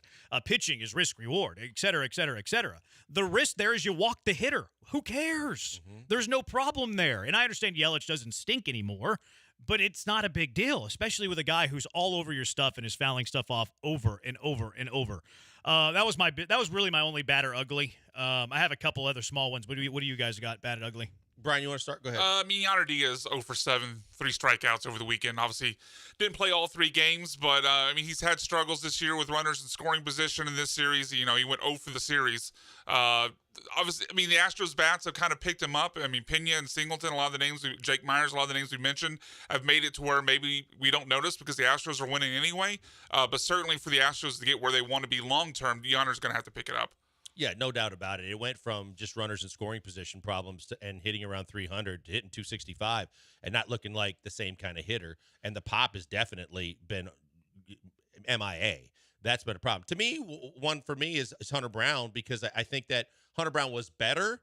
But when you look at it, at a certain point, it might come down to Hunter Brown and Arrighetti. And Arrighetti has pitched better. We said this when we start looking at when's Urquidy coming back. When are they going to make a move when you get Blanco back? What are they going to do? It seemed like that Blanco and Arrighetti were in a two-man competition for whoever pitched better from that point until a decision had to be made. And right now, it seems like Arrighetti's a more competent and competitive pitcher than Hunter Brown. Yeah, Arrighetti's looked better in his last two starts than Hunter Brown. Hunter Brown has like the stuff. Arrighetti, I hesitate to say he has the results, but does he have scoreboard over Hunter Brown? I guess. Hunter Brown's been one of the worst pitchers in all of baseball this year, quite frankly. He's been one of the worst pitchers in all of baseball. And it's frustrating because he flashes. He flashes some high moments, and then he'll have an inning where he gets shelled. And everybody's trying to figure out the reason. Why is this the case with Hunter Brown? Should he have an opener? And he's like the follower. Don't let him pitch the first inning. Maybe he should be an opener. Maybe he should be the long guy out of the bullpen. Everybody's trying to create the issue with Hunter Brown. You know what the issue for Hunter Brown is? And this place is a starter. This place is an opener. This place is a follower. This place is a reliever. His command sucks. Yeah. That's just the keep it simple, stupid, brutal honesty of where Hunter Brown is at as a pitcher, is that his command is awful. And it doesn't matter if he's starting, relieving, closing, mopping up, following, whatever. If you have poor command, you're going to get hit at some point. Why is Hunter Brown inconsistent? Because his command is bad. So sometimes his command's getting him in trouble by walking a few guys. Then his little soft contact, bloop single, run scores, and then it all unravels. Or maybe sometimes his command's bad and he's leaving it middle. And what happens when you leave pitches middle to big league hitters? They hit the ball a very long way. So the opener, follower, reliever, starter, it's all nonsense. What is Hunter Brown's issue? Command. Yeah, it is. And I would also, and I've said this previously, I would also simplify it. I would narrow it down on the amount of with the pitches he's going to throw. You still have good enough that are competitive pitches in your repertoire where you don't have to go 5 pitches and use all of them. And I believe that you could still look. There's been plenty of pitchers, and Mariano Rivera is probably the greatest of all time. Was basically a 2-pitch pitcher, but he has more than that are competitive. But get rid of the pitches. When you go back and look and you chart the analytics and you watch the videos, you are leaving certain pitches almost consistently every time you throw them over the heart of the plate where you are going to get crushed. Take them out of the repertoire for a while so that maybe that can do a positive solid for you in terms of your control. And if you just wanted to eventually get back to those pitches, okay. Right. I don't love it, but okay. I'll meet you halfway. But build from the foundation. Build from the foundation of a really good 2-pitch mix. And if that makes him only go 4 innings as opposed to his desire of going 6, who cares, man? You're not going 4 innings right now anyways because you're getting rocked. So I like your idea of, okay, let's limit it down to a 2-pitch mix. Mm-hmm. Build your foundation. Have your stuff that you can go to get hitters out when you need them, or the pitches that you have command over. Because his command right now is killing him as a big league pitcher. Let's also keep in mind too that we've seen this from the best of the best, and Verlander was great about this, where he basically started working on a slow curveball. He kept it in his back pocket when teams midseason or whatever had watched him a lot. They had video on him. They hadn't seen that pitch. When he brings it out, it's a surprise to a lot of guys, and it's effective. Put it in your back pocket for a while, hone it in, work on it, in your bullpen sessions and everything like that. Don't use it in a game. At a certain point, when you feel like you've refined it and you have more control over it, maybe you bring it back. But in the short term, use the pitches that are above average pitches in Major League Baseball. Fastball, slider have been extremely effective for him. And the ones that haven't been, and put those away for a while. 713-780-ESPN. We'll get to your good, bad, ugly when we come back. 713-780-3776. Also, we've heard by now that Jose Abreu is probably going to join the Astros on the next road trip. My theory on why Abreu is coming back. It's the Killer Bees on ESPN 97.5 and ESPN 92.5.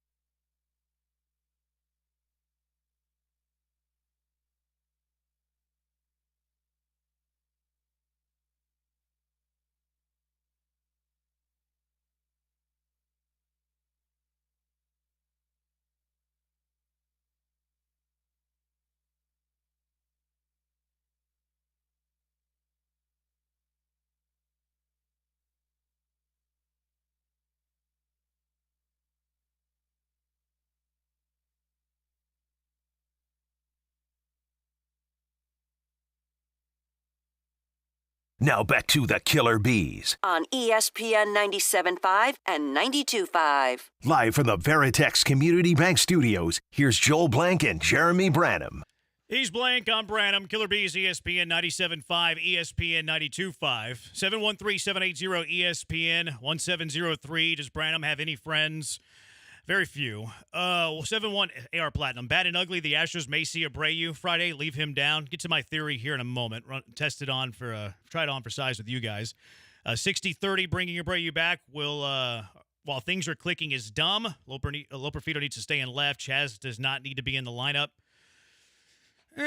We'll talk about that a little bit later. No Chaz today. I haven't seen news on Chaz either. Like I just skimmed Twitter real quick. I haven't seen that they've made it official. I wonder if maybe there's a hang up. Yeah, the assumption was that he was going to be back in Houston ready to play in the Angels series, but also I think the assumption was he might have started hitting the ball and looking real comfortable at the plate, and I don't think that was the case. At least through Saturday, I don't know that he had a hit in San Antonio. I think he picked up one. Yesterday? Yeah, I believe he did. I could be wrong on that, though. I don't like minor league baseball. 6856, you guys act like the Astros are playing good teams. Y'all played the Oakland A's, a mediocre Milwaukee team, and now the Anaheim Angels. Y'all lucky you guys' division is trash. Milwaukee leads their division. I mean, there is that. Yeah. But, look, I mean, there's some validity to that. I understand he's talking a little bit of trash, but, yeah, they are taking advantage of the weak spot of their schedule. That's what you're supposed to do, is take advantage of the weak part of your schedule. I've said this, it might be the same person that continues to send these kind of texts in or messages in. The fact is you play the schedule that you're given. It was a really tough schedule to start the season in a lot of ways, but you played that schedule too. You're supposed to, as a good team, take advantage of the teams that you're supposed to beat. In years past, that's been a huge problem for this team, this franchise. The fact that you're doing what you're supposed to do at a time when you sorely needed to do it, quit hating and just, sit back and maybe you can have your flowers if they get into June and they start playing the Mariners and they start playing other teams, and then you can start to, to have some more validity to your rant. The fact is the schedule is what it is, and they're doing what they're supposed to do. Yeah. And plus the Astros can't really be choosers, right? Like the way that their start was, you beat whoever's on the schedule. 2787, the ugly Stros pitchers continue to walk batters. Free passes have absolutely killed this team.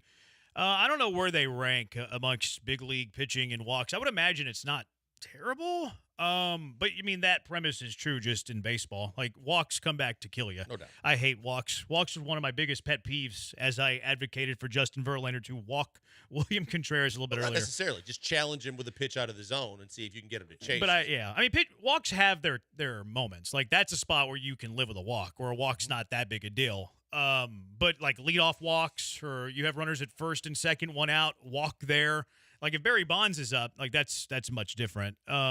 Let's see. The Astros are last in the American League in walks, 188. So I didn't realize that. That is a lot of walks. I wonder how many of those are from the fringe guys, like the guys that led to you having the worst ERA in the American League for a while. The early Arrighetti, the Brown blow-ups. I mean, you had those mixed in where they couldn't get an out, and they had their issues. But, yeah, and then you start talking about some of the relief pitchers that have been a revolving door trying to find extra arms when there's a dire need for an arm of any kind. Those will catch up to you. Yeah, so I think that's probably factors in. But you're right. Like, you are right. Walks are going to hurt you. Please stop walking guys. Here's my theory on why they're calling up Jose Abreu. We knew that Jose Abreu accepted the assignment to West Palm Beach. He was willing to do some business with you. He was willing to work with the Astros. I think that there was an under-the-table handshake agreement between Jose Abreu and then Astros Parliament, Jim Crane, Jeff Bagwell, Enos Cabell, Reggie Jackson, Dana Brown, Craig Biggio, all of those guys that, hey, you do us a solid, you go work on your swing for 3 weeks, and we're going to call you back up before the calendar rolls into June. I think there was an agreement before Jose Abreu accepted the assignment to West Palm Beach that, hey, you guys have to call me up by a certain date. See, I never thought that, and I didn't try to put that kind of timestamp on it, and maybe that there is some validity to that as well. I just felt like the minute he did them a solid, there wasn't an if, it was a when. I didn't know when the when was going to be, but I knew that he was going to be back with another shot at big league baseball, because you don't see a guy put that much pride aside with a chance that, you could do this on your own, resurrect your career, and see if you could get someone else to, pick you up anywhere in baseball. But the fact that he did them a super solid meant that I knew he was coming up. I just didn't expect it to be by June 1st, nor do I want it to be right now because of how well everybody else is hitting, including how comfortable Singleton has been since he's been playing more frequently and almost every day. I think he's only had one day off since he got the full-time starter job. I don't want to rock the boat right now either, so it's very untimely for me. What do you think of the theory, though? What do you think of the theory that there was an understanding whenever they said, hey, Jose, we need you to go work on your swing in West Palm Beach. Okay, we're going to send you there. Go lift weights with Jeff Bagwell, who's still jacked, by the way. Jeff Bagwell is yoked, and his calves are mesmerizing. How's his shoulder, though? Probably not great. Yeah. Probably better than Michael Brantley's, though, who we thought was going to be back by opening day. I mean, he had surgery, but how much does that fix something? I thought after his career was over, they did something so that he could golf pain-free and everything. It might mean that, obviously no more baseball activity. Yeah. I thought they did something else. Yeah, I mean, I'm sure that he had some procedures done, but I think that there's something to this. I really do. I mean, it's my theory. I'm trying it on for size. But, I mean, Jose, why would he accept the West Palm Beach deal? Except, rather than just, hey, give me my money, I'm going to go somewhere else and play with somebody else. If the Astros didn't have a little wink, hey, we're going to bring you back up before the calendar turns to June. You do this for us, you scratch our back, and then we're going to scratch your back. We promise you we're going to bring you back. I think that – why else would you bring him back? Why else would you bring him back right now on May 20th? It makes no sense other than that. That's the only plausible theory that makes any sort of sense. Is there significance to the June 1st?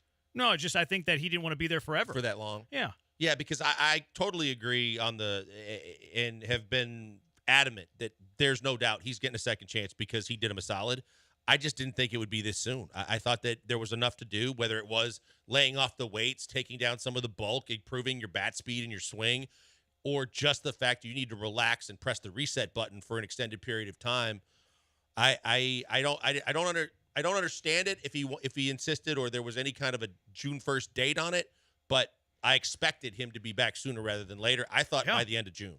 Yeah, I mean, I think it's the only plausible reason. Like, give me an alternate scenario that makes any sort of sense. Like, what is the eagerness to bring Abreu back right now? Is it performance based on what you're getting out of first base? No. John Singleton's been way better than what Jose Abreu gave you. Mauricio Dubon would be better than anything Jose Abreu gave you, and Joey Loperfido would be better than anything that Jose Abreu gave you. You're getting Chas McCormick back, so like you have this like bench that's okay. You really have a surplus right now of guys that you're trying to get into the lineup every single day. I don't think that there is another theory that makes any sort of sense as to why Jose Abreu is coming back by the end of by the next road trip. Dana Brown telling that to Robert Ford on Astro Radio. So what other plausible theory is there than, hey, we're going to take care of you, Jose Abreu, and we're going to we're going to back up our word that we gave you whenever this whole thing started. Let me play the game show. Yeah, let's do it. The only other thing I could think of is you got Baggy down there, and he is supposed to be one of the end all be alls in talent evaluation. And if he's telling you from what he's seen against live pitching that he's figured it out, that his swing is better than it's been, his bat speed is better, his whatever was not working is now working, to where he's made a few calls and said, no, he's ready, and we could use him. So let's go get him, because there's a lot for them riding on this more than there is for the ball club itself to feel like they're going to improve by putting him back in the lineup. Yeah, maybe that's plausible. And Dana Brown said that Bagwell gave a good report. I saw videos of the swing. Blaine said I don't understand any of it. I read an article today that said he has not taken any in-game at-bats at all, only live pitching BP. That's not true. He's been in, 3 games in West Palm Beach, single-A games, or I think it's actually sub-single-A in West Palm Beach. But he has appeared in a few games. Now, he's not hitting well. Like, he was 1 for 4 today with a double. I think he's 3 for 11, 3 for 14, something like that. His swing does look a little better. Like the video of the swing I saw, it looks quicker, it looks simpler, it looks to the ball. Like he's not lunging out in front of his front foot. Now, will that change when he faces big league pitching and he's pressing, trying to, impress his teammates? Maybe, hopefully not. I just think that from the standpoint, it's the double heard around the internet today. The fact that he got a double that was on video has got everybody just raising eyebrows, pointing fingers, and going, okay, look, he's doing some things. That's the only hit he got against very, very far away from major league pitching. Why are we rushing this guy back? Because they had a handshake deal. They had a handshake deal under the table. Shrimp Boat says, why wouldn't you bring Jose Abreu back? Well, because of the reasons we gave that you just highlighted. The fact that you don't need him right now, that everybody that has basically filled his role are playing better defensively, which we didn't mention. Singleton's been playing a good defensive first base as well, which Abreu wasn't doing. We didn't see videos of him making great digs and great stops and great saves at first base either, and I don't need to see them. But I know that what I've seen at first base has been better than serviceable, and there's been more offensive production to where I don't feel that there's a desperate need to have Jose Abreu back on the squad right I wouldn't even go that far. I don't think there's a need. Like, I'd rather have Trey Cabbage on this team right now than Jose Abreu, quite frankly. Like, the Jose Abreu that we saw, I would take Trey Cabbage over that Jose Abreu. Now, is it the final chance, one final look? Maybe that's the case, but do you have to do that on, the week of May 20th? I think it's because they had a little agreement. All right, 713-780-ESPN, HRP listener line, 713-780-3776. Astros open up a 3-game series against the Angels today. So as we do every time, whenever the Astros begin a new series, is he an angel or is he a angel in the outfield character from the movie? Is he an angel in the outfield or is he a real life Los Angeles Angel of Anaheim? It's the Killer Bees on ESPN 97.5 and ESPN 92.5. Hey, guys, before we go to the break, look, if you watched any Game 7s yesterday or NBA basketball, you know the playoffs are heating up, and it's the perfect time for you to elevate your game just like the NBA playoffs at mybookie.ag. I'm telling you right now, mybookie.ag is the only place I tell you to go when you want to put a wager down on a game because you can bet from anywhere at any time, and you never miss a chance to cash in on a big play. You can even live stream and bet on the games right from the sports book, giving you everything you'll need to decide. Cash out or let it ride and go for the big bucks. MyBookie really makes it easy for you to get paid. Tons of boosted props and slam dunk parlays. Plus, new boosts are now posted on the daily. It's more than just a sports book. There's buzzer beaters, underdog upsets, and a community to share in all the excitement and conversation.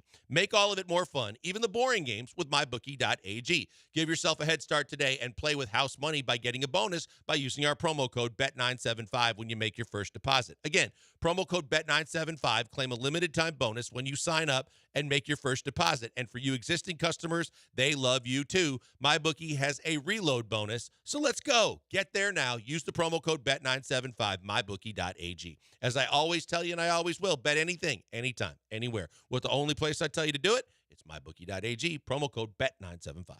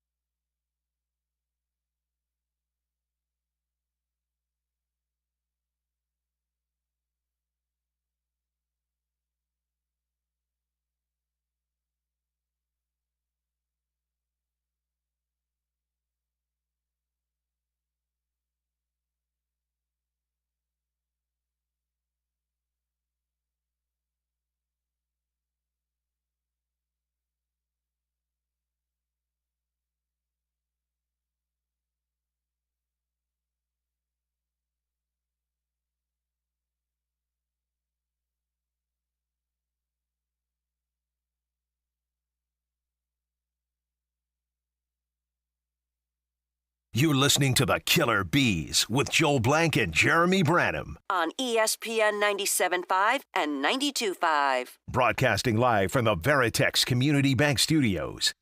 Is Abreu even hitting at West Palm? No, not very well. Front office just can't swallow their pride and admit Bagwell Lytics doesn't work. It's true. Let's not sell Jim Crane out of that conversation either, because Crane had a little part to do with both Montero and Abreu. How do we really know, though? Like, how do we know what the pie chart looks like on decision-making in the Astros front office? Well, we know he has the ultimate sign-off. Sure. And we know that he didn't have a general manager when he had any of those moves. Yeah. So even if you have the ear of Hall of Famers, I would think that he was still the trigger man because there was really no one else left. Yeah. Yeah. I mean, it may have been 95% Bagwell. Hey, we got it done. Just sign it off. Trust me, I'm Jeff Bagwell. Or it could have been 1% Jeff Bagwell. We have no clue.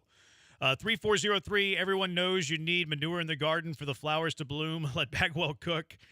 Singleton isn't just being serviceable, he's contributing. Blaine. Yeah. I mean, he's been okay. He's been all right. He's been below first base standards in big league baseball, but he's been far better than what Jose Abreu gave you. He gives you a solid at bat. He's going to walk. He's going to hit the ball out of the park. It's okay. What, 2 ribbies yesterday? I think so. Yeah, and 2 knocks. So, I mean, look, you'd love to see the average up a little bit and maybe some more pop. But at the same time, he's playing catch-up from the standpoint that he wasn't playing much. When he was playing, it wasn't good. Maybe it was because he was platooning, but the entire position has been a disaster the entire season. So anything he does for you or has done for you is a positive. Yeah, it's a positive. It's still below like league average. If you pull up what he's done since Jose Abreu got sent down, his average is actually went down. Like he was at 238 the day that Jose Abreu got sent to West Palm Beach. His average is now 233. But he has slugged more, and he's getting on base. Like, he's got a 230 average, not good. 343 on base, good. 426 slugging for a first baseman, 769 OPS for first baseman, He's been okay. He's been all right.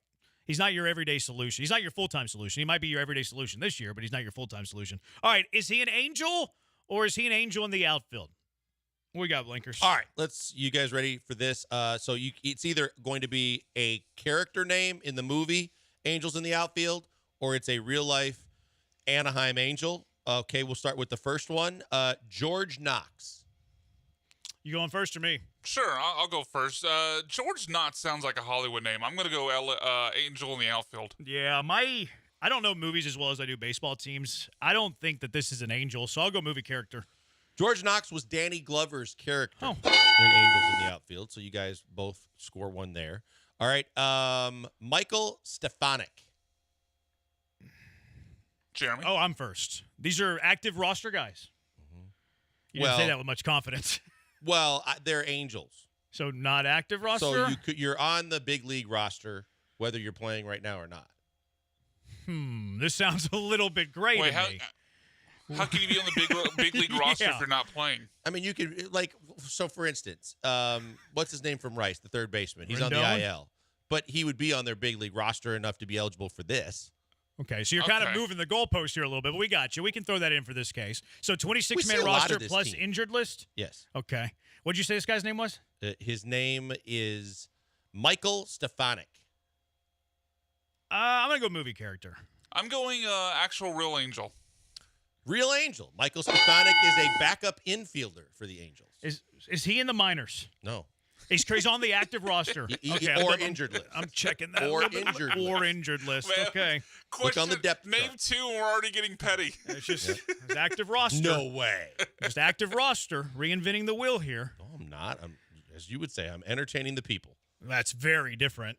But all right, number 3. Number 3. Chase Silseth. Sorry, what was that last name? Chase Silseth. Silseth? That sounds like I'm first here. That sounds like another Hollywood name. I'm going to say Angel in the Outfield. I'm throwing the loop for this IL thing. I'll go Angel in the outfield too. Right-handed pitcher, Angels. Michael Silseth. What was this guy's name? What was his first? Chase Silseth? Chase. I'm going to look at these guys later.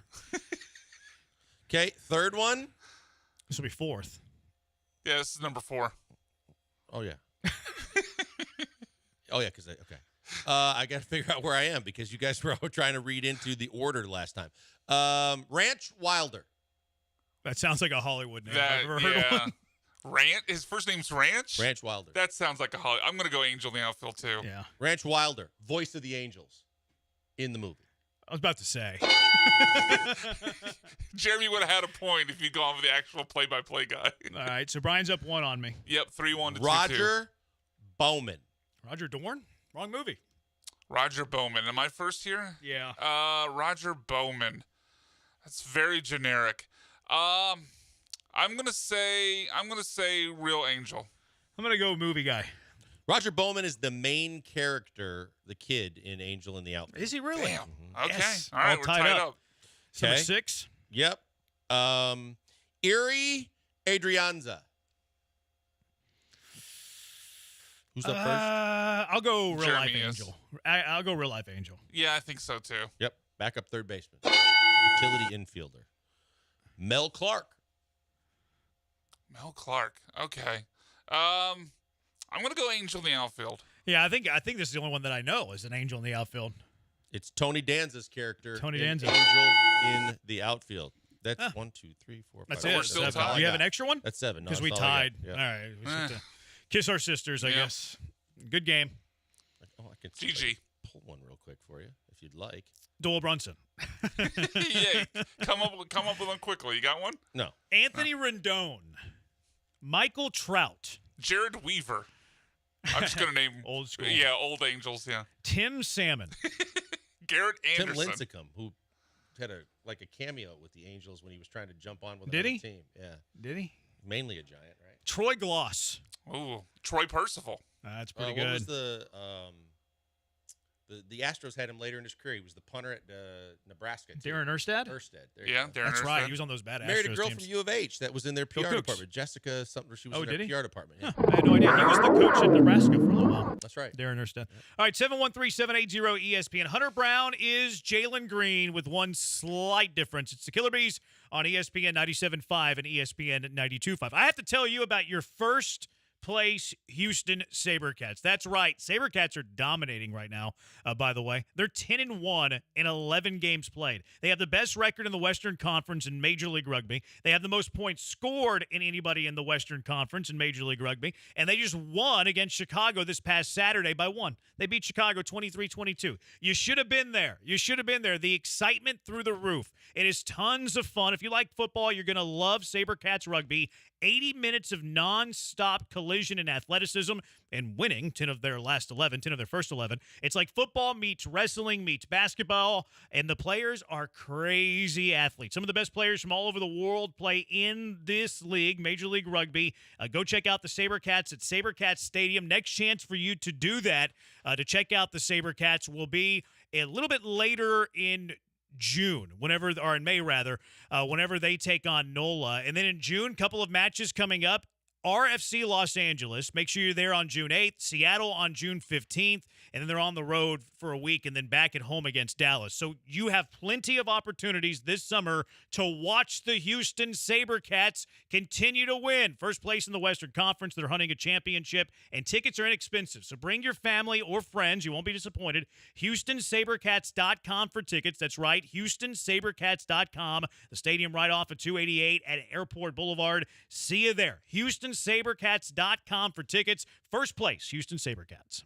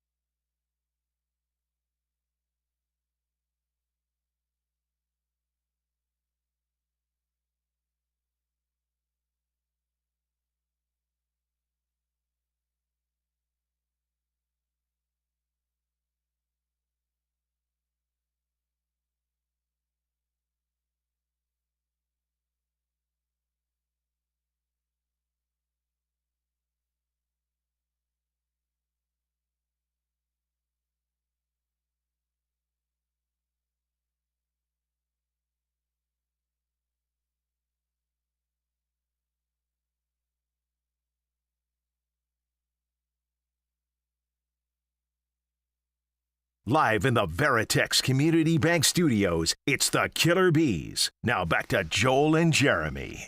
Chase Silseth, 15-day IL. Actually, Chase Silseth, 60-day IL. Michael Stefanik, 15-day IL. Have either of these guys played this year? Guys. Let's see. Silseth, I doubt. Stefanik, zero appearances in 2024. And Chase Silseth has appeared in 2 games. And now he's on the 60-day IL. That's kind of Bush League blankers. It was blankers Bush League in the game. 713-780-ESPN. HRP listener line 713-780-3776. I mean, I'm not losing any sleep over it. I don't think anybody's concerned about your sleep. Okay, Just believe me, I find out more and more the little concern there is, and I don't care. So I played the game. They were on the roster. Yeah. Now they're on the IL. You did play the game, but just not. Can you be in the roster if you play judge 0 and games? jury. All right, cool. It's 2 against 1. It always is. That's not always is. Don't be like that. Oh, Don't be I like can't. everybody's always against you, blankers. No one's always against you, just when you're wrong. Hunter Brown is Jalen Green, except there's one slight difference. Jalen Green has actually showed more than Hunter Brown. Hunter Brown, this is what's frustrating with Hunter Brown. We got into it a little bit earlier. 713-780-ESPN. Hunter Brown is annoying because we know that the upside is there. He hasn't done it this year, but he had games last year. First half of the year, he had a sub-4 ERA. So it's okay, here we go. Rookie pitcher. He's showing flashes. He's going to have this natural progression into turning into a good pitcher. How good? Who knows? But the frustrating thing about him is that he shows that he has potential. He flashes glimpses of being really stinking good at times. The problem is when he's bad, he is really bad, and the really bad it pollutes the good. He's very similar to Jalen Green on that front, except Jalen Green, we talked about how Jalen Green's inconsistent. Jalen Green's actually more consistent than Hunter Brown is. Jalen Green he can get a supermax, blah, blah, blah, blah, blah. Those are fair conversations to have. But in terms of where they're at relative to their sport, Jalen Green's up here, and Hunter Brown's down here. So you can see comparisons from the two of them in the sense that here are 2 highly talented players that both have very, very high-end potential, that if they were to achieve that high-end potential, you're talking about really good players. You're talking about Hunter Brown as a potential top 2 of the rotation starting pitcher. You're talking about Jalen Green. Maybe he can be a top 2 player on what is a team that can make a playoff run, a deep playoff run. But the thing that is holding both of them back, and Hunter Brown more than Jalen Green, is that consistency. Jalen Green isn't there yet of being a top 2 player on a playoff team. Why? Because of consistency. Hunter Brown's not quite really even a top 3 starter on a good big league rotation yet. Why? Because of consistency. So there's a lot of comparisons, I think, between Hunter Brown and Jalen Green. No, I think it's a good comp in a lot of ways. I think that the upside is still far greater for Jalen Green because he's shown more. I think that's exactly what you were saying, is the fact that Hunter Brown it's like Harold Miner. He's got all the tools. Will he ever put it together? Will he ever be able to kind of fine-tune it and pitch more than he throws to kind of maximize the pitches that he has that have shown to be better than Major League average in terms of as a pitcher? Whereas Jalen Green has shown you enough that's what makes it so frustrating to watch him night in, night out for the Rockets. Because even when he's bad, he's not out of the league bad. He's just not to the level of thinking you should offer him a max contract or, a long-term big money deal. But you know that he's good enough to play in the NBA. You know his basketball skills are not what's being questioned. It's just kind of, again, putting it all together into a tight little package that can be effective every single night, whether your game's on or not. And when he's not, he hasn't had the blow-ups like Hunter Brown. So it's easier to say, hey, I'll roll a little bit further and take a few more chances with a Jalen Green than I will a Hunter Brown. But at some point, you got to pay both of those guys, and that's going to be a really tough situation to get into because for Jalen Green, it's right around the corner. Yeah, if Jalen Green, a lot of people, he's a sixth man. He's a guy off the bench, like you're saying. He's not a guy out of the league. There's a very real scenario that exists in which Hunter Brown's not on the Houston Astros this year. And I'm not talking about a trade. I'm talking about he's in Sugarland. Because right now he's already – I don't think that he's on the cusp of being off the roster this time because Jose Urquidy's going to come back. What do you do when Jose Urquidy comes back? What is the move? I think the move's probably Spencer Arrighetti. I don't think it's Hunter Brown. And you could even throw Sean Dubin, who I know is already sent down, but he could come up for Parker Mashinsky once his days are up. So I think Hunter Brown's probably third on the chopping block. It's Mashinsky. I would say it's Arrighetti because I don't think they're going to move Arrighetti to the bullpen. I think they want to keep him stretched out as a starter. And then it's Hunter Brown. But if you stay healthy, well, you got Urquidy coming back. He'll take the spot of Mashinsky. Or he might take the spot of Arrighetti. You have Luis Garcia, who's going to come back this summer. If everybody's healthy, he's going to take the spot of whether it's Mashinsky or Arrighetti. And then Lance McCullers is scheduled to come back. That takes the spot of Hunter Brown. There is a very real chance that the Astros are going to be forced into a decision this summer where Hunter Brown's not one of their 13 best pitchers, and he has to get optioned back down to the minors. Yeah, and maybe that's the reality check that kind of lets it all sink in to where you have to kind of readjust your thought process in terms of what you need to do to hone in your skills to do the kind of things that we're talking about. Because when you look at it, if it's just, hey, from a starting pitching perspective, and I had said when you had these 2 to 3 starts coming up before they had to make a move with Urquidy, who was going to pitch better? I think the clock started, no matter what you had done, both had blow-up games, Arrighetti or Brown. I think if you just say who earned it to this point, I would lean Arrighetti over Brown. But you're right. I think that they still, because they know injuries are still going to happen, no matter how many they sustained, and they can't afford to have both guys or take a guy that's been stretched out working into the bullpen, and then depending on what you do with Hunter Brown, if you kept him up as a bullpen arm, then you're really limiting yourself even more. So if it's the decision between a starter versus a pitcher and a guy that can be more effective in your bullpen, Hunter Brown's come out of the bullpen before. He's been a guy you've been able to use before in the bullpen.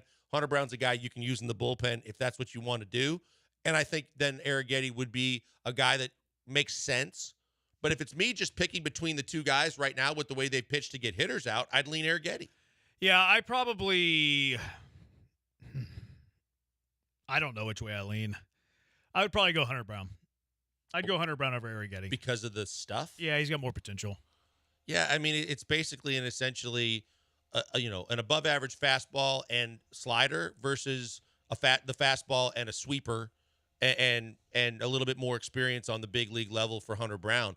I just feel like if you're just going by who's kind of earned the spot over the last 2 starts for each guy, I would lean Arrighetti. Arrighetti's last 2 starts have been better than Hunter Brown's last 2 starts. That's not really that's not for debate. I agree with you on that. For me, it's more that he has the history of being with the big league team. I think that they're going to give him a little bit of the seniority over Spencer Arrighetti. And quite frankly, neither one's been good. They both have ERAs like in the 7s. So do you go seniority with Hunter Brown? Do you give the slight edge to Arrighetti because his ERA is lower in the 7s than Hunter Brown's, who's upper in the 7s? I think that they're going to keep Hunter Brown over Spencer Arrighetti when Urquidy comes back. I think they're deciding, if it's just deciding we need to put a guy in the bullpen, I think that's where it goes to. Brown's been there, done that, and I think that, again, if you're just going up against hopefully 3 hitters and you're just using 2 pitches, I think those 2 pitches can be dominant against hitters in Major League Baseball as opposed to Arrighetti, who we talked about both have control issues too. But I think that he has better control of the 2 pitches that he's going to rely on versus Arrighetti having that kind of control with fastball, sweeper, and whatever else he's trying to use. 713-780-ESPN. Space City Kev says it's not a bad comp. However, I think you have it backwards because Brown contributed to a championship. He pitched very well during that 2022 run. But no, that's true. I mean, he did. He had 2 regular season starts. And he pitched 10 innings in the postseason and had a sub-175 ERA in a year they won the World Series. Yeah, he did when he was brought in the playoffs. Maybe it wasn't the biggest sample size to please everybody, but he did get guys out. I mean, you have a sub-170 ERA and over 10 postseason innings in that postseason where you win it all. I mean, you have to tip your cap to that. You do have to tip your cap. And that's ultimately why I think they're going to give the edge. That's part of the seniority that I'm talking about. I think they're going to have Arrighetti go down, stay stretched out. I think your point's a good one, too. If Urquidy comes back and he's taking somebody's job in the rotation, you're still looking at a 6-man rotation. And then when and if you go back to a 5-man rotation, who do they feel more confident in a long man, multi-inning bullpen role? I think they're going to be more willing to do that with Hunter Brown than they are Spencer Arrighetti. Yeah, no, I think that, and it goes to the point of the listener that said that in the fact that been there, done that, and a guy that, and maybe again, we're talking about the psyche as much as with both players, with Jalen Green, because we know how much he's been affected. He reads things, he hears things, he knows things, he's responded to things. And from Hunter Brown's perspective, it's a fragile psyche as a pitcher anyway. But if you're struggling, if you know you're struggling and you haven't been your best, a chance to go into the bullpen and be a guy that's been effective for a team in that role in the past and kind of resurrect the confidence your team has in you and maybe your own self-confidence, maybe that's a way to look at it too. 60-30, let's hope that Brown has 2 or 3 really good starts and gets the trade wheels moving. He's lost a lot of value from where he was, let's say, 2 years ago. He's lost a lot of value from where he was, let's say, the first 2 months of last year. Hunter Brown's trade value has went down. Like, if he was a stock, he might be at his 52-week low or very near his 52-week low. Because you think about it, a year ago or so, you're talking about a guy that's probably in the top 100 prospects in baseball. I think he was, yeah. And so there's a ton of value for most teams in the bigs that want to get a guy in their system like that because of the upside. Now, there's worry that maybe it was a misread. Maybe that they didn't see what the reality is. What they saw was not what's there right now. Can he figure it out? Now you're talking about more question marks and variables that are shaky that teams don't want to take as much of a flyer on. Or if it is, it's a flyer. It's not giving up true prospects or talent to go get a guy like that. 713-780-ESPN. What if Urquidy comes back and is hot garbage? I think you have to have a plan in place for that. If he comes back and he's hot garbage, then, I mean, I don't think he has options left. You're probably looking at him as your, back end of your first reliever who's mopping up innings. Like he turns into your Brandon Bielak. But that legitimizes your point garbage even more in the fact that that's why it's so vital to keep Arrighetti stretched out as a starter, because if he does crap the bed, then you got to have a guy that can plug and play right away, because you have set yourself to be playing catch up a little bit with how bad you got off to your start. You need a guy that can come in and keep you in ball games. And if Arrighetti's been doing that lately, then you need him stretched out, and then he goes to Sugarland. But you can say that about both of them. You can say that about both Hunter Brown and Spencer Arrighetti. Brown's been better, but as we talked about, the last 2 starts. No, I'm talking about from a stretched out perspective. Oh. Like if your desire is to keep pitchers stretched out, you really need both of them stretched out, because right now they're both one of your top 6. No, even right now they're one of your top 6 starters. And if Urquidy comes back, he's 7. But if he's not good and you don't want him as a starter, then you need the other guy stretched out. That's why the Astros they signed that Eric Lauer guy. Is that how it's pronounced? He was a Brewer. They signed a pitcher today, Eric Lauer, who was not very good last year. He had some injuries. He actually had some pretty good years in the big leagues prior to that. He's not super old. I think he's in his late 20s. They signed him to a minor league deal. He's going to report to Sugarland. Like that's a pretty good signing. When like, we it's talk just about organizational kicking the tires, depth. Kicking the tires and taking chances that are very low risk but high reward possibilities. That's the kind of thing they should be doing. They should be doing this more and more, because of the fact that their farm system has been depleted as well, as we all know, and it's been highlighted. But you need guys that possibly can still be useful this season that are major league experienced. They don't have any of those guys. The Astros are not calling up Chas McCormick today. Chandler Rome said he won't be activated today. He's at Minute Maid Park. We'll go through pregame. Joe Espada said he will join the team soon. So not today, but soon. So Cabbage lives to see another day. And then McTaggart was tweeting. Renell Blanco's doing a live BP today to keep his arm fresh. He got taken deep twice. Greg Kessinger took him deep. Trey Cabbage took him deep. And so the best of the best. Yeah, I was going to say, not the 2 names. If you heard that kind of news, that you would want to be on the giving end of home runs. Don't worry, guys. He's just working on things. This guy on Twitter, Textro, says, "Yeah, that guy was cheating."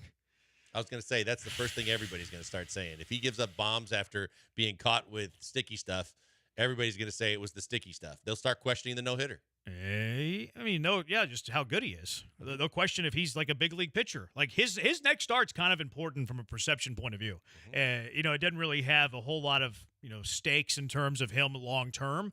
But if he pitches poorly in this next start, he's going to get all of the grief. He's going to get all of the criticism. There's going to be a lot of pressure on his next start. Remember, Cole got some of that after he had the spider tack, and then he went cold turkey and had some shaky outings, and people were, and then he kind of found it again. Anybody who pitched bad after that was getting the "he's sticky stuff" label. Yep. Also, Jose Urquidy will make his 3rd rehab start for Sugarland this weekend. Day to be determined, Joe Espada said. So it looks like he's getting closer to return as well. 713-780-ESPN. Wolves and Mavs. We have our Western Conference Finals. They're playing for, in my opinion, an NBA championship, but there's also an added stake to this series. 713-780-3776. Killer Bees, ESPN 97.5 and ESPN 92.5. It's that time of year. You're wasting your valuable time dealing with your yard.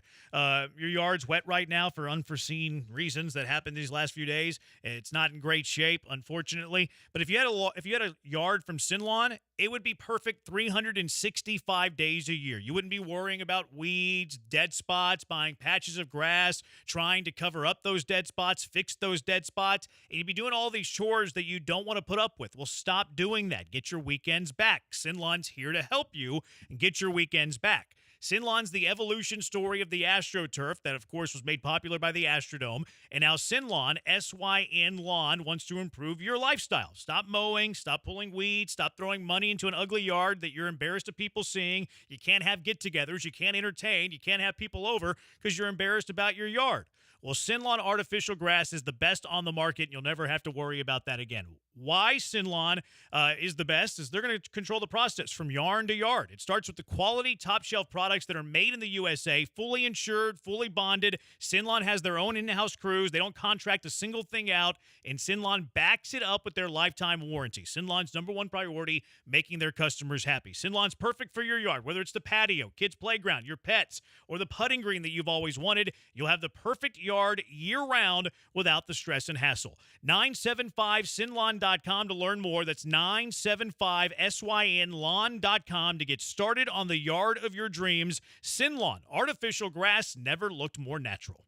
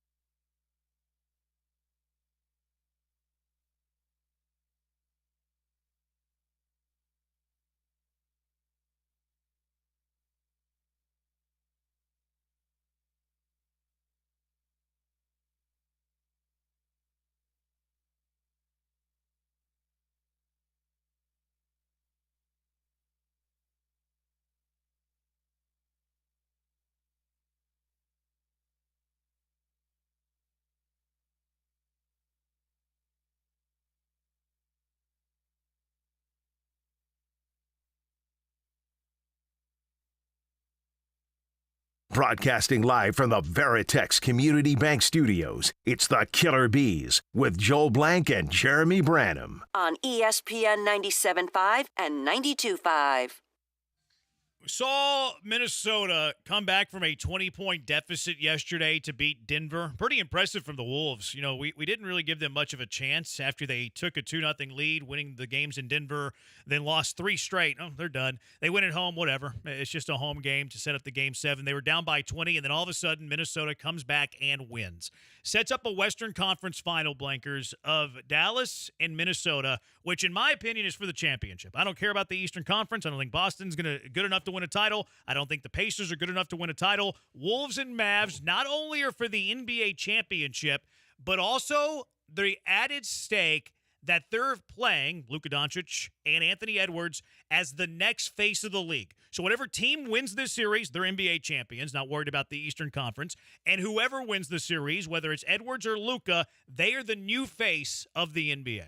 I'll disagree on both. I'll disagree because of the fact that I think, in my opinion, the Celtics are going to win the championship. I think the Celtics are so deep and so talented that I think that they should be the favorite no matter what, and I think they can compete with either one of those teams. But I think that, look, as a basketball fan, as an NBA basketball fan, I think that at least we're set up for some good basketball. I don't think it's going to disappoint with the teams that are still alive.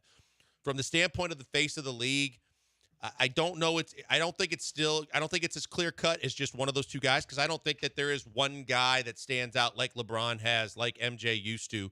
But I think, to me, there's another name in the mix for sure, if not more. But I think Shai Gilgeous-Alexander, the way he's played, the way he continues to play, it sucks that he's in Oklahoma City from the standpoint he doesn't get the exposure as much. But I don't think you can help but give him more of a chance to be the face of the league based on his performance in the playoffs, the way he carried his team down the stretch when they needed buckets late in games, and the big numbers he put up. I don't disagree that Luka and Anthony Edwards are definitely in that conversation. I would just add at least one other name to the mix in Shai Gilgeous-Alexander. Yeah, I can't put him in the mix there because he lost. And I understand that he's an OKC. They were the higher seed, though.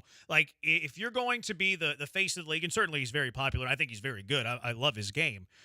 Wish he was in Houston. I really love what he brings to the table. But I can't have him in the conversation with Luka when Luka just beat him in a best of 7 as the lower seed. Yeah, I get it for just what's happened this year, but I think everybody in their career kind of flourishes at different times. I think from the standpoint, if you sleep on Oklahoma City, and it's fair to say, hey, they were the 1 seed, they got beat. But I think that you better get them now, because I believe that this is a team that, with the talent they've already assembled and the fact that they have truly identified their go-to guy to start with. Holmgren looks like he can play above average. Jalen Williams looks like he's going to be a really good player for this team. But they have so many draft picks and so much. I think they have $30-some million in cap space too, to where I think they're only going to get better. Just like Minnesota. I think Minnesota, they've locked up with a lot of big contracts that I think are going to be risky dead weight-ish with Karl Anthony Towns and Rudy Gobert for the long haul. But I think that for right now, Anthony Edwards is only going to get better. I hate the MJ comparisons, and I don't think it's fair to him either. But I think he's clearly shown that he belongs in that conversation. I think of the two teams, I think OKC has the chance for longevity and to even get better. Sure. And then to stay there. And I think that'll elevate Shai, because Kevin Durant was able to find that in Oklahoma City. But you're right. If you just want to say head-to-head, if that matters, yeah, Luka beat him. I just think that from the standpoint of how long they're going to be consistently in the forefront, I think it's just getting started for Shai Gilgeous-Alexander because of OKC. Yeah, but he might be a year away. I don't disagree with what you said, that SGA is on the upward trajectory and Oklahoma City is on the upward trajectory. I agree with you. I think they're going to be a problem for a very long time. But they might be a year away. We might be having this conversation with SGA going into the following year. I can't put him on the Mount Rushmore of the new face of the league whenever Luka beat him and Anthony Edwards got further in the league than them. SGA maybe in the conversation, but to me, second fiddle behind those guys. Yeah, I think that the other thing you have to factor in is the fact that the old fiddle isn't gone yet. I think the old We're talking new face of the league, though, the next face of the league. Because it's almost annoying, but LeBron's still going to be one of the faces. But yeah, if you want to talk about of the young group that's coming up, the two guys that have earned it by advancing. And look, I think that Anthony Edwards, the other thing, you beat the champs. When you beat the champs, it does elevate. And because as he was backing up his talk for the most part. He was, carrying his entire squad. That constitutes it. Luka may be affected negatively by the fact that Kyrie was huge down the stretch in the last couple of games for Dallas as well, to where unequivocally the best player on the Minnesota Timberwolves is Anthony Edwards. And to be clear, I'm saying that the one team that wins the title. Part of this is I'm saying the champion and the best player on the championship team will be the next face of the league, because I think that the winner of the West is going to get by the team in the East, which will be fun because we disagree on that. See, because I think, and on the flip side to your argument, I don't think if Boston wins it, either guy is going to be either Brown or Tatum are going to be the face of the league. I agree with that. Yeah, I think it's definitely, in terms of face of the league, it's whoever comes out of the East, even if they don't win the championship. I'll see that. And then whoever comes out of the West. Yeah. And then from the Eastern perspective, I think Boston, they're supposed to win it. They're favored to win it in a lot of people's minds, but I think they're the most talented team. But even if they win it, I don't think any of the guys on that team are going to be the face or a face of the league. What'd you think of the call on the Mavs Thunder game? I think it was legit. I think that, you can make the argument that, and some people say, hey, the minute that the hand touches the ball in the shooting process, that means it's a block. But on the continuation, he's still trying to shoot the basketball, and the shot was affected by the fact that the follow-through took the elbow and completely hit the arm, to where I think that it was a legit call to be made, and credit to Shai Gilgeous-Alexander after the game for saying, I fouled him. I shouldn't have fouled him. Yeah, I thought it was a very easy call. This was a perfect example of the call on the floor was correct, but did it lessen our entertainment value of the game? Also correct. Like, I wanted to see how that game played out without the call. But at the same time, I'm not going to hold it against the official for making the correct call. Like, you can't be mad at an official for making the correct call. Could I want as a viewer that he let it slide, that he let it go? Yes, I can want that, but also understand that I'm not going to be upset with the officiating when he got the call right. You have to be able to separate the two. Now, it was a 1-point game when the foul was called, I believe. So I think that, to the point you just made, if that game's tied and there's a chance to go to overtime, then I think the ref might swallow his whistle. I hope not, because if that's the case, then that's screwy. Now you're screwing with the game. I've always believed that it's a different set of individual rules by officials in the final seconds of a game, and I believe that if they knew that it would give the teams the chance to decide it on the floor, if it was tied, they might not call that foul. But the fact that game was in the balance because of the fact that one team had a lead and it was under 5 seconds, they made the call. From a viewer's perspective, I like that.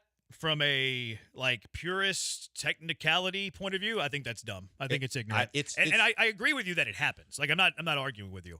I don't think that it should happen. Like, if you're going to uphold the integrity of, the officials in the game by making the correct call, in this situation, you should also be making the correct call in that situation.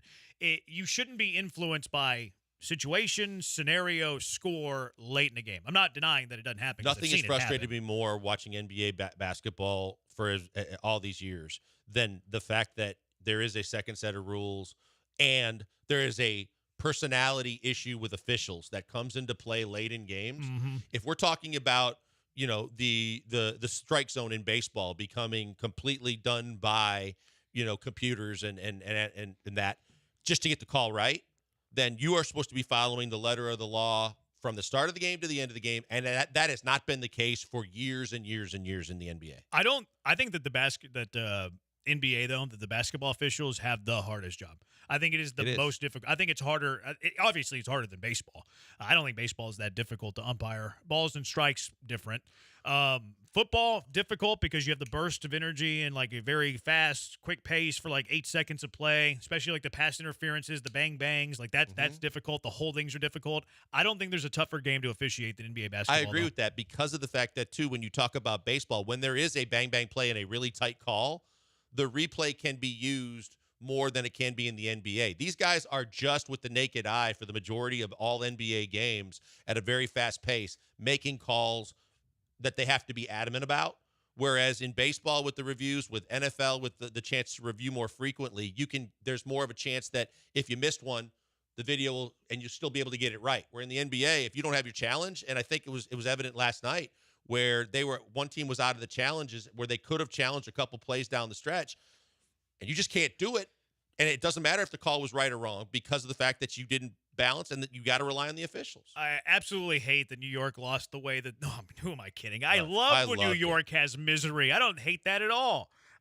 Dab says, I wish Halliburton would talk that ish before the game, then follow it up, though. He was wearing the Reggie Miller shirt after the game. I agree with that. It was I'm all here for Reggie Miller, Knicks, and Pacers, Knicks, and trash talk, especially towards the Knicks. I don't like the Knicks. I agree with Dab, though, that he probably should have shown up wearing that shirt. Yeah, I agree. That's fine. But I think that when you talk about from the pregame to the game and the motivation that he got to do what he did, he backed up everything because they started talking to him pregame. DiVincenzo started talking to him early in the game, and it seemed to actually light a little extra fire on him. And I was critical of him early in the series. He was one of those guys that was like Kevin Martin used to be for the Rockets. For 3 quarters, he was putting up big numbers, and in the fourth quarter, he was disappearing. Yeah. He hammered them last night, and he constantly was talking back to DiVincenzo to say, keep talking, keep bringing it to me, kind of the way Anthony Edwards did, and he backed it up. I give him total credit for that. Yeah, I like Halliburton's game. He's one of my favorite players in the It's a league. weird launch, though. Yeah. It looks like he doesn't care when he puts it up there. And boy, the depth of the shots he was hitting last night from 25, 30 plus, he was hitting some deep shots. He has a very unique skill set. Like his passing ability, he's a fun watch for me. 713-780-ESPN HRMP listener line. Time for our Mailbag Monday. Ask the Killer Bees whatever you want to ask. 713-780-3776. Mailbag Monday with the Bees on ESPN 97.5 and ESPN 92.5. Here's a question to start. Are you tired of repairing potholes? Of course you are. Whether it's a parking lot, a ranch road, lay down yard, truck parking, whatever, we know how annoying potholes can be. We'll fix them for good with Third Rock Renewables. Maybe you don't even need to fix the pothole. Maybe you just need a parking lot. Maybe you need to build the parking lot. Maybe you need to build this ranch road or lay down yard or truck parking. Well, Third Rock Renewables is for you. They have a patented technology called mechanical concrete. Mechanical concrete's good for the parking lot, the ranch road, the laydown yard, the truck parking, and it's great for fixing potholes. It's the only low-cost, industrial-strength, sustainable base that turns these end-of-life tires into a virtually indestructible building product. Call Third Rock Renewables right now, 713-305-0507, 713-305-0507, to find out how mechanical concrete can cut your maintenance costs by 75% or more while lowering your carbon emissions. Be green, save green. Also, if you mention ESPN 97.5, 20% off. Yeah, just mention us, 20% off your mechanical concrete to fix these potholes, these parking lots, these ranch roads, whatever. 713-305-0507 or thirdrockrenewables.com. Thirdrockrenewables.com to fix annoying potholes for good.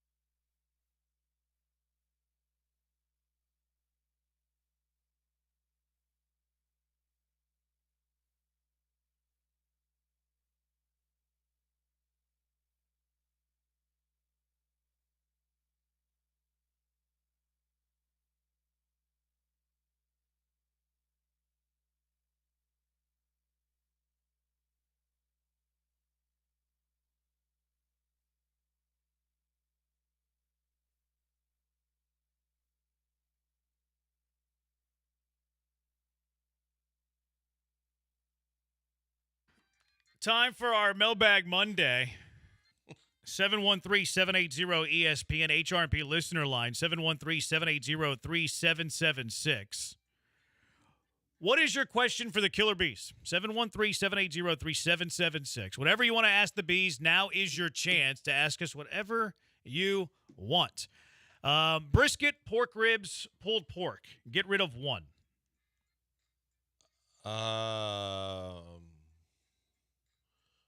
I'm going to get rid of pulled pork.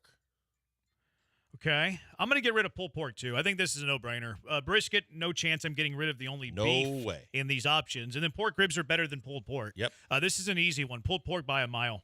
Yeah, I would rather have a chopped beef sandwich than a pulled pork sandwich, so I'd get rid of pulled pork as well. Chopped beef from the trimmings. Yeah. Brisket. Hell yeah. So, yeah. 713-780-ESPN. What's your question for the Killer Bee? 713-780-3776. I love some burnt ends, too, by the way. Oh, burnt ends are elite. I got some of those from brisket. J-Bar M a couple weeks ago. I'm just saying, so good. just another kind of spin-off of the brisket, but you know me and my ability to like things that I get hammered for with well done, but I love the burnt ends are awesome. Yeah. Surf or turf? Turf. Okay. Nothing would beat a good steak, but man, I love shrimp. So it's tough. I guess it depends on what surf and what turf. The surf's lobster, isn't it? Or is it just whatever? No. You can go with whatever surf you like. Yeah, anything from the sea. I like all kinds. I like both. The combination's I do too. fantastic. If I had to pick one, I'm probably going turf over surf. Now, the amount of options you get with the surf, though, like give me some shrimp, love lobster. You know what I really like that's very, very underrated? Scallops. Oh, they're awesome. Yeah, Scallops are great. fantastic. Scallops might be the best of the three. I don't disagree, and I love shrimp. Even from a kid, little on, love shrimp. But the fact is, you grow up in the Midwest, you grow up on steak, and steak is the trump card that beats everything else. And I mean, I love a really good steak, so I'll lean that way. You do if you do scallops right, they're fantastic. Mm-hmm. 8576. I'm heading to Damaris Barbecue. What do you recommend? Well, anything in the menu is Pretty great. much everything is good. They have the Hoffy burger still, right? That's pretty good. If I'm going to Damaris Barbecue, I'm not getting a burger though. I'm just saying. I mean, Their we nachos talk are about really good. they've got a lot of good. Are They they? have a very diverse menu there. They've got quesadillas, they got burgers, they got all sorts of stuff. Yeah, they do have a very diverse menu. I like everything there. But every now and then, they used to give U of H. I think they still do this, but I haven't been on the U of H dime in a while. They would give U of H like a big discount, and they would. I would go pretty often. Their nachos were. You know who else really they good. give a really big discount to? Granado. Yeah. Yeah. Maybe the biggest discount. Yep. 3311. Rate the lettuce from first to worst. Spencer Arrighetti, Josh Hader, Chaz McCormick, Sean Mapes. I think this guy's misremembering what Chaz McCormick's Yeah, hair I don't looks like. believe Chaz should be in this conversation. Chaz doesn't have great lettuce. He just has normal hair. I mean, Maybe it's thick. I don't know. It's just not. looks like It's not normal like hair. shoulder length like Arrighetti when they took him out and he was like fretting over getting out of the Abreu getting out of the inning. He was hat off and fluffing it out and playing all that stuff. I think this comes down to Mapes, Hader, and Arrighetti. I think I'll go Hader, Arrighetti, Mapes. reverse it. What? I said reverse it. Mapes number one. Why? He always wears the freaking headband. So a lot of people wear a headband. Hell, Jeremy wore a headband last week. Well, he did that for Bregman. I did it for myself. That doesn't change the quality of the lettuce. Yeah, I'm going to go Mapes 1. I'll go Hader 2. Chaz doesn't belong on this list, and then Arrighetti's 3rd. I eliminated Chaz. Yeah, Chaz has short hair. 6860, you can bring back one spot in Houston that has been closed for years. What would it be? Restaurant? It says one spot. One spot. That one's easy for me. What is it? Bernie's Burger Bus. That place was They fantastic. got rid of popular. Bernie's? That was Huh? popular. They got rid of Bernie's Burger Bus? Yeah, it started off as a food truck. They got their own brick and mortar, and they started expanding to multiple locations.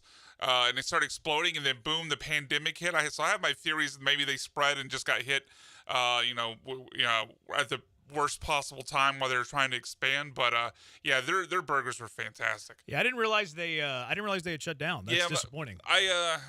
We went there right after the pandemic started. They stayed open for a little while, and then they ended up closing in May of 2020. We tried to get to like their going away day there, but the line was insane. Didn't get in. I would go Astroworld. Oh, that's a good call. Someone on text me That's said a good that. call. That's Astroworld was when I first moved here was still going, and was really cool to be that close to it. And I like the fact that it was a neat little backdrop too, with being close to the stadiums and everything. But Sleeper, there was 4 of them, I think. Chang's Chinese food. in and around the downtown area. I don't know that one. Very underrated, very, very good. And all of a sudden, one day, they all shut down. That's too bad. Yeah, Uncle Barney would take us to Astroworld every summer. We had season passes. Grease Lightning, best ride there. Love me some Grease Lightning. Every now and then you get some cool employees, and if you went on a weekday and there wasn't a line, they wouldn't even make you get off. I know. Wouldn't even make you get off. Yeah, many times. Just nonstop Grease Lightning. It was outstanding. 713-780-ESPN. If you can only sign one, Jeremy Pena or Yainer Diaz? That's a good question. I'll go. I'm leaning Jeremy Pena at this point. I can't believe it took you so long to answer. Well, because I still believe that Yainer could turn into a big-time power hitter in this league. But I think defense right now is a little bit in question for me, more so than the fact that you get unbelievable defense from Pena. If he hits like even just a little less than, or this is the average, I'm all in on Pena. Yeah, Pena easy for me. Jeremy Pena is leading the American League in hits. His numbers are fantastic. I think he's second in batting average. His defense, you're playing a premium defensive position.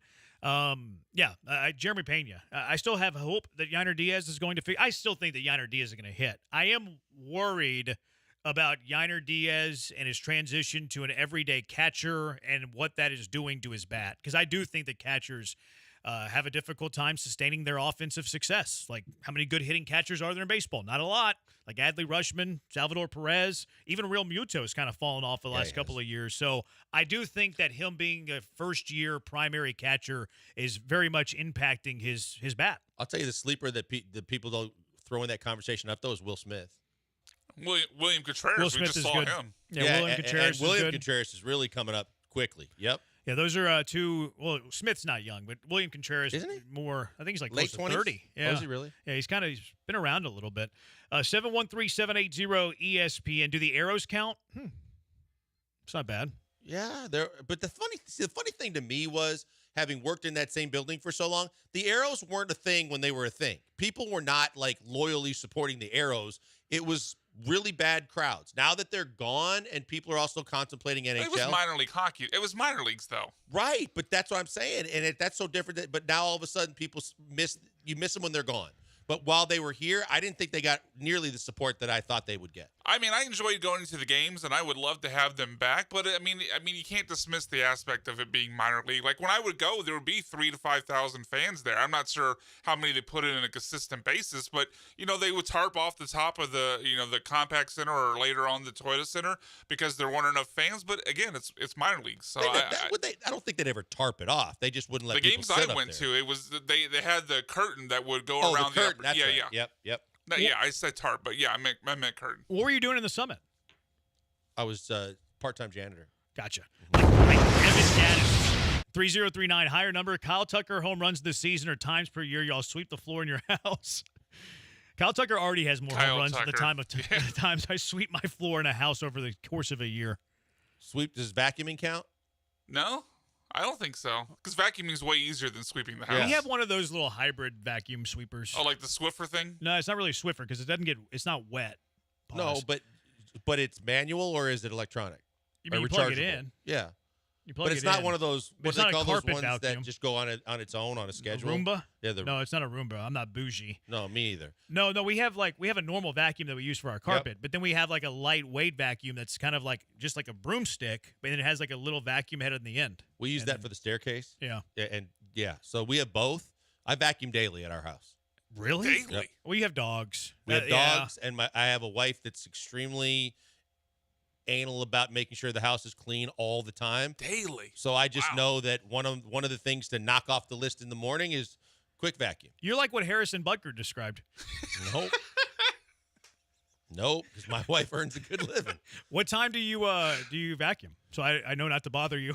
No, I have a routine. So I know. I was curious what your routine is. Like legit. I know. We get the girls. Lisa gets the girls up. Then I walk the dogs. Then I take the girls to school. When I come back from school, I normally feed the dogs and vacuum before I go to the gym because she's getting ready for work. That's nice. You get a nice little. That's nice. A clean house is nice. I mean that sincerely. If Abreu comes back, are you willing to lose games just to justify his paycheck? No. No, not at this point. No. Answer, no. I mean, that's one that they got to suck up and admit. If he ain't good, then he's got to go. I mean, Bagwell might be, but I'm not. Crane might be. Bagwell might be. Yeah, I'm with you guys. I'd rather win. I mean, I would pay Jose Abreu to go home and sleep on his couch every day and eat bonbons. Like, I don't need Jose Abreu on my baseball team. Now, if you want to give him one final Hail Mary, this is your final chance. Okay. All right. And that's a perfect segue to our next segment. Here's a good idea. Astros are winning baseball games. They're gaining all this momentum. What are they doing? Adding the worst everyday player in baseball history to the mix. 713-780-3776. Killer Bees, ESPN 97.5, ESPN 92.5. Guys, right now, a word for Vanderford Air. We know that all week it's going to be in the 90s. It might get to triple digits by the weekend. The fact is the heat is coming, and when it comes, it is not going to go away anytime soon. That means you need a reliable air conditioning company, an HVAC company that is going to be there for you, that is going to guarantee their work, and is going to be reliable when you need them most. A lot of times that's when you have an air conditioner unit on the fritz. Your HVAC has got up and went, and it's 100 degrees, and you need someone there yesterday. The fact is, most companies will tell you, we're backloaded. We got a lot of people. We'll get to you when we can. It might be a couple days. It might be a week. No, not with Vanderford Air. When you call them, they will be at your door within 24 hours. That's a guarantee that I like because that's one that makes sense to me because I know I'm not going to be sweating it out for days on end, maybe weeks on end, trying to get a company to my house. It's fantastic. Family owned and operated with the same kind of values that you would expect. They take care of Houstonians on a daily basis, and they guarantee all their work. Whether they're replacing a part or they're replacing a whole unit, they are going to do great work, and they're going to stand behind it 100%. That means everything is 100% money-back guaranteed, from the parts to the service to the installers to everything that goes with it. You have to be 100% satisfied or your money back. That means everything that they tell you, and they're going to document it for you, they're going to do and do to the industry standards so that you are pleased with the work. That is what you're looking for, especially with big essential items like plumbing, which they also do, and they can do all of that too. But plumbing, air conditioning, heating, all those key things that you need that you cannot be without when the times and the elements say so, that's why you go to Vanderford Air. Check them out right now, vanderfordair.com. They are going to take care of you because that's what they do.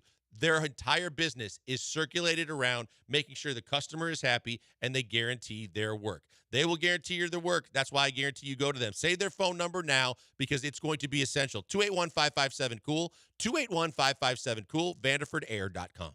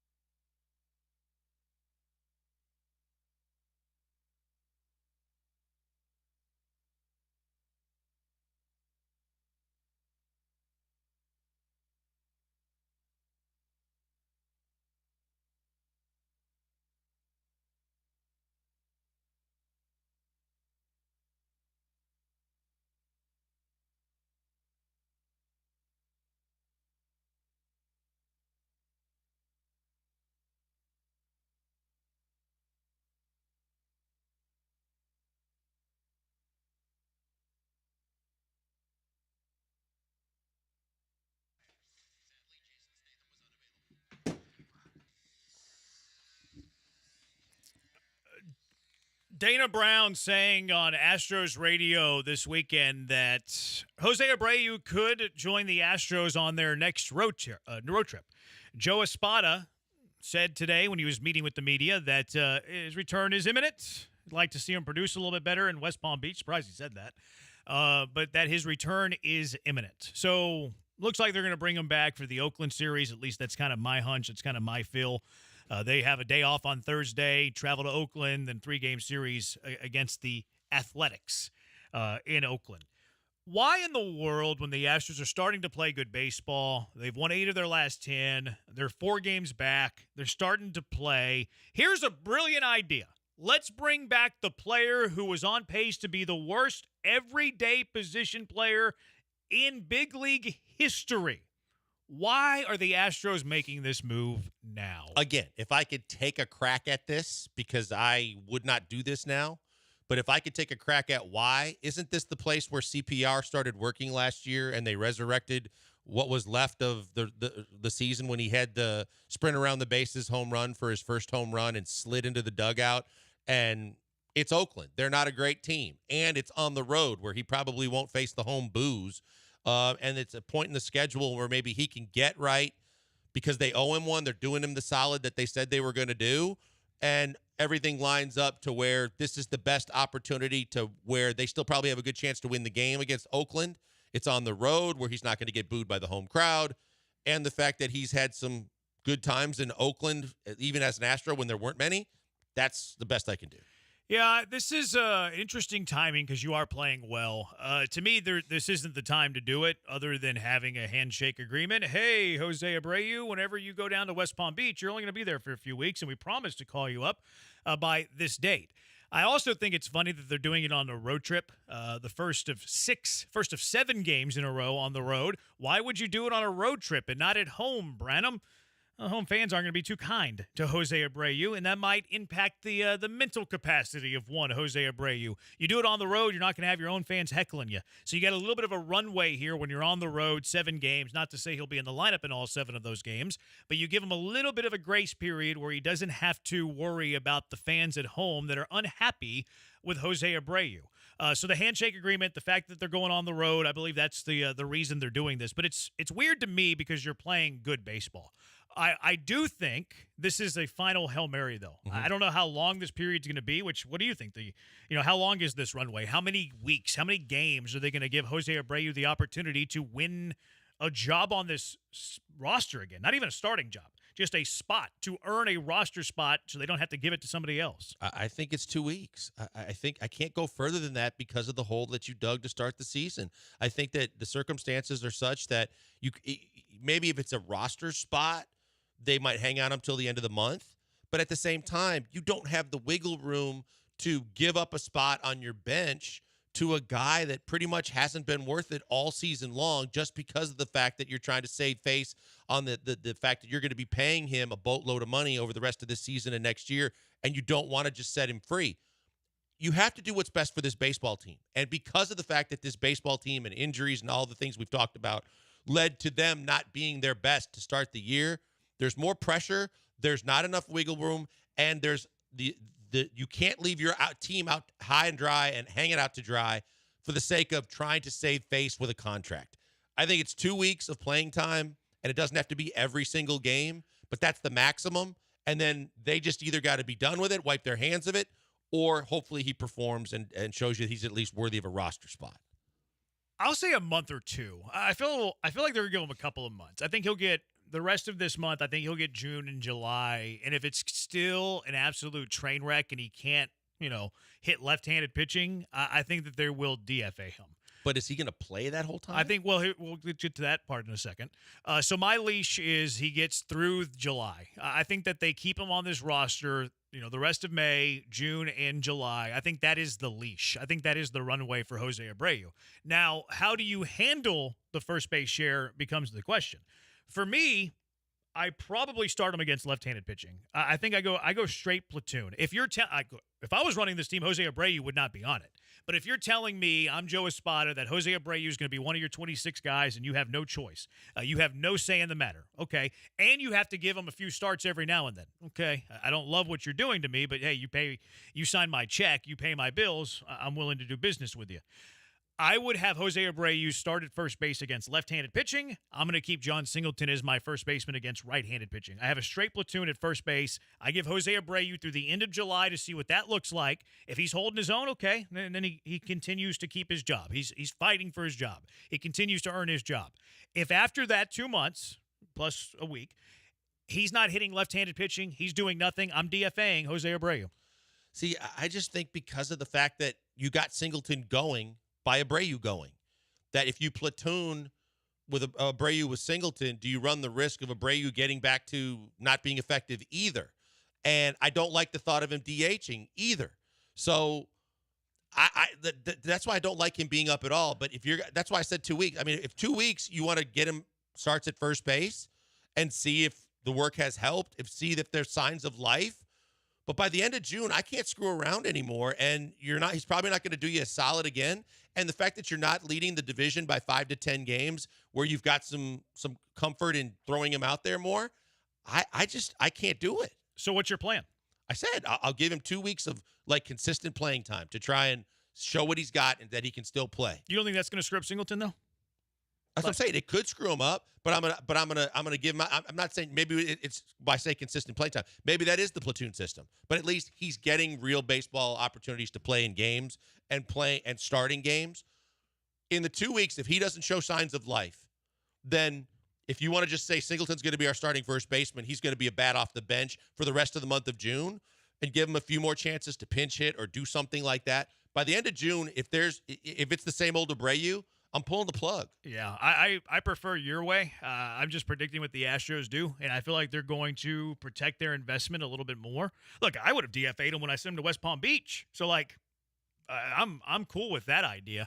But I do think that's going to be his way to playing time. I think he's going to start against lefties. Astros fans have to accept the fact that as frustrating as it is, the reality is they don't want to admit they were wrong, and they don't want to just say, he's gone, and we're eating the rest of this contract and getting zero from it. As close to zero as he's been this entire season and basically his whole existence with small sample sizes of good, that's something that Astros fans have to accept. They don't want to just eat the salary and send him packing. They want to give him every opportunity to succeed. Yeah, they do. 8632, I feel like this has to be a joke or a prank. We're waiting for the gotcha from the Crane Gang emoji. 8693, but wouldn't bringing him back up when things are going well be better than him coming back when things are going poorly? There's no good time in my opinion, but I'd rather see him play when there's not a lot of pressure on him to produce. No, I disagree. Like, if you have momentum and you're playing well, I don't want to do things that could change that can change the makeup. I don't think he's a clubhouse cancer. Everything we've heard, he's a professional, and you can't tell that he's in a slump and that he's down. So I don't believe that. But when things are rolling, I'm not one that is looking for change. I'm a very much a believer, if it ain't broke, don't fix it. And right now, the Astros ain't broke. In fact, this is as good as they've looked all year long. Why are you throwing this little black cloud of Jose Abreu making all of this money that they're forcing him at bats whenever it's not in the best interest of the team? That's why I'm not a fan of doing it when things are going well. If things are like, if you were to go on this week's right here where you're playing the Angels and you're going to Oakland and say you have a day off. So let's say you go 1-5. Okay, well now let's see if something, you need not to say Jose Abreu is a spark, but now's the time to do it because you're not messing with what is working. I hate messing with what is working, and it feels like they are messing with what is working. The thing is you're not being chased. You are chasing. You're chasing getting over 500. You're chasing the division, and thankfully it's only 4 games now. But you're chasing all of these things to make sure that you stay relevant, that you stay winning, that you stay in a position to make the playoffs. The fact that you are sitting there in a position where you're bringing a guy in that could disrupt so much, not just whether he can perform or not, but like we mentioned, with Singleton, with the fact that other guys that have been options are hitting the baseball, that to me is this very, very scary proposition for taking a big step back. 713-780-ESPN, your thoughts on that. Also, Jake Myers is a legit everyday center fielder. How do you handle the log jam with Chas McCormick coming back soon? 713-780-3776. Killer Bees, ESPN 97.5, ESPN 92.5. My colleague, go Cougs, U of H class of 1990, has been protecting the interests of businesses for nearly 25 years. HRP provides comprehensive human capital management services, including HR compliance, benefits, administration, and payroll. HRP will also work with you to customize a plan for whatever you need. There's nothing cookie cutter about HRP. You need a little help, a lot of help, anything in between. HRP will create a plan for what you and your business needs. Also, their customer service second to none. You'll never talk to a stranger on the other side of the line. You'll be calling someone that's familiar with you, familiar with your company. I can speak to that customer service anytime I have a question. Always get a quick response. Very easy to understand. Let HRP take on the demands of human resources and eliminate your HR burden so you can get back to growing your business. Give them a call at 281-880-6525 and let HRP customize a plan for you. 281-880-6525 or check them out at hrp.net. That's hrp.net.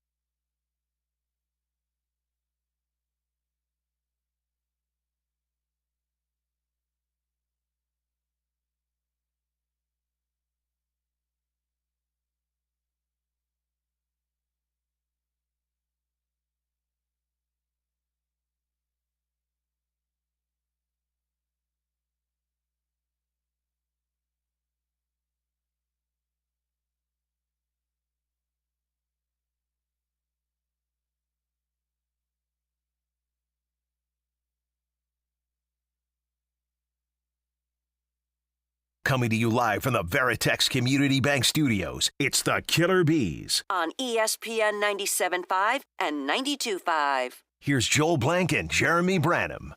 713-780-ESPN HRP listener line 1565. I like that Singleton gives us another left bat, and he seems to be doing better with more playing time. I think that's true for anybody. Like, the more repetition somebody gets, the better. Now, there are specialists that, you know, maybe a guy hits left-handed pitching really good, doesn't do as well with right-handed pitching, and, you know, maybe if you minimize the start he has against righties, maximize the starts he has against lefties, their overall numbers will look better.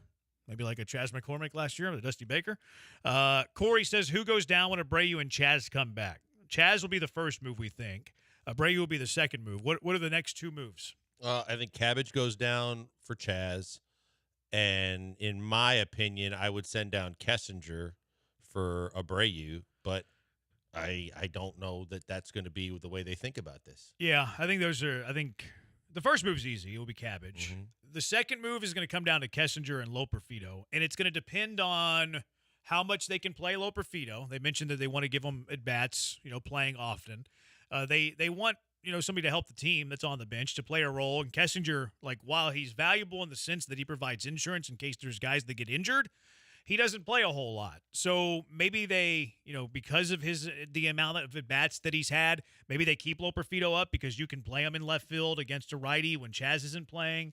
In fact, that's probably the route that if I were running the team, it'd be Kessinger. Kessinger would be the guy that I'm sending down. I'm keeping Loperfido up, and I'm trying to find a way to play Loperfido as much as I possibly can. I don't think I'm really torn on what they do. I'm very curious to see because I could see both routes with Kessinger going down, with Loperfido going down. I really don't have a feel of what they're going to do. the Astros have shown us that they're willing to play with one infielder on the bench with Dubon. Because remember, it might have been the Loperfido move. I can't remember the move a couple of weeks ago, but they sent Kessinger down, and then the only time that they placed him on the injured list. Yep. And then whenever they had to place McCormick on the injured list, that's when they called up Amaya, the backup infielder. So they've shown that they're willing to play with only Mauricio Dubon as the backup infielder. So that makes me think that they're willing to keep Loperfido up. If they hadn't shown me that move, I would say it's 100% going to be Kessinger on the team, Loperfido down. But because they've already shown us once their willingness to go with just Dubon as the backup infielder, I think there's a 45% chance that Loperfido stays up. Yeah, and if you call it an emergency or whatever, Loperfido has played some infield too. If you need an extra guy, he's never going to be probably forced into doing that unless it's an emergency. But I think that it would be more of an emergency situation. You need your best guys that are hitting the baseball that can be effective on this team. I don't believe in Gray Kessinger. I believe in the guys that have shown you, including Joey Loperfido, that when they're in the lineup or when they're called on, they can put the bat to the baseball and be effective getting hits. The worry for me is that because you add another body in the outfield, that Joey's going to have a problem finding places in the lineup where he can get consistent at-bats and game time. And he's too young, and I don't want him to just rot away sitting there on the bench not getting reps. I would hope that they find a way to get him to play. I don't know if that's kind of the crash course that they did when they were getting Dubon ready to play first base again, that, they just, as much time as they can when they're not playing games, he's working on being able to fill in at first base too. But I would rather see Loperfido for his offense on the roster and deal without Kessinger. Yeah, I mean, Kessinger's value is not that he's going to play. So it's not that you trust him with the bat. It's that he gives you positional flexibility in case there's a guy who goes down, or if Dubon's playing in left field today. You would, if Kessinger's not on the team, you literally don't have an infielder on the bench. Now, you can play, manager, and if, Jeremy Pena got a, scratch on his leg and he had to leave for the rest of the game. Okay, well, Dubon plays short, and you move whoever's on your bench to left field. But managers don't love doing that. But, his bat wouldn't be the reason that he stays up. It would be because he can play multiple positions, and you want to give Loperfido every day at bats. I think Loperfido, I've gone back and forth on this. I think it's 55-45 Loperfido stays whenever they call up Chaz, which now it gets you to the logjam. I think Jake Myers has shown that, at least right now, he's a legitimate everyday center fielder. How do you handle the logjam now that, Chaz is going to come back soon? Maybe you keep Loperfido up. How do you handle it if you're Espada? It's tough because you don't know what Chaz is going to be. And if he's rusty offensively, you can't just keep throwing him out there and saying, we'll be patient with him figuring it out, when the guy that's sitting behind him, that's sitting on the bench in Loperfido, is the guy that's been hitting the baseball, the guy that's been able to play there, and to where, and we know that Chaz a lot of times gets sensitive with decisions and not knowing, even when he's going to be called up, or when he's going to play, or how consistently he's going to play.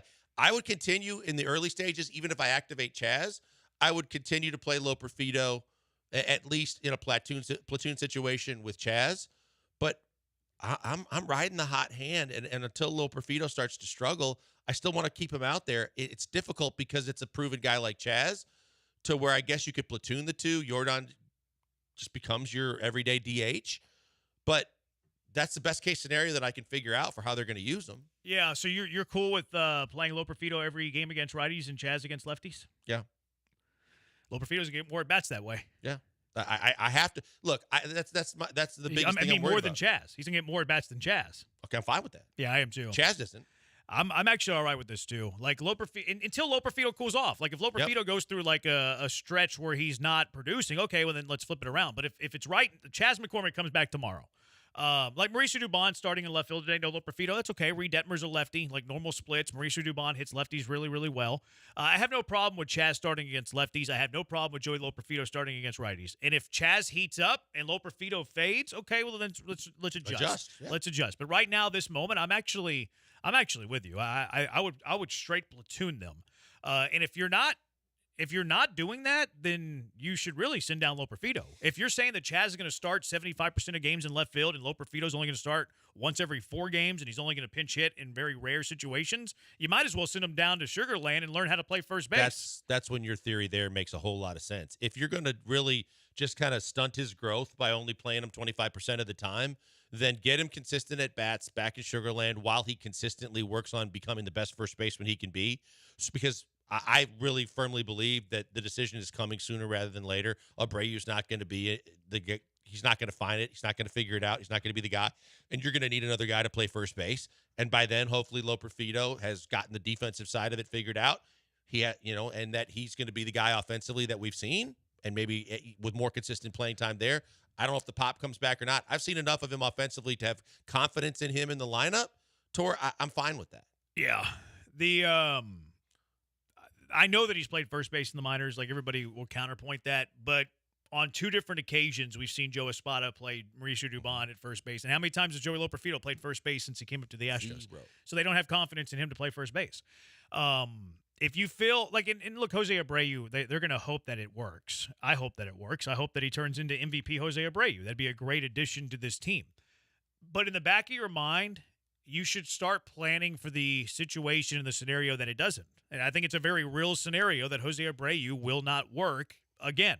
The second time with the Astros in 2024, I think there's a very real chance that it will not work. So you have to start planning ahead a little bit. And I like Singleton. He's a fun story. Is John Singleton an everyday first baseman on a playoff team? Borderline. Okay, go tell Joey Loperfido to play first base every single day for 2 to 3 weeks, and if Jose Abreu stinks and they have to DFA Jose Abreu, well, then there's your competition. Loperfido and Singleton, hot hand, you're getting starts at first base. Yeah, this is the thing that, again, the organization is going to fight this tooth and nail because of the $19 million a year. But if this wasn't about the finances, Jose Abreu would never see the field again or the organization again for the Astros, and he'd be on the street. So the people that are crossing their fingers and holding their breath that Abreu's going to find it, he's going to be that guy. He would have been that guy already, I think, based on what he has not done since he signed the 3-year deal. So at a certain point, you realize for the betterment of this team, because they are right back in it to be a playoff team, they can't take too many chances or keep rolling too long with guys that are less than. And Chaz is going to have to figure that out too. Chaz is going to have to be a guy that realizes, hey, look, I had a good year last year, but I've been hurt. And now and even before I got hurt, I wasn't the same kind of player. I know that my ego says I should be playing all the time, but he's got to be able to suck it up and face the facts too, that if he's not hitting and he's not who he was a year ago, for whether it be health reasons or otherwise, Joey Loperfido deserves to play. I hope he gets hot and they trade him. Like, I think I'm on the trade Chaz campaign. He's right not going to, because you agree with me. He's not going to take too kindly. Well, to I the don't care fact about that. I don't care either, about but his I think that feelings. he's going to act up. We're paying you a handsome. Like, what's he going to do? How's he going to act up? I He's mean, going to pout. Oh well, yeah, go be a child. And work the media and do all the other crap, because it's not going to be quite the Jake Odorizzi routine. But I think he's got signs of showing that that's the kind of he's not going to be a good teammate. Yeah, I mean, that's his prerogative. I'm not worried about his feelings as I'm trying to do what's in the best interest of the 24 Astros. But Jake's playing really well, and look, I don't know if Jake's going to sustain this. I don't think that Jake's going to have an OPS over 900 and a batting average over 300. But I do think that Jake Myers is an everyday center fielder, and I have no problem if the Astros made moves with him as the everyday center fielder. And I know that Chas McCormick had a really good year last year. I would entertain trading Chas McCormick. Now, I'm not trading him for a Phil Maton type reliever. I'm losing terrible value there. But if I could get a solid prospect who I think is in my plans going forward, I'm willing to entertain that come, a month from now if Chaz is heating up, because I have no problem playing Loperfido in left field every day. I have no problem playing Loperfido in left even against lefties. I have no problem. He hits lefties pretty good, actually. See, and I like the fact though that if he could just be a good camper in this process, then if Jake cools off, then there's going to be more chances for him to not only to platoon, but to platoon at 2 different positions again, and he could play center field more. But you got to ride Jake out with as big of a heater as he's been on. You have to keep putting him out there every day right now, because you got to ride those numbers until he cools off. Chaz just has to be understanding in the fact that if he was hitting the baseball, this would be a different conversation. He's not. He's been hurt, and he's got to be patient. If he's not willing to be patient, then I'm more likely to trade him, just because of the fact that I don't need a distraction right now with everything that they're trying to do to play catch-up. Would you take 260 average, 760 OPS for Myers? Yeah. As a center fielder? Yeah. Playing really good defensive center field, which absolutely he does. I would. That's what he did his rookie year. Yeah, I'll take that. That was before the injuries and before the, whatever the deer in the headlights and the kind of CTE from the injuries.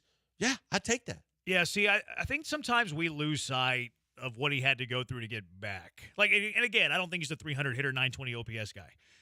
But I do think that we lose sight of the injury. Like, Jake Myers was on a really good path. Jake Myers, 260, 761 OPS. You said you would take that as an everyday center fielder. He did that in his first 163 plate appearances as a big leaguer.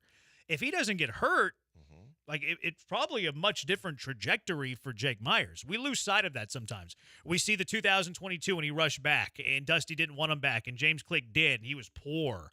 We see last year where he, didn't get a ton of play, but had a sub 300 on base, had a sub 230 batting average, was left off of the ALCS roster. We see that, and we're like, okay, what if he was never just 100%? What if he's finally 100%? And again, I don't think Jake Myers is a 300 hitter with a 920 OPS, but what if he's a 275 hitter with an 850 OPS, an 800 OPS?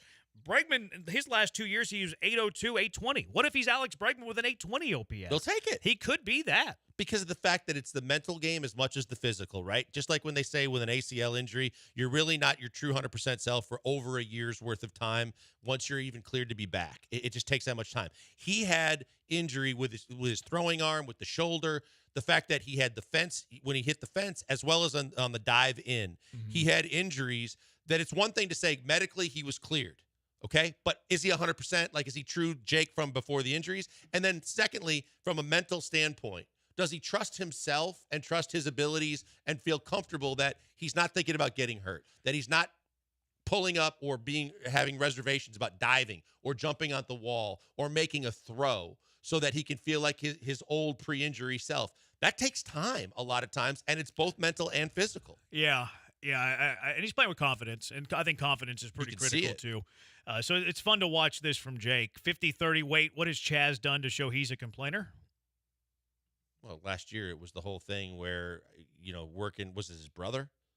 Yeah, his brother did like some things working on Twitter. Some things into the media, and then the unnamed players were having opinions that were getting to Chandler Rome and others, and that started a whole firestorm of things. And the interview the other night in the minor leagues when they interviewed him after the game to ask, and I don't know the plan. I thought that was actually him being a pro. Like I don't know the plan. Like I don't think that was complaining. I think it was him being a good professional. I felt because of the track record that there in the past, if things don't sit right with him, that he doesn't normally take it. He doesn't take it great. Mm-hmm. That I could see signs of that being something where he's like, I'm ready to play now. I think he's been fine with the mic on and the red light on. I do think that there's been times he plays the back channel thing. Like his brother did like a bunch of stuff on Twitter, and I do think that he was a Chandler Rome source whenever he was called fat by Dusty Baker.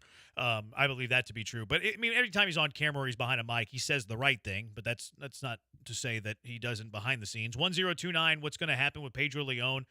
That one's interesting to me because he's actually playing really well. It depends on what Dana Brown and the Astros think of him. If they think that this is just like a hot flash from Pedro Leon, they don't think he's a big league player, but he's just producing really well right now in Sugarland. I think he could be a trade piece. If they do think he's part of the future plans, maybe you have a situation where you trade a Chas McCormick for a couple of prospects to replenish the minor league system, and then you have a Joey Loperfido, Pedro Leon platoon / play the hot hand in left field. Yeah, I think it works both ways. I think that from the standpoint of what happens on the major league level, if Jake does fall off, if you have injuries and or you have issues with attitudes or otherwise, then you might look at moving Chaz, then he could be in the mix there. But right now, just the way we keep saying, if it ain't broke, don't fix it. If the guys keep performing at the major league level like they have been when you talk about Loperfido and Jake and the guys that have been playing consistently out there, I don't know that there's a spot for him right now to be moved up to the major league level unless guys fall off on the big league level and or changes are made. And then you keep riding it out to see how far he can do that at AAA level because you got an insurance policy. 3338. Loperfido only has one bomb since coming up. What happened with Joey Loperfido? I would say 39 at bats. What happened? Like he's had 39 big league at bats. He has just one home run. Like that's talk about looking at the negativity about a player. Like, but he's also, instead of being a boom or bust guy, he's been a guy that's been more consistent in being able to get base hits. Yeah, 1 home run in 39, your first 39 at-bats. Like, okay, is that low for his power? Maybe, I guess. But he's hitting .333. He's got an OPS of 817. How about that in his first 39 at-bats? Like that. Talk about glass half empty. Now, Lil Profito has hit into some decent luck. I thought he would have more than 1 home run in 39 plate appearances, but I also didn't think he would have an OPS north of 800. So, glass half full, glass half empty. What kind of guy are you? 713-780-ESPN HRP listener line. The Texans, they have a great young foundation and proof to that young foundation. It's the Killer Bees on ESPN 97.5 and ESPN 92.5. Guys, look, I want to take a moment to tell you about Allstate Siding and Windows because it's getting hot outside, and you want to be more energy efficient because you know that you're going to be cranking the air conditioning. You want to make sure that it's not escaping through bad windows. You want to make sure that it's making that you are saving on your energy bills because you're going to be using a lot of energy. That's why you do what I did. I got new windows at my house, and I cannot tell you how big of a game changer they have been. First and foremost, from a curb appeal standpoint, they upgrade the overall look and appearance of your house and give it an unbelievable value when you see these kind of windows on your house. But more importantly for you, it's going to allow you to save up to 30 to 40% on your energy bills because they are energy efficient, they are durable, they can withstand everything from hurricane season to the brutal heat of the summer to the occasional really cold nights in the wintertime. They are protecting your investment and doing everything that you need them to do to be worth every penny you may spend on them. That's why I encourage you to call the people at Allstate Siding and Windows. They do two important things which protect the most important investment that most of us have, and that's our house. They provide that outer shell, that protection from the windows to the siding that is going to help protect your house from all the elements and all the different weather we experience here in Houston.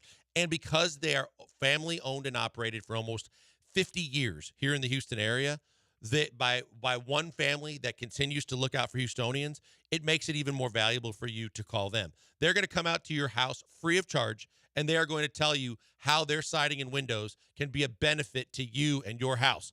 They are the experts in both, and they are going to tell you how they can help. All you got to do is pick up the phone, 832-204-1936, 832-204-1936, or you can check out their website, allstatewindowsandsiding.com, and you'll find out that they got all kinds of deals going on, 30% off on windows, $2,500 off a complete siding job, and, of course, they have discounts for military personnel, senior citizens, and first responders. They are great. They are dedicated. They love Houstonians. They're going to love you, and your house is going to love them. Check them out today. Give them a chance. Call or get online, allstatewindowsandsiding.com.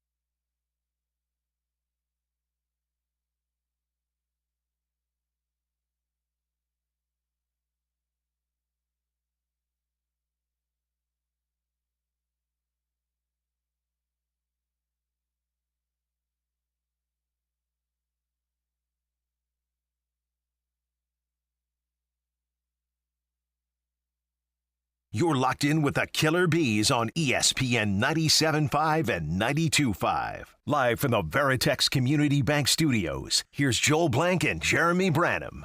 We all agree that the Texans' young foundation is good, but how good? How good is the Texans' young foundation relative to the rest of the NFL? Pro Football Focus had a list of top 25 players under the age of 25 entering the NFL season. You want to guess how many Houston Texans made the top 25 of the 25 that are under 25?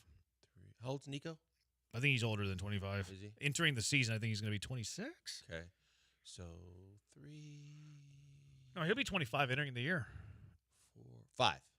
3, not quite 5. 3, which Nico could was probably Nico be on this considered? list. That's what I was saying. Nico's not on the list. Stroud's on here. He should be because he's going to be under 25 entering the year. So the no-brainers are C.J. Will and no, he's Stingley. already turned 25. Okay, so there you go. So But that's 25 entering the year. He would be eligible for this list.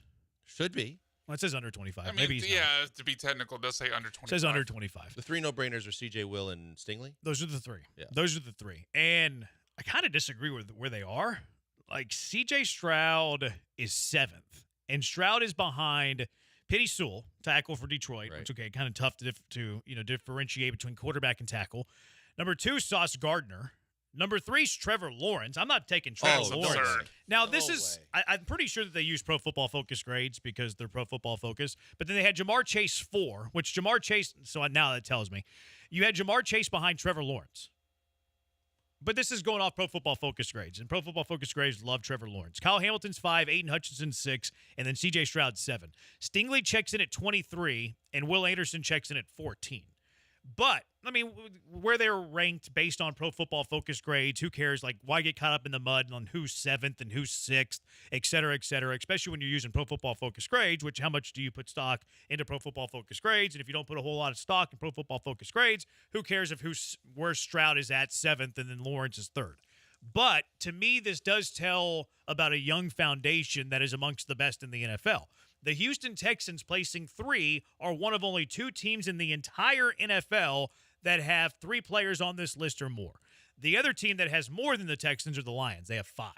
Lions have 5, Texans have 3, and then 3 other teams have multiples. The Jets have 2, the Ravens have 2, and the Falcons have 2. So what this tells me is that the Houston Texans have one of the best young cores, one of the best young nucleuses, one of the youngest, best foundations in the entire NFL. So I'm thinking about this from the perspective of the Lions. That would mean Gibbs, Laporta, Sewell. Those are 3. And then I'm missing like I don't know if Amon-Ra's under 25. It's like the Nico He is. situation, He right? is under 25. Okay, so Okay. He's on the list. Okay. Yeah, I think He will turn 25 And then during Aiden the season. Hutchinson's the other one. Yeah, 8. There you go. Okay. Yeah, no, look, I think that maybe the league, the rest of the league and the national media are figuring out what we've seen for a while now, which is maybe like in the case of Stingley, because of injury, it took a little bit to develop where Sauce jumped out of the gates real quick. But I think that it's a real discussion now when you compare the two of the fact that Stingley has held his own. If he has another good year, I think he played better than Sauce last year. I think that you've got guys that the foundational pieces you build around on both sides of the football that we weren't seeing a couple years ago, and we were hoping with that Stingley was the first guy. Now you've got the most important position in the entire field in CJ, and you've got Will Anderson Jr., who's been dominant in his first year, or he looks like he can be dominant. And Stingley's going to continue to get better. The 4th one to me would have been Nico. The 5th one to me could have been Christian Harris. Yeah, Harris, I probably don't have an objection to Harris not making. And again, this is all defined. Like, this is defined by the Pro Football Focus grades that were assigned by Pro Football Focus, and they were graded by Pro Football Focus. So you have to go based on what their numbers are. So, like, we could argue that we would have Harris in our top 25. Nico Collins is a few months shy. Like, I would have Nico Collins on this list if he was a few months earlier or younger. Like, Chris Olave's on this list. I have Nico ahead of Olave, at least in terms of production next year. Olave might be a better football player than Nico. I don't think Olave is going to have a better year than Nico, mainly because of who's throwing them the ball and how good their offense is supposed to be. Amon-Ra St. Brown, I have no problem with St. Brown being ahead of Nico. Garrett Wilson ahead of Nico, I don't really have a problem there. But to me, what this defines more than anything, because we talk, well, the Texans got a really good young core. The Texans have, a promising future. Okay, well, how good? And how can you define that?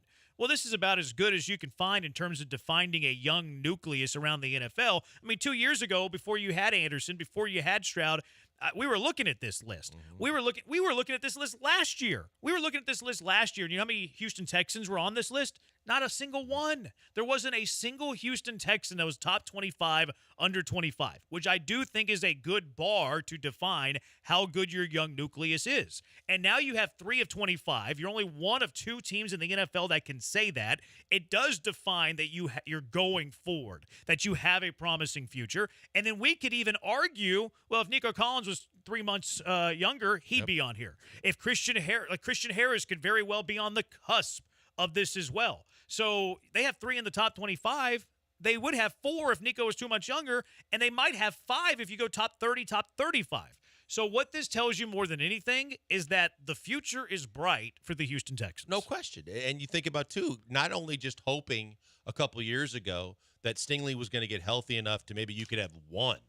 But the fact that then you've got the 2 guys that had 1 year in Petrie and Pierce, when you were like, oh, wait a minute, if they have another year, you're hoping that they could get consideration. Now I mean, quarterback, defensive end, corner, wide receiver, these guys, and potentially a linebacker, where you go, now that you not only have those guys, but you have the ability to maybe add some guys to that list too. Maybe it's in this draft class you just added, but regardless, that's foundational to build around to make a consistently quality team. You know how the Texans could have 4? Tell me. If they didn't make the Will Anderson trade. There you go. I'm kidding. I'm kidding. I was farming engagement. 713-780-ESPN, HRP listener line. What does this tell you, though, about the Houston Texans, their core, their nucleus, this young group that they have? Also, strongest position groups in the NFL. I think the Texans got the short end of the stick. I think they got screwed here. It's the Killer Bees on ESPN 97.5 and ESPN 92.5. Guys, before we go to the break, a minute for my good friend Doc Linville. Doc Linville, best in the business at a lot of things. Look, he does plastic surgery. He does Botox, spa treatments. If you're looking for a great gift for your significant other, I encourage you to check out Doc Linville and all the services that he offers. But the one thing that I have personal experience with is the NeoGraft procedure, PRP, and everything that he does that he can get your hair back. The fact is that as you get older, and we all realize that at some point or another, if you're lucky not to, good for you. But most people get thinning, pattern baldness, and straight baldness that is very frustrating. It's actually demoralizing, and it takes away your self-confidence because your hair has been taken away in the process. He's got procedures that can help to reverse that process and make sure you get your hair back. It starts with something as simple as PRP, which is just treatment to revitalize your scalp, kind of like fertilizing your lawn, to get the best out of the hair that you have, to make it stronger and grow longer and actually have better thickness. That's fantastic, and that may be all you need. But if you need to take it to the next step, the NeoGraft procedure is a game changer because it's literally taking your own hair from areas of your scalp. You're never going to lose it. Genetically, you're never going to lose the hair on the sides and the back of your head, no matter how bald you go other places. I didn't know that till Doc explained that to me in a consultation. That's when it was very evident to me that something could be done. That consultation I'm talking about, you can get it for free. People off the street pay $150. You listen to us and you go to him by going to 975hair.com. You can set up that consultation and get it for free. Go in, listen to exactly what the procedure is, ask questions, get answers, and see if it's right for you. It was right for me, and I would recommend it to anybody because he's the best in the business, and it works. It's not gimmicky. It's not failure. Literally, the hair that he's going to move, 95 to closer to 99% of those follicles are going to stay and grow and be with you till the day you die. That's what made it real easy for me to make this decision. See if it might be right for you, too. That's all I'm saying. Don't shut it out without giving it the opportunity to at least figure out if it might be the right thing for you and a solution. Go to 975hair.com right now and tell them I sent you by.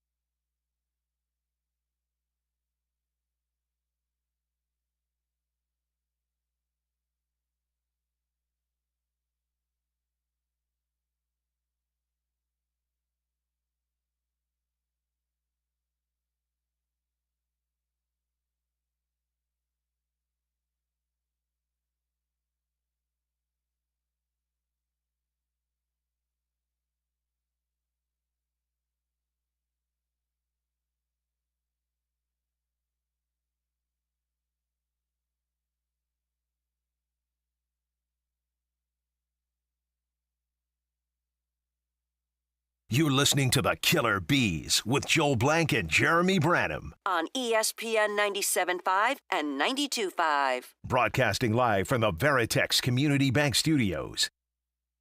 No tank, says Aggie Matt on that top 25, under 25. Again, Pro Football Focus is the determining factor here. But you could throw tank into that conversation. Yeah. Like if we were going top 25, under 25, and let's eliminate the Pro Football Focus grades defined by Pro Football Focus, published by Pro Football Focus, and written by Pro Football Focus, then we would argue for tank. Like certainly we in Houston would argue to include Tank Dell in the top 25. And I think that you would have a good argument for Tank Dell in the top 25. Yeah, because he doesn't get hurt. His numbers were some of the best in the NFL. I mean, it was impressive what he was doing. There's no reason to believe that in his second season, with a little bit more comfortable feel for the entire league, that he wouldn't be able to at least consistently keep those kind of numbers up. Yeah, I would. I mean, I'd probably have him in my top 25. But I'm also very biased because, of course, he is a Houston Cougar. Go Cougs. Were you going to say something, Brian? Yeah, he played what, 7? I mean, I would probably put him in because Kyle Pitts is 25 and Kyle Pitts hasn't shown anything since his rookie year. But, I mean, what did Tank play, 7 games? I can't fault a list like Pro Football Focus for excluding a guy who played 7 games. Played 11. Bobby Slowick. 11, okay. Still, I mean, it's less than one season. It's an extremely tiny sample size. Again, I would put him in over Kyle Pitts, but I can't find a fault in a lot of other names on this list. There's really not anyone else I would take off. And again, this is an accruing grade of Pro Football Focus, published by Pro Football Focus. But I mean, his numbers in a rookie year. I mean, no, he was 700 great. yards, 7 touchdowns. 7 touchdowns. Like that's really stinking good. Now, again, you're right. Like if you're going based on just the overall counting numbers of 2023, you wouldn't have Tank here. Now, I would probably have Tank in my top 25, though. But I'm also extremely biased. But again, that goes to show you the nucleus and how good the young nucleus for the Houston Texans is. In that this is why people are bullish on the Houston Texans. And I have no problem with that. 713-780-ESPN. So there was a list of the strongest position group in the NFL at multitude of a ton of positions. And I think the Texans got a raw deal on 2 of these positions. Okay. Kansas City Chiefs were listed as the top quarterback group at the quarterback position. Okay. You hit Pat Mahomes, you win. The Ravens were listed as the top running back room, which that's putting a lot of stock on Derrick Henry. I think they missed that one. I think it's putting a lot of stock on Derrick Henry and Keaton Mitchell. He's coming back from an ACL tear. How are the Lions not number 1 here with Montgomery and Gibbs? That would be probably at the top of my list. Number 3, they have the Bears at wide receiver. With Rome Odunze, Keenan Allen, DJ Moore. I mean, that's a really good wide receiver room. It's actually my top 5. Like, if I'm going pure talent, wide receiver trio, Chicago makes my top 5, quite honestly. Now, I believe the Texans are better. I'll take the Texans 3 with Diggs, Tank, and Nico over the Bears 3 with DJ Moore, Odunze, and Keenan Allen. Yeah, because I don't know what Keenan Allen's got left, but I know that, he has been steady. He's also been dinged up a lot. I think the 3 guys you got haven't even sniffed the prime of their career in Houston, where you got variables. Odunze's got to come in and be able to do tank-type things in his first year. You've got Keenan Allen, who's on the downside, and you've got Moore, who was good, but whether you say that was Justin Fields' problem or not, he didn't have a great year last year, but he's got a lot of talent. Yeah, I think Moore was stinking good, but I'm not putting that trio ahead of the Texans trio.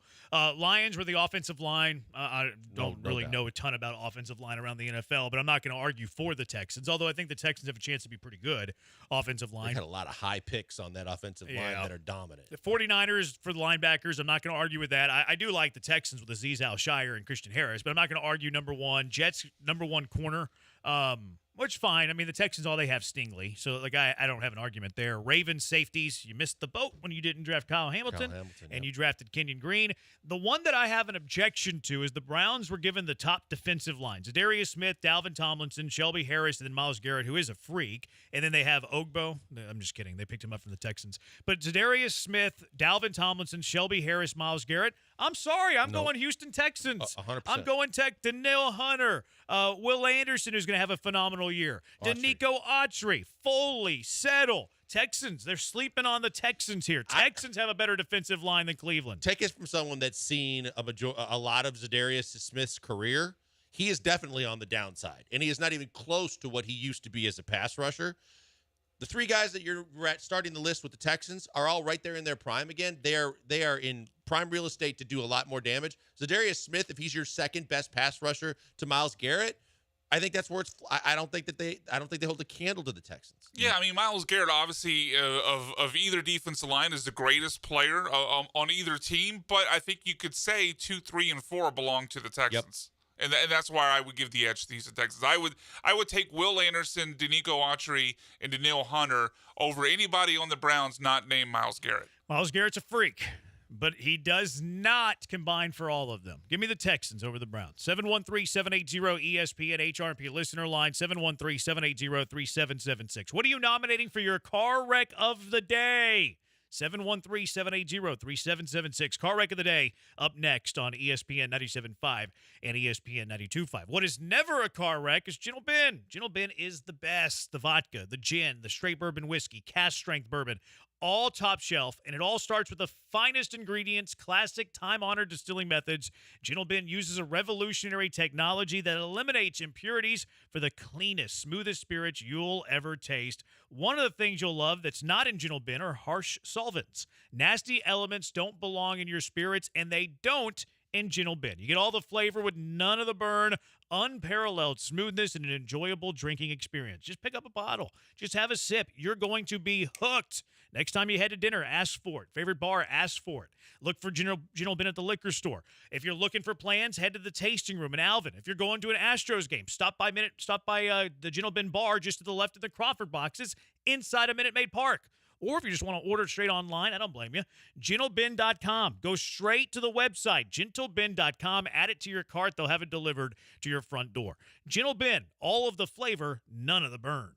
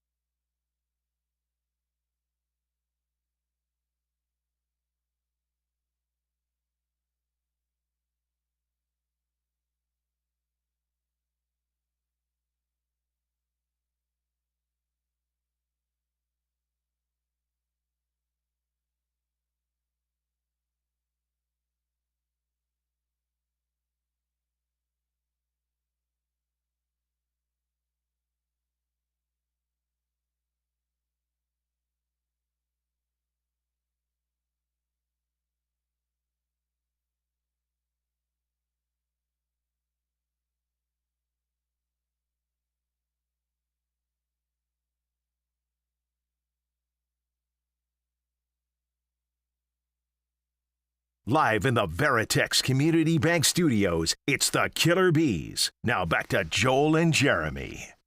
3066 says that Foley and Settle suck. How do you know? He must watch a whole lot of Jacksonville Jaguar and Buffalo Bill football.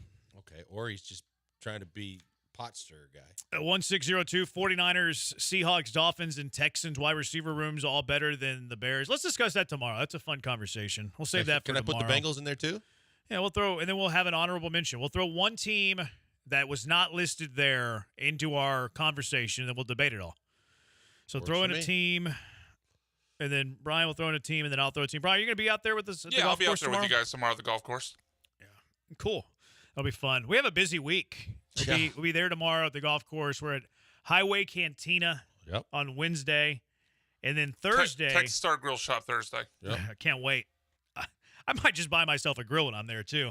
I've been chomping at the bit to get one of those grills, especially a little flat top, make a little smash burger, make a little bit of hibachi fried rice. I like the flat top, but not for burgers. Well, you're doing it I wrong. like the grill flavor, the grilled flavor for a burger. I like the flat top for stir fries and things like that, for sure. That's how the restaurants cook their burgers, on a flat top. I know. I'm very well. My parents owned and operated their own restaurant for 16 years. They made burgers at an Italian restaurant. But they did not make and they did not use a flat top for their burgers. They used the grill. They made flat tops at the Italian place?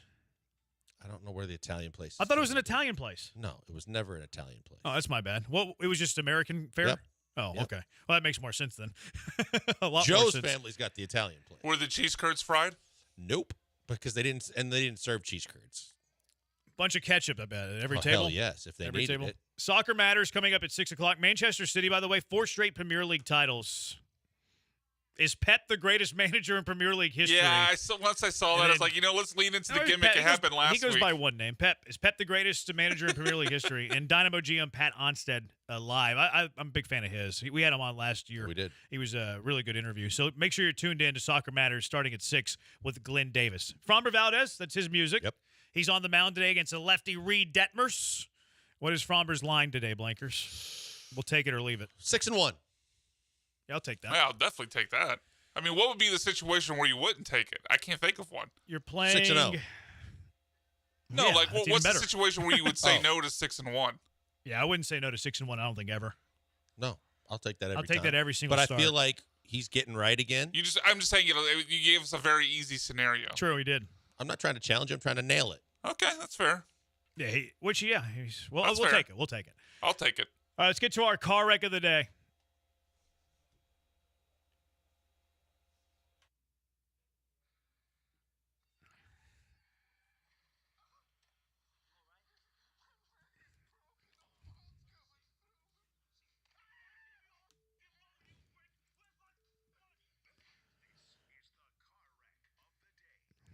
All right, what are you nominating for car wreck of the day, Blankers? First one for me is Mike Malone's Denver Nuggets. The fact that you're going to Game 7 at home.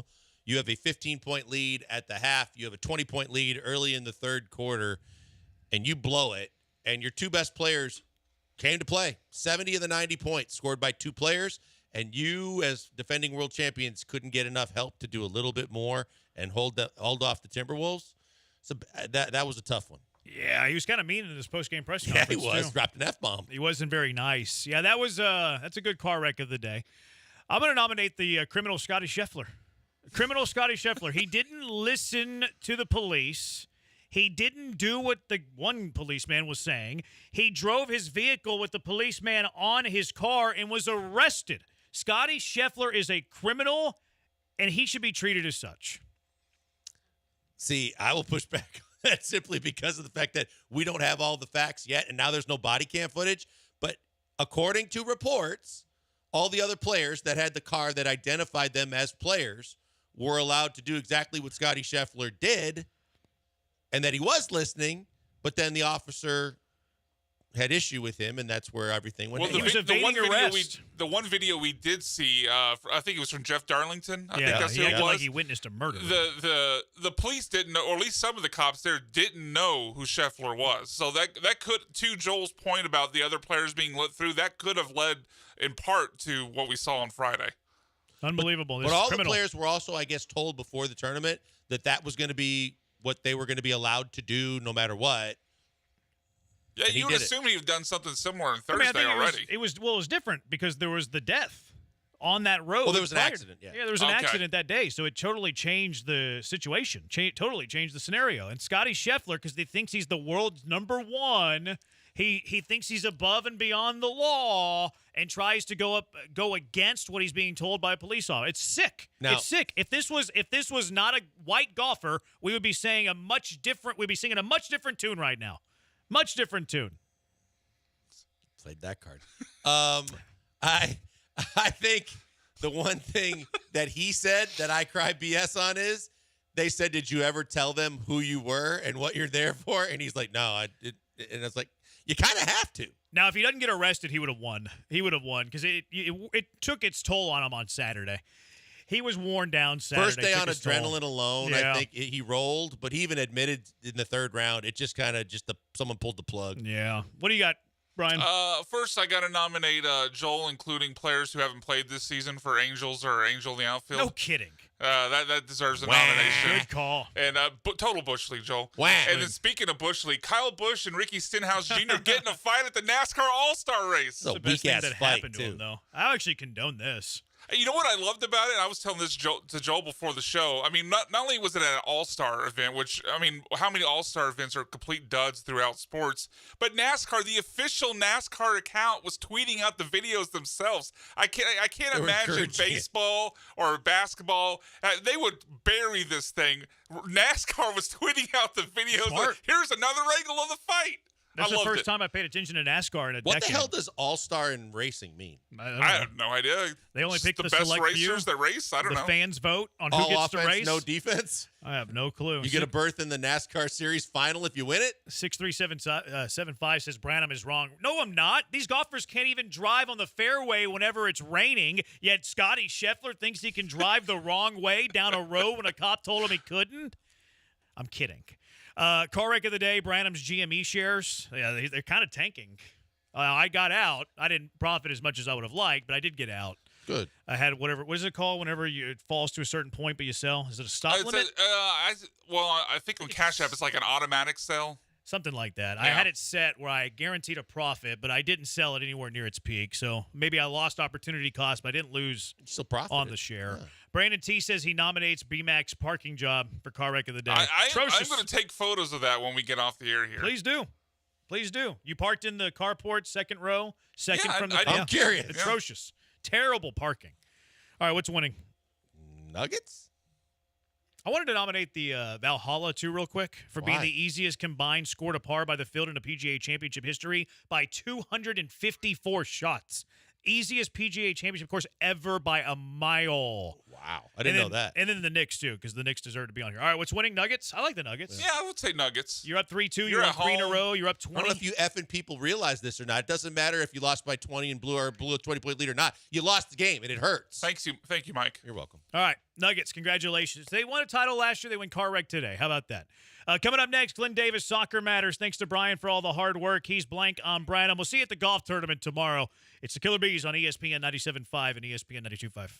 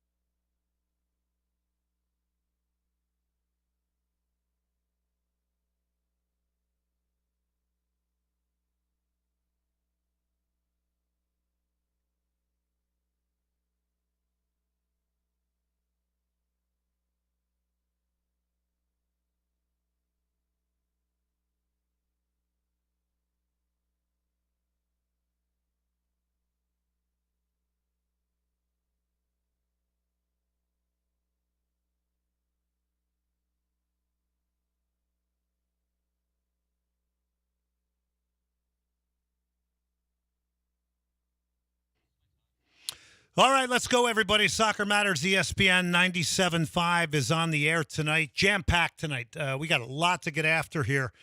But the first thing I think we have to do, putting this in context, we are doing a radio show, but we are thinking of all of those who are still without power. Hoping later on tonight we're going to get more good news that people are getting their power turned back on. And not easy sorting everything out after that vicious storm. That was one crazy storm. And also people died in it. So our thoughts go out to everybody still dealing with all of this. So we do the show tonight in the context of this. That's perspective. Stream at ESPN975.com. Call in number 713-780-3776. I do want to remind you, tonight we have Copa America tickets to give away. So be on the outlook. Be ready. Be listening.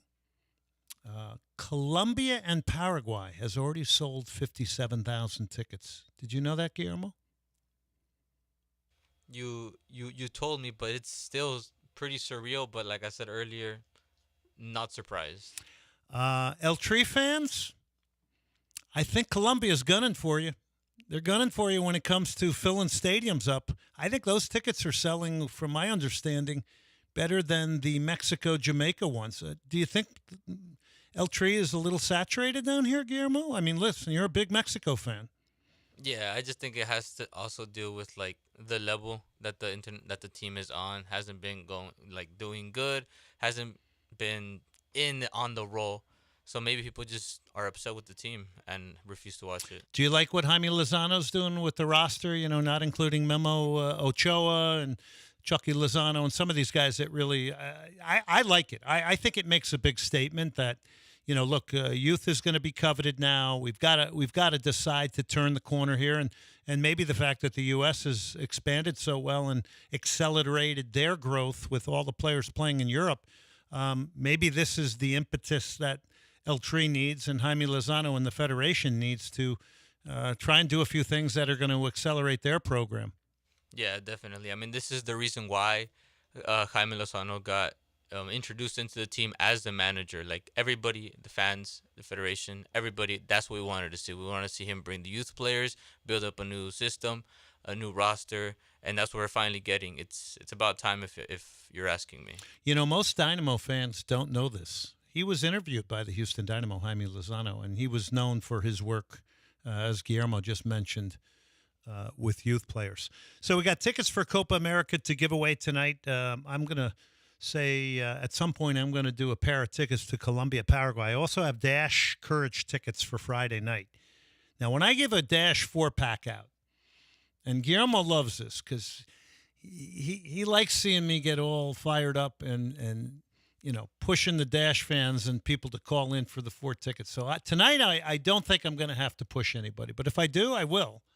And we will give away some Dash Courage tickets for Friday night down at Shell Energy Stadium. Dynamo on the road at LA Galaxy this weekend. We'll get into that a little later tonight. Now, speaking of the Dynamo, segment number 2, General Manager Pat Onstad joining us live on the show. Wednesday, we'll have Johan Mojica.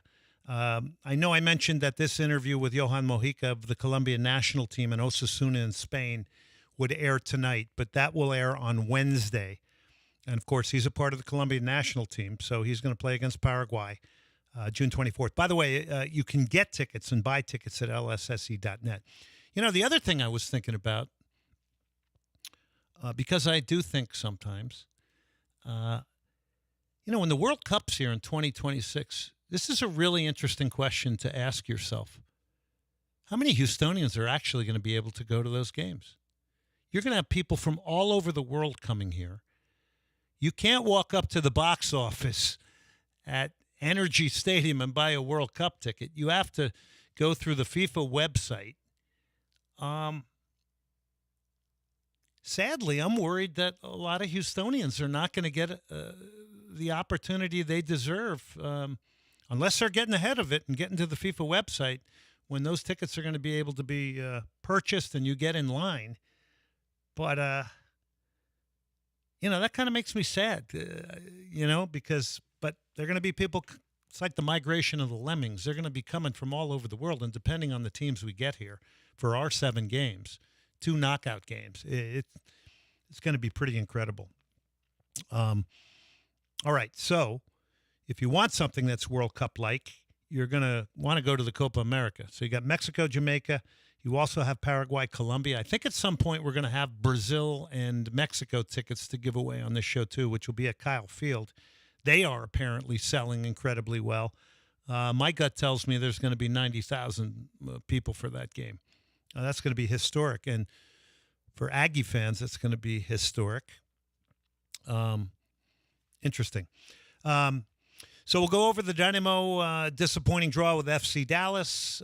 How desperate is it for the Dynamo right now? Really? I mean, is it desperate? 713-780-3776. MLS is forgiving. You have time to solve problems. We're going to talk with Pat Onstad about that. I guess you can wait for an answer and a solution at the striker position till the summer, I suppose. On the other hand, how does that affect your gate? If you're not scoring goals and you're not winning at home, and that's something you can control and you want to control in order to sell tickets and build relevancy and all those things that are important after a great season last year, goals are important right now. And you do have to keep that in context when it comes to filling a stadium. That is clearly one thing for sure that is important, no question. And we remember last year how it all turned after the Leagues Cup. Dynamo get Atlas in the Leagues Cup as well. All right, let's go to Rodri scoring in the 59th minute. This is the 3rd goal for Manchester City. This secures the Premier League title, 3-1 win over West Ham. De Bruyne. And Rodri will hit it and will score and will re-establish the 2-goal cushion. Will slide in delight towards an adoring public. And Guardiola's reaction suggests he thinks that's the title clincher. Oh, I wish the commentator kept quiet because you could hear the guys celebrating. They were near a mic. Did you hear that? They were near a microphone. That would have been, yeah. Well, you know what? He may have been good he kept talking. I have a feeling it was like a blank yeah. So that was Rodri. By the way, Man City, all they do when he's in the lineup is win. Okay, it's 4 straight titles now. Is he the greatest ever manager in the Premier League? I think that's a real question that you can put out there. The buzzkill on this final day of the Premier League was the early Phil Foden goal.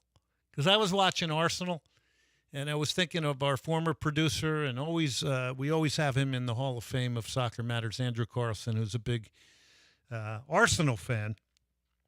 But when Foden scores that early, that's just like a body blow. I mean, you could see when the fans at Arsenal realized that Man City had already scored and put their foot on the throat of the snake.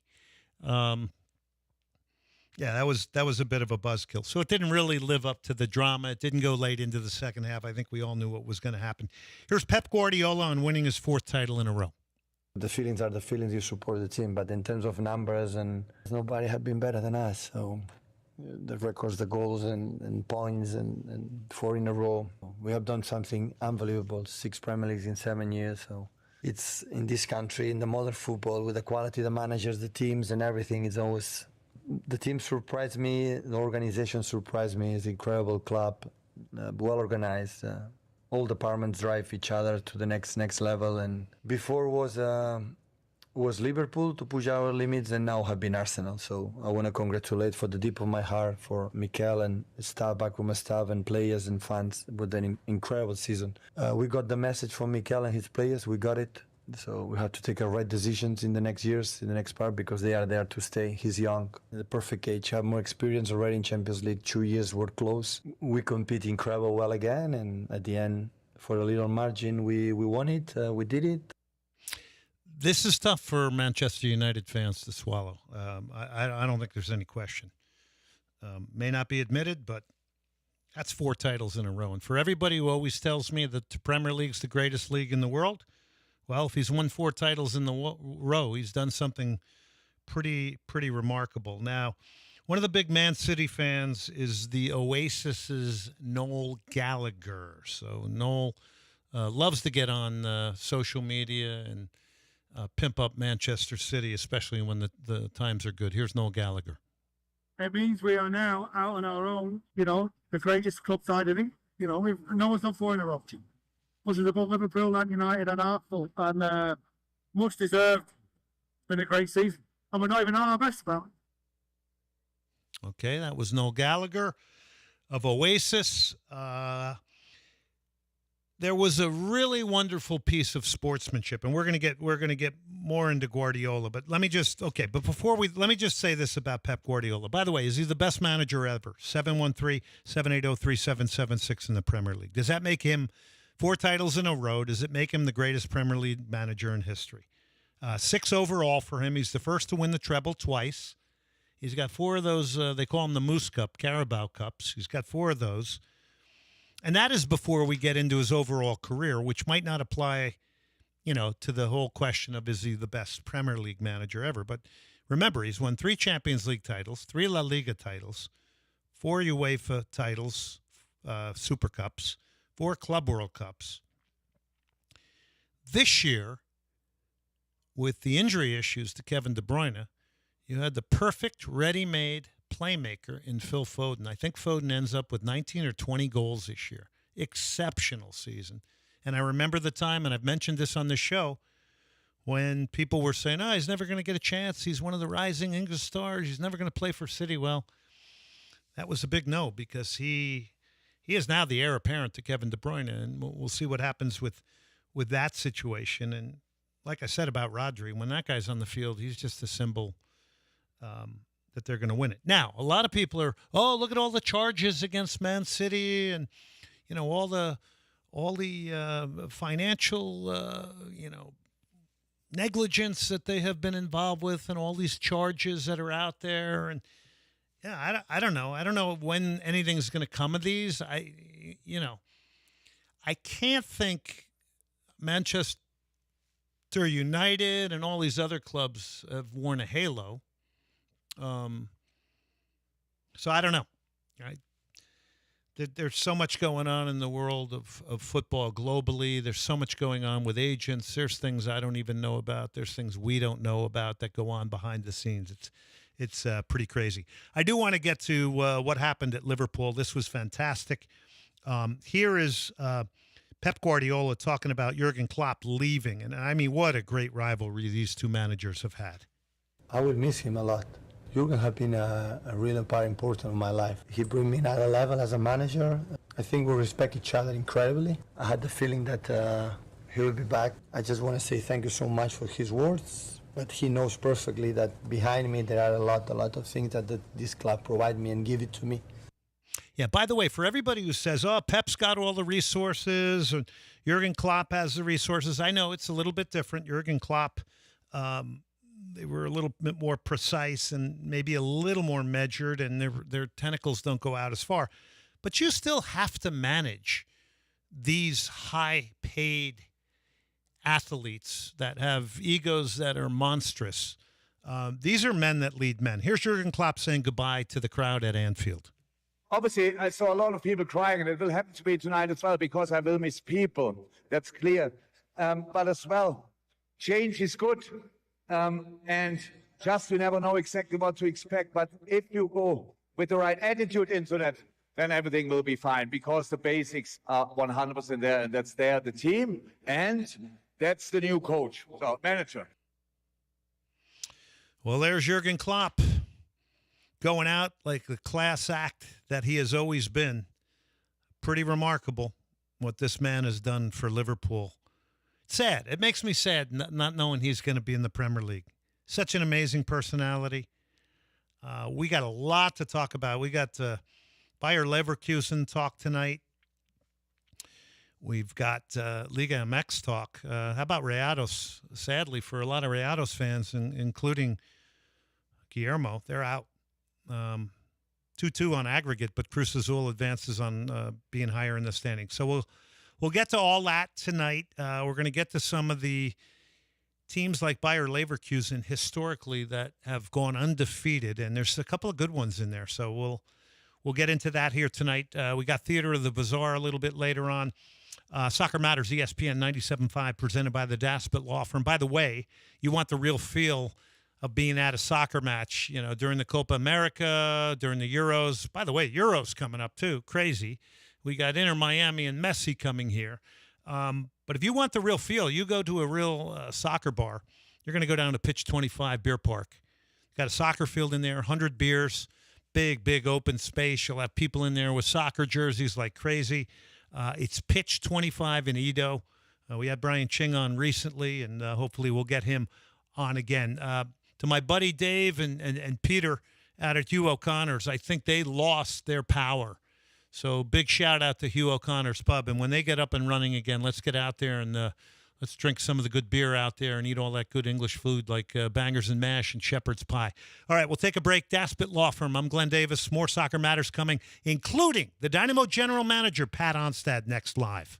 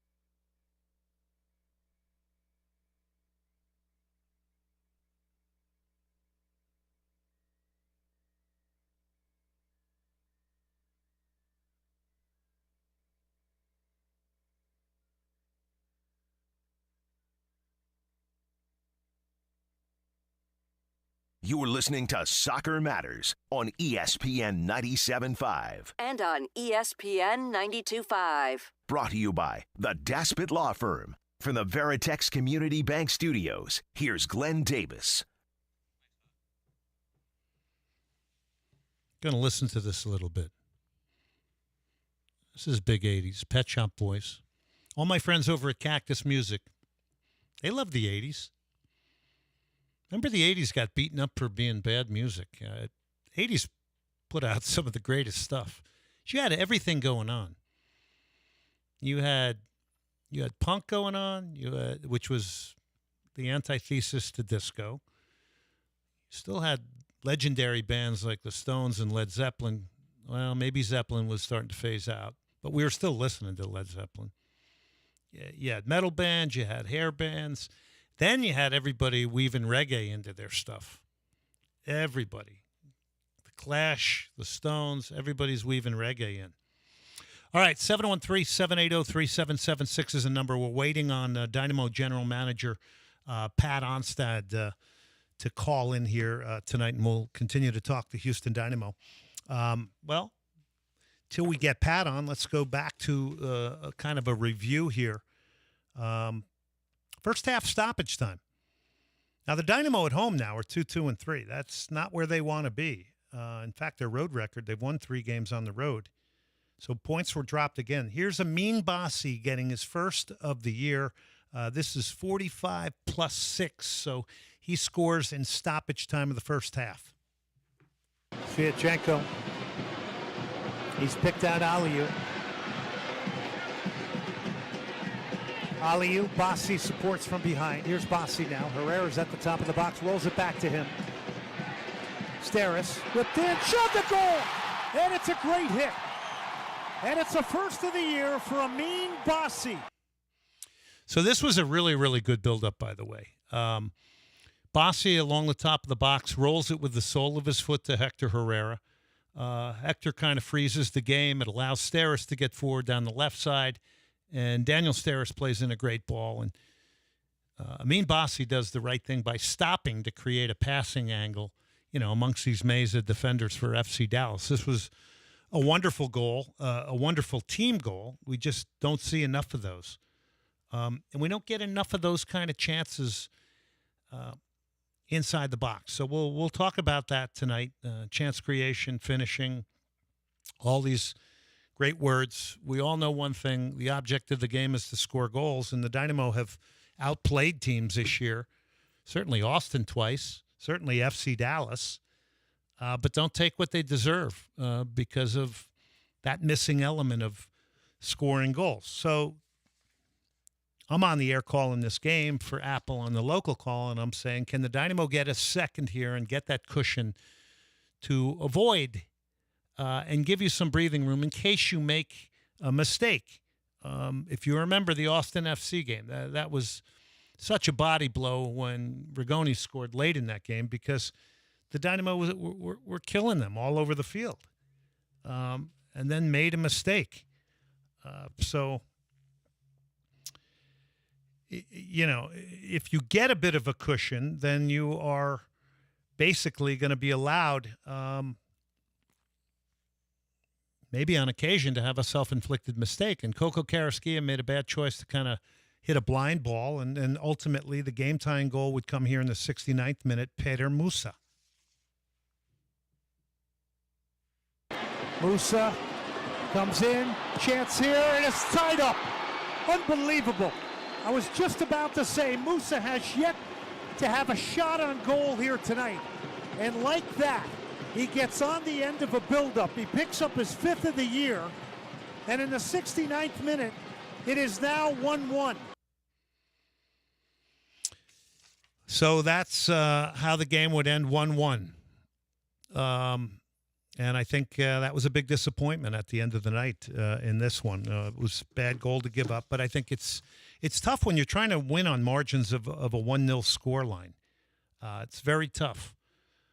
So we're still working on getting Pat Onstad on here. We should have him on in a second.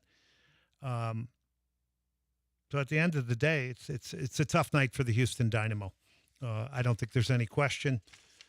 And next up is at the LA Galaxy, and that's not going to be easy. The Dynamo now 7th in the West, five wins on the year, 3-2 on the road. So they go with 3 road wins to Los Angeles this weekend. They got wins over Minnesota United, Colorado, and Sporting Kansas City. How are we doing here with Pat? Yeah, our phone lines are down right now in the station. We're trying to figure it out, trying to fix them. You got to be kidding me. Okay. Yeah, that's so we're gonna work on this. We'll get this sorted out. Just trying to text Jack and Pat at the Houston Dynamo right now as we're doing the radio show. How about that? All right, so I'm going to switch gears here until we can get this sorted out. I do want to talk a little bit about Liga MX. Israel Reyes, America and Chivas. He's the lone goal scorer for Club America. They knock off Chivas. They get to the finals, so they get it on aggregate 1-0 over Chivas, so they move on. Y viene Valdés, centro que va elevado a segundo palo, Lichovsky gana Henry.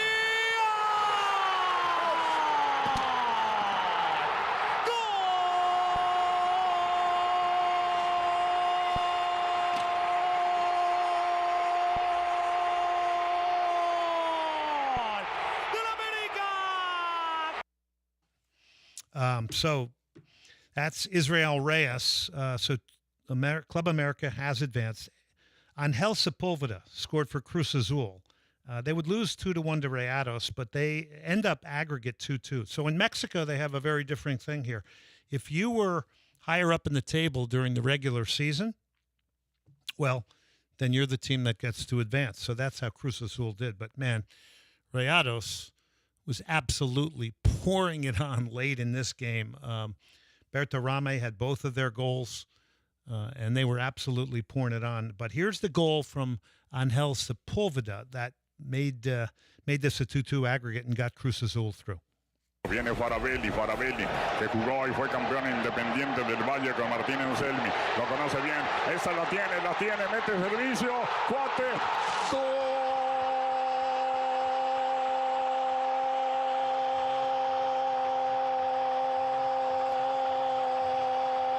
De la máquina.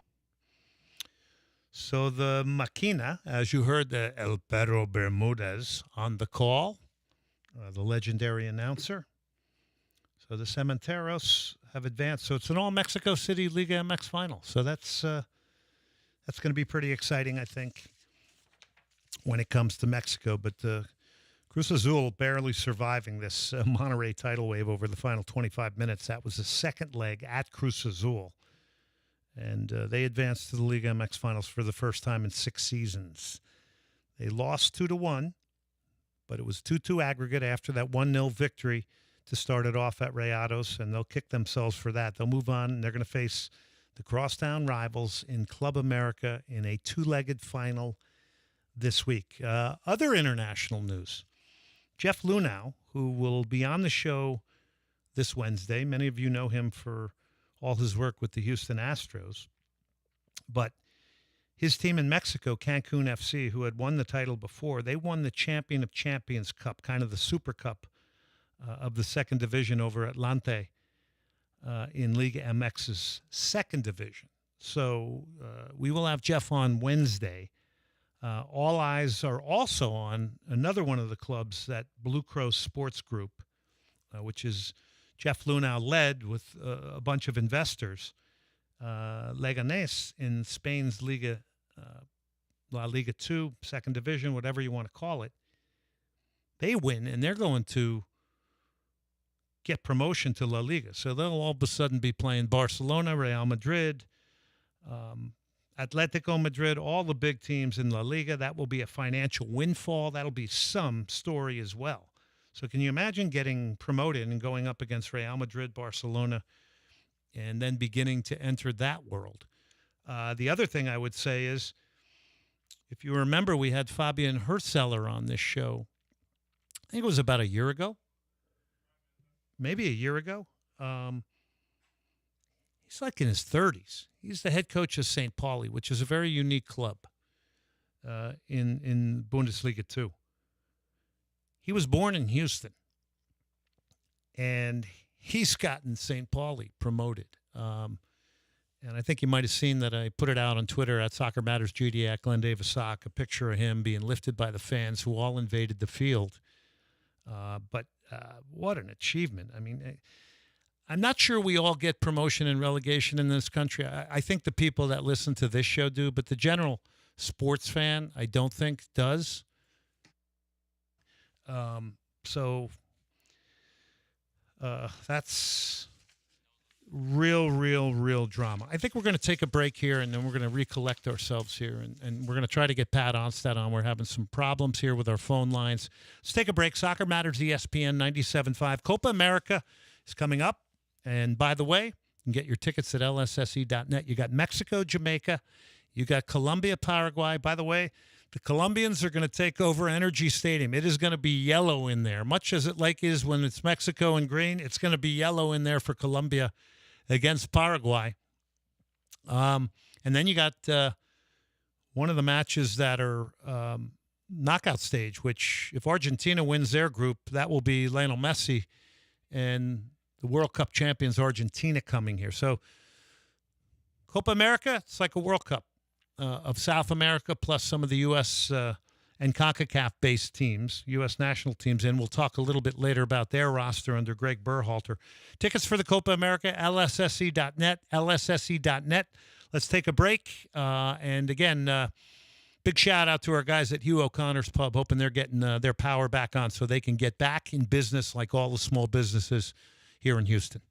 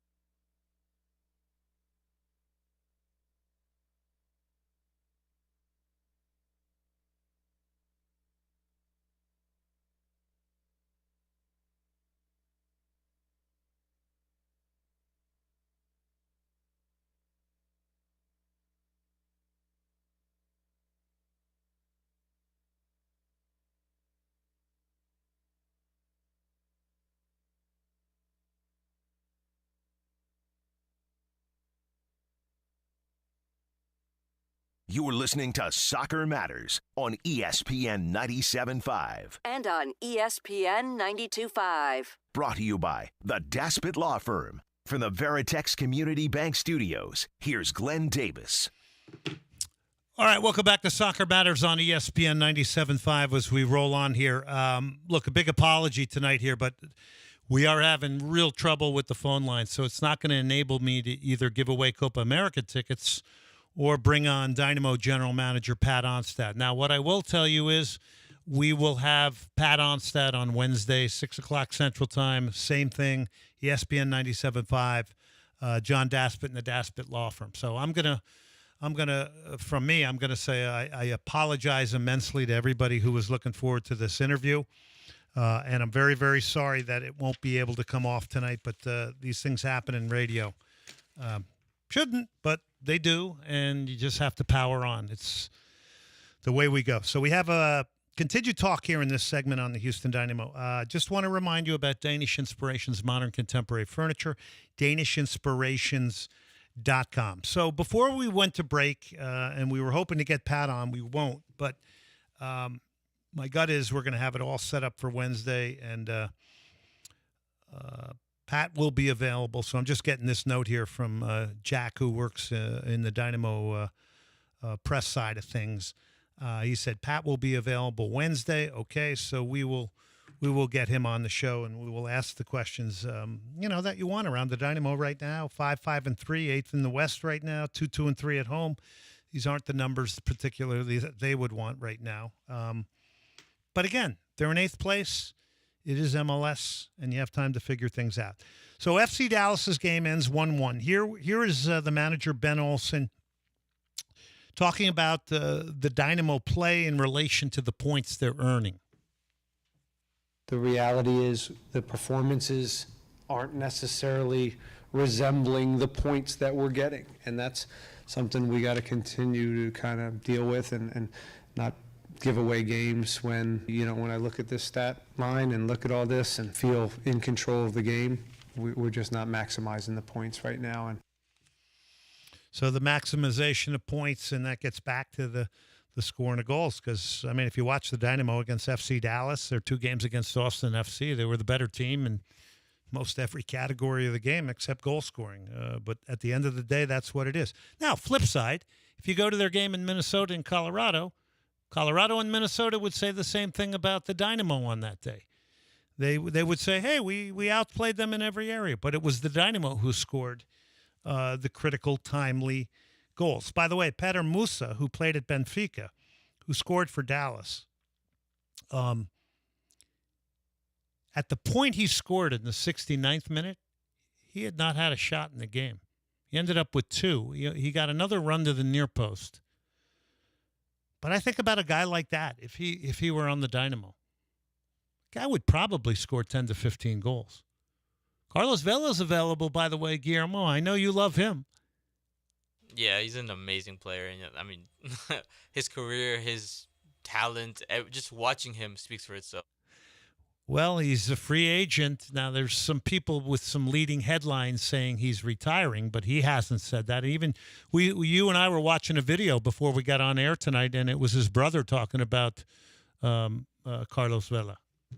Yeah, his brother was just saying, he doesn't have a team right now, so he's not playing right now. But you know how these are with the clickbait titles. Yeah, a lot of clickbait out there that get you to read the article that aren't truthful. I wish there was a way of being able to siphon our way through some of these things. All right, back to the point of giving up bad goals. And the Dynamo gave a bad goal up. And I'm as big a Coco Carrasquilla fan as there is out there, but a bad choice by him. Now, look, the Dynamo do play with a lot of tricks and flicks, and they want to do the flair when they have the ball, and I think we love that. And sometimes if you get a little bit overconfident or you do it in the wrong area in the field, it can hurt you here. Here's Ben Olsen, soundbite number 4, and giving up a bad goal. I thought coming out of second half, we looked sharp, and then there was a little bit of a lull, and they started pressing, and they had a few opportunities, and then, again, a poor goal to give up. And then we chased the game and gave everything, and I think we had 2 or 3 really good looks, and we didn't hit them. And that's been a little bit the story right now. So that was Ben Olsen there. he had more on the scheduling. Now, a kind of bizarre thing here is that FC Dallas didn't have a game Wednesday. The Dynamo did. But we all know that MLS has had a lot of weird scheduling. By the way, I would not want that job. You could not pay me enough with coaches, with clubs lobbying for scheduling, especially when you're adding now Leagues Cup and you're trying to get as much content in as possible to maximize profit, and you're playing a lot of games. So here's Ben Olsen on the scheduling. He was definitely not happy about the scheduling of the fact that they had to play 3 games in 8 days. That Dallas didn't have a midweek game. I mean, there's so much hype about these rivalry games. I don't know why they're jamming them in. It doesn't make any sense to me. If you're going to jam it in, make sure all your rivals have the same schedule, because these games do matter to our fans and to us. That's my sour grapes 2 cents. But I think I'm pretty much right on that one. Can't be feeling good as a Dynamo fan here because we didn't get a win over Austin FC and Dallas. And I get sick and tired of hearing Austin FC and Dallas. 713-780-3776. Who's out there tonight? Do I have to beat the bushes here? Do I have to shame you to call the show to talk about the Houston Dynamo, or dash in action against the Courage? And by the way, we will get these tickets out to you when these phone lines are fixed for Wednesday's show. 713-780-3776. So despite the Dynamo drawing with FC Dallas, their record is 5-5-3. If the playoffs started today, they'd be in the single elimination playoff game. I think Dynamo general manager Pat Onstad, and they want to set the tone now in the future of being a team that's ending up in the top end of the Western Conference year after year after year. Here's Ben Olsen on being in a good spot. Soundbite 6. We're in an okay spot still. For not playing or for not maximizing points, we're still in a good spot or an okay spot. We'd like to be, and it's still been a choppy season, in whether it's schedule, whether it's injuries, like everybody. So we're still a work in progress. More from Ben Olsen on Amin Bassi's first goal of the year. Well, it's nice to get Bassi on the sheet. He's a guy that needs to, in particular now with the lack of the kind of number 9 spot for us, he's got to chip in goals. And this will be nice for him. This will help him, and hopefully he can now go on a little bit of a run with some scoring, because he gets himself in such great spots, gets a bunch of chances each game. So the only thing I'd say to that is I think Amin had 10 last year in MLS play, and large portion of those were penalties. I think maybe 2 or 3 of those were in the run of play. This one was in the run of play. Would I love to see, and would Ben Olsen love to see Amin Bassi go on a goal-scoring run? You bet. But I just don't think historically that's there. So is that fair to think that Amin Bassi and Sebastian Kowalczyk and Coco are going to start scoring a bunch of goals? I don't know. It's that hasn't been their career. They're not noted goal scorers. I think that's kind of clear. So that's why we want to get Pat on. We want to get his overall thoughts on the season. We will on Wednesday. He has agreed to that. We thank him for that. My apologies go out to Pat and everyone at the Dynamo here, but sometimes there's just some bugs in the system that make it difficult, and you just have to kind of change direction, keep going, and we'll get the things that you, the fans, want to hear from your general manager on the show. Okay, so Eric Sviatchenko stuck around a long time after the game, answering a lot of questions from the media in the locker room. I thought he was outstanding. Sviatchenko and Daniel Steres, to me, were the 2 men of the match for the Houston Dynamo. Sviatchenko and Steres got into situations in transition, which we had brought up when we did our YouTube Soccer Matters pregame show, that, the Dynamo were going to put a lot of pressure on FC Dallas. And they were going to be in situations where defenders were going to be one-on-one in transition. And they were going to be in situations where they were playing against quicker guys, frankly. Jesus Ferreira, Kamungo, young man from Wake Forest, Tomasi. And I'll tell you what, Sviatchenko a couple times just fantastic. Just oozes maturity and experience. And the same thing with Daniel Steres. They put some real fires out. Here's Eric Sviatchenko post-match. And I like this. He's frustrated. I like hearing players not happy sometimes. It's few games that I'm kind of angry, but today I feel like we just gave it away where we shouldn't. It should have been clear 3 points. There's still kind of no panic or not a sense of that, but just annoying that we cannot win these games and tip them over to our kind of advantage and get that kind of momentum built going into kind of a week where we like on top of the things. But in general, I think we have so much quality in the team, and we just need that kind of feeling where we just 2-0, boom, 3-0, and then that's it. That's closed. We need that at the moment instead of those 1-0 on the edge, which normally we can handle. But at the moment, they got one chance and they score, and that feels like the outcome of the last 2 games anyway. So this is the first time we've heard a player actually go there, which is basically saying, look, it's all well and good to win games 1-0, but these are thin margins and we are under pressure, and we would love a 2 or 3 goal game. Now, right now, the Dynamo have 3 multi-goal games.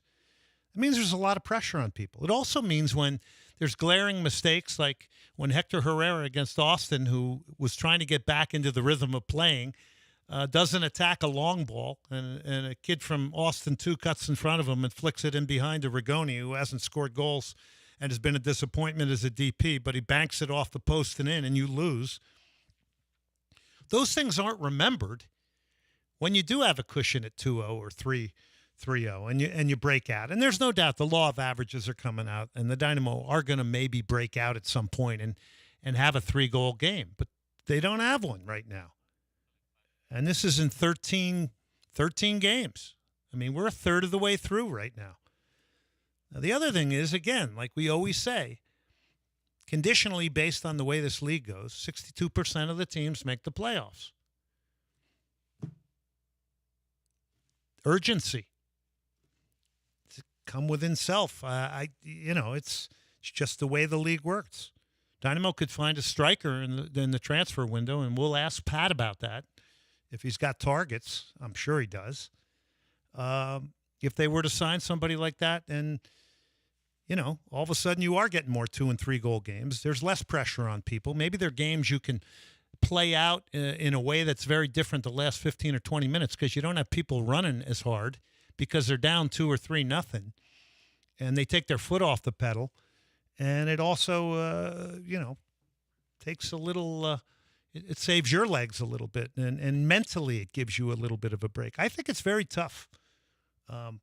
These 1-0 games, I mean, they're tough. You make a singular mistake, just like that loss of possession against FC Dallas, and it's a draw, and you're walking away and you're going home, and it feels like a loss. I don't think there's any question about that. Now, on another note, here are some of the big goal scorers. Where would RSL be right now without Chicho Arango? Would be a good team. Maybe they'd be more like the Dynamo, struggling to score goals. And maybe they wouldn't be atop of the Western Conference. They got a guy who can change the game at a moment's notice. He's got 13 goals already, third of the season. I mean, he who knows? He may get 25 plus. 8 assists. It's 21 goal contributions. Chicho Arango. And having a player like that can make chances for themselves, like I said, they make you forget about things that don't go your way. They win you games you don't deserve to win. Christian Benteke has 11 for DC United. Luis Suarez has 11, and Messi has 10. So, pretty nuts. You think we can squeeze in Theater of the Bizarre? Let's do it.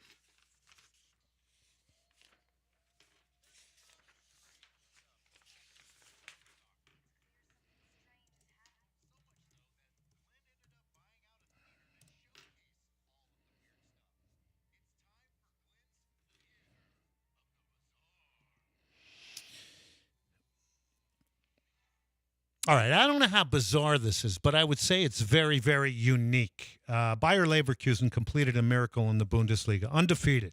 Became the first ever to finish an entire Bundesliga season undefeated. 28 wins, 6 draws, no losses. A choral hallelujah played over Bayern's PA system at the final whistle. There was planes flying overhead, German champion banner. Undefeated. Now, they play Wednesday in the Europa League final against Atlanta of Italy, and then and then Saturday in the German Cup final against Kaiserslautern. They could do the treble. Other teams that went undefeated historically, Arsenal, the Invincibles, 2003 and 4, Preston North End. I was not born at this time, neither were you. 1888 and 1889, Preston North End was undefeated in England. Juventus in 2011 and 12 in the Serie A. Celtic, 2016 and 17 in Scotland. Perugia, great chocolate there, 1978, 79 in Italy. And then Barcelona in 2021 and 2022, also undefeated. So there you have it. That's the theater of the bizarre. By the way, Arango had 2 goals this past weekend, going back to Chicho Arango in a 5-3 win over Colorado. So did Andreas Gomez, who likely will be on that Columbia roster that will come to Houston. Training camp roster for the U.S. ahead of the Copa America: Ethan Horvath, Sean Johnson, Matt Turner in goal. Defenders: Carter Vickers, Hansen, McKenzie, Moore, Ream, Richards, Robinson, Anthony and Miles, and Joe Scally, who's probably the favorite for the right back position, along with Shaq Moore. Midfielders: Adams, Cardosa, De La Torre, McKenzie, Musa, Reyna, the Tillman brothers in Malik and Timmy, and the forwards: Aronson, Balogun, Pepe, Pulisic, Sargent, Weah, and, of course, Haji Wright. All right, we'll talk more about the U.S. roster on Wednesday. Please forgive me, everybody out there, for our struggles getting Pat on tonight. My apologies for that. We will have Pat Onstad Wednesday. We guarantee it. And we appreciate everybody tuning in here tonight and sticking with us despite the problems. That's going to do it tonight here. For Guillermo Lazo Romero, our producer, I'm Glenn Davis. Until next week, remember, soccer matters.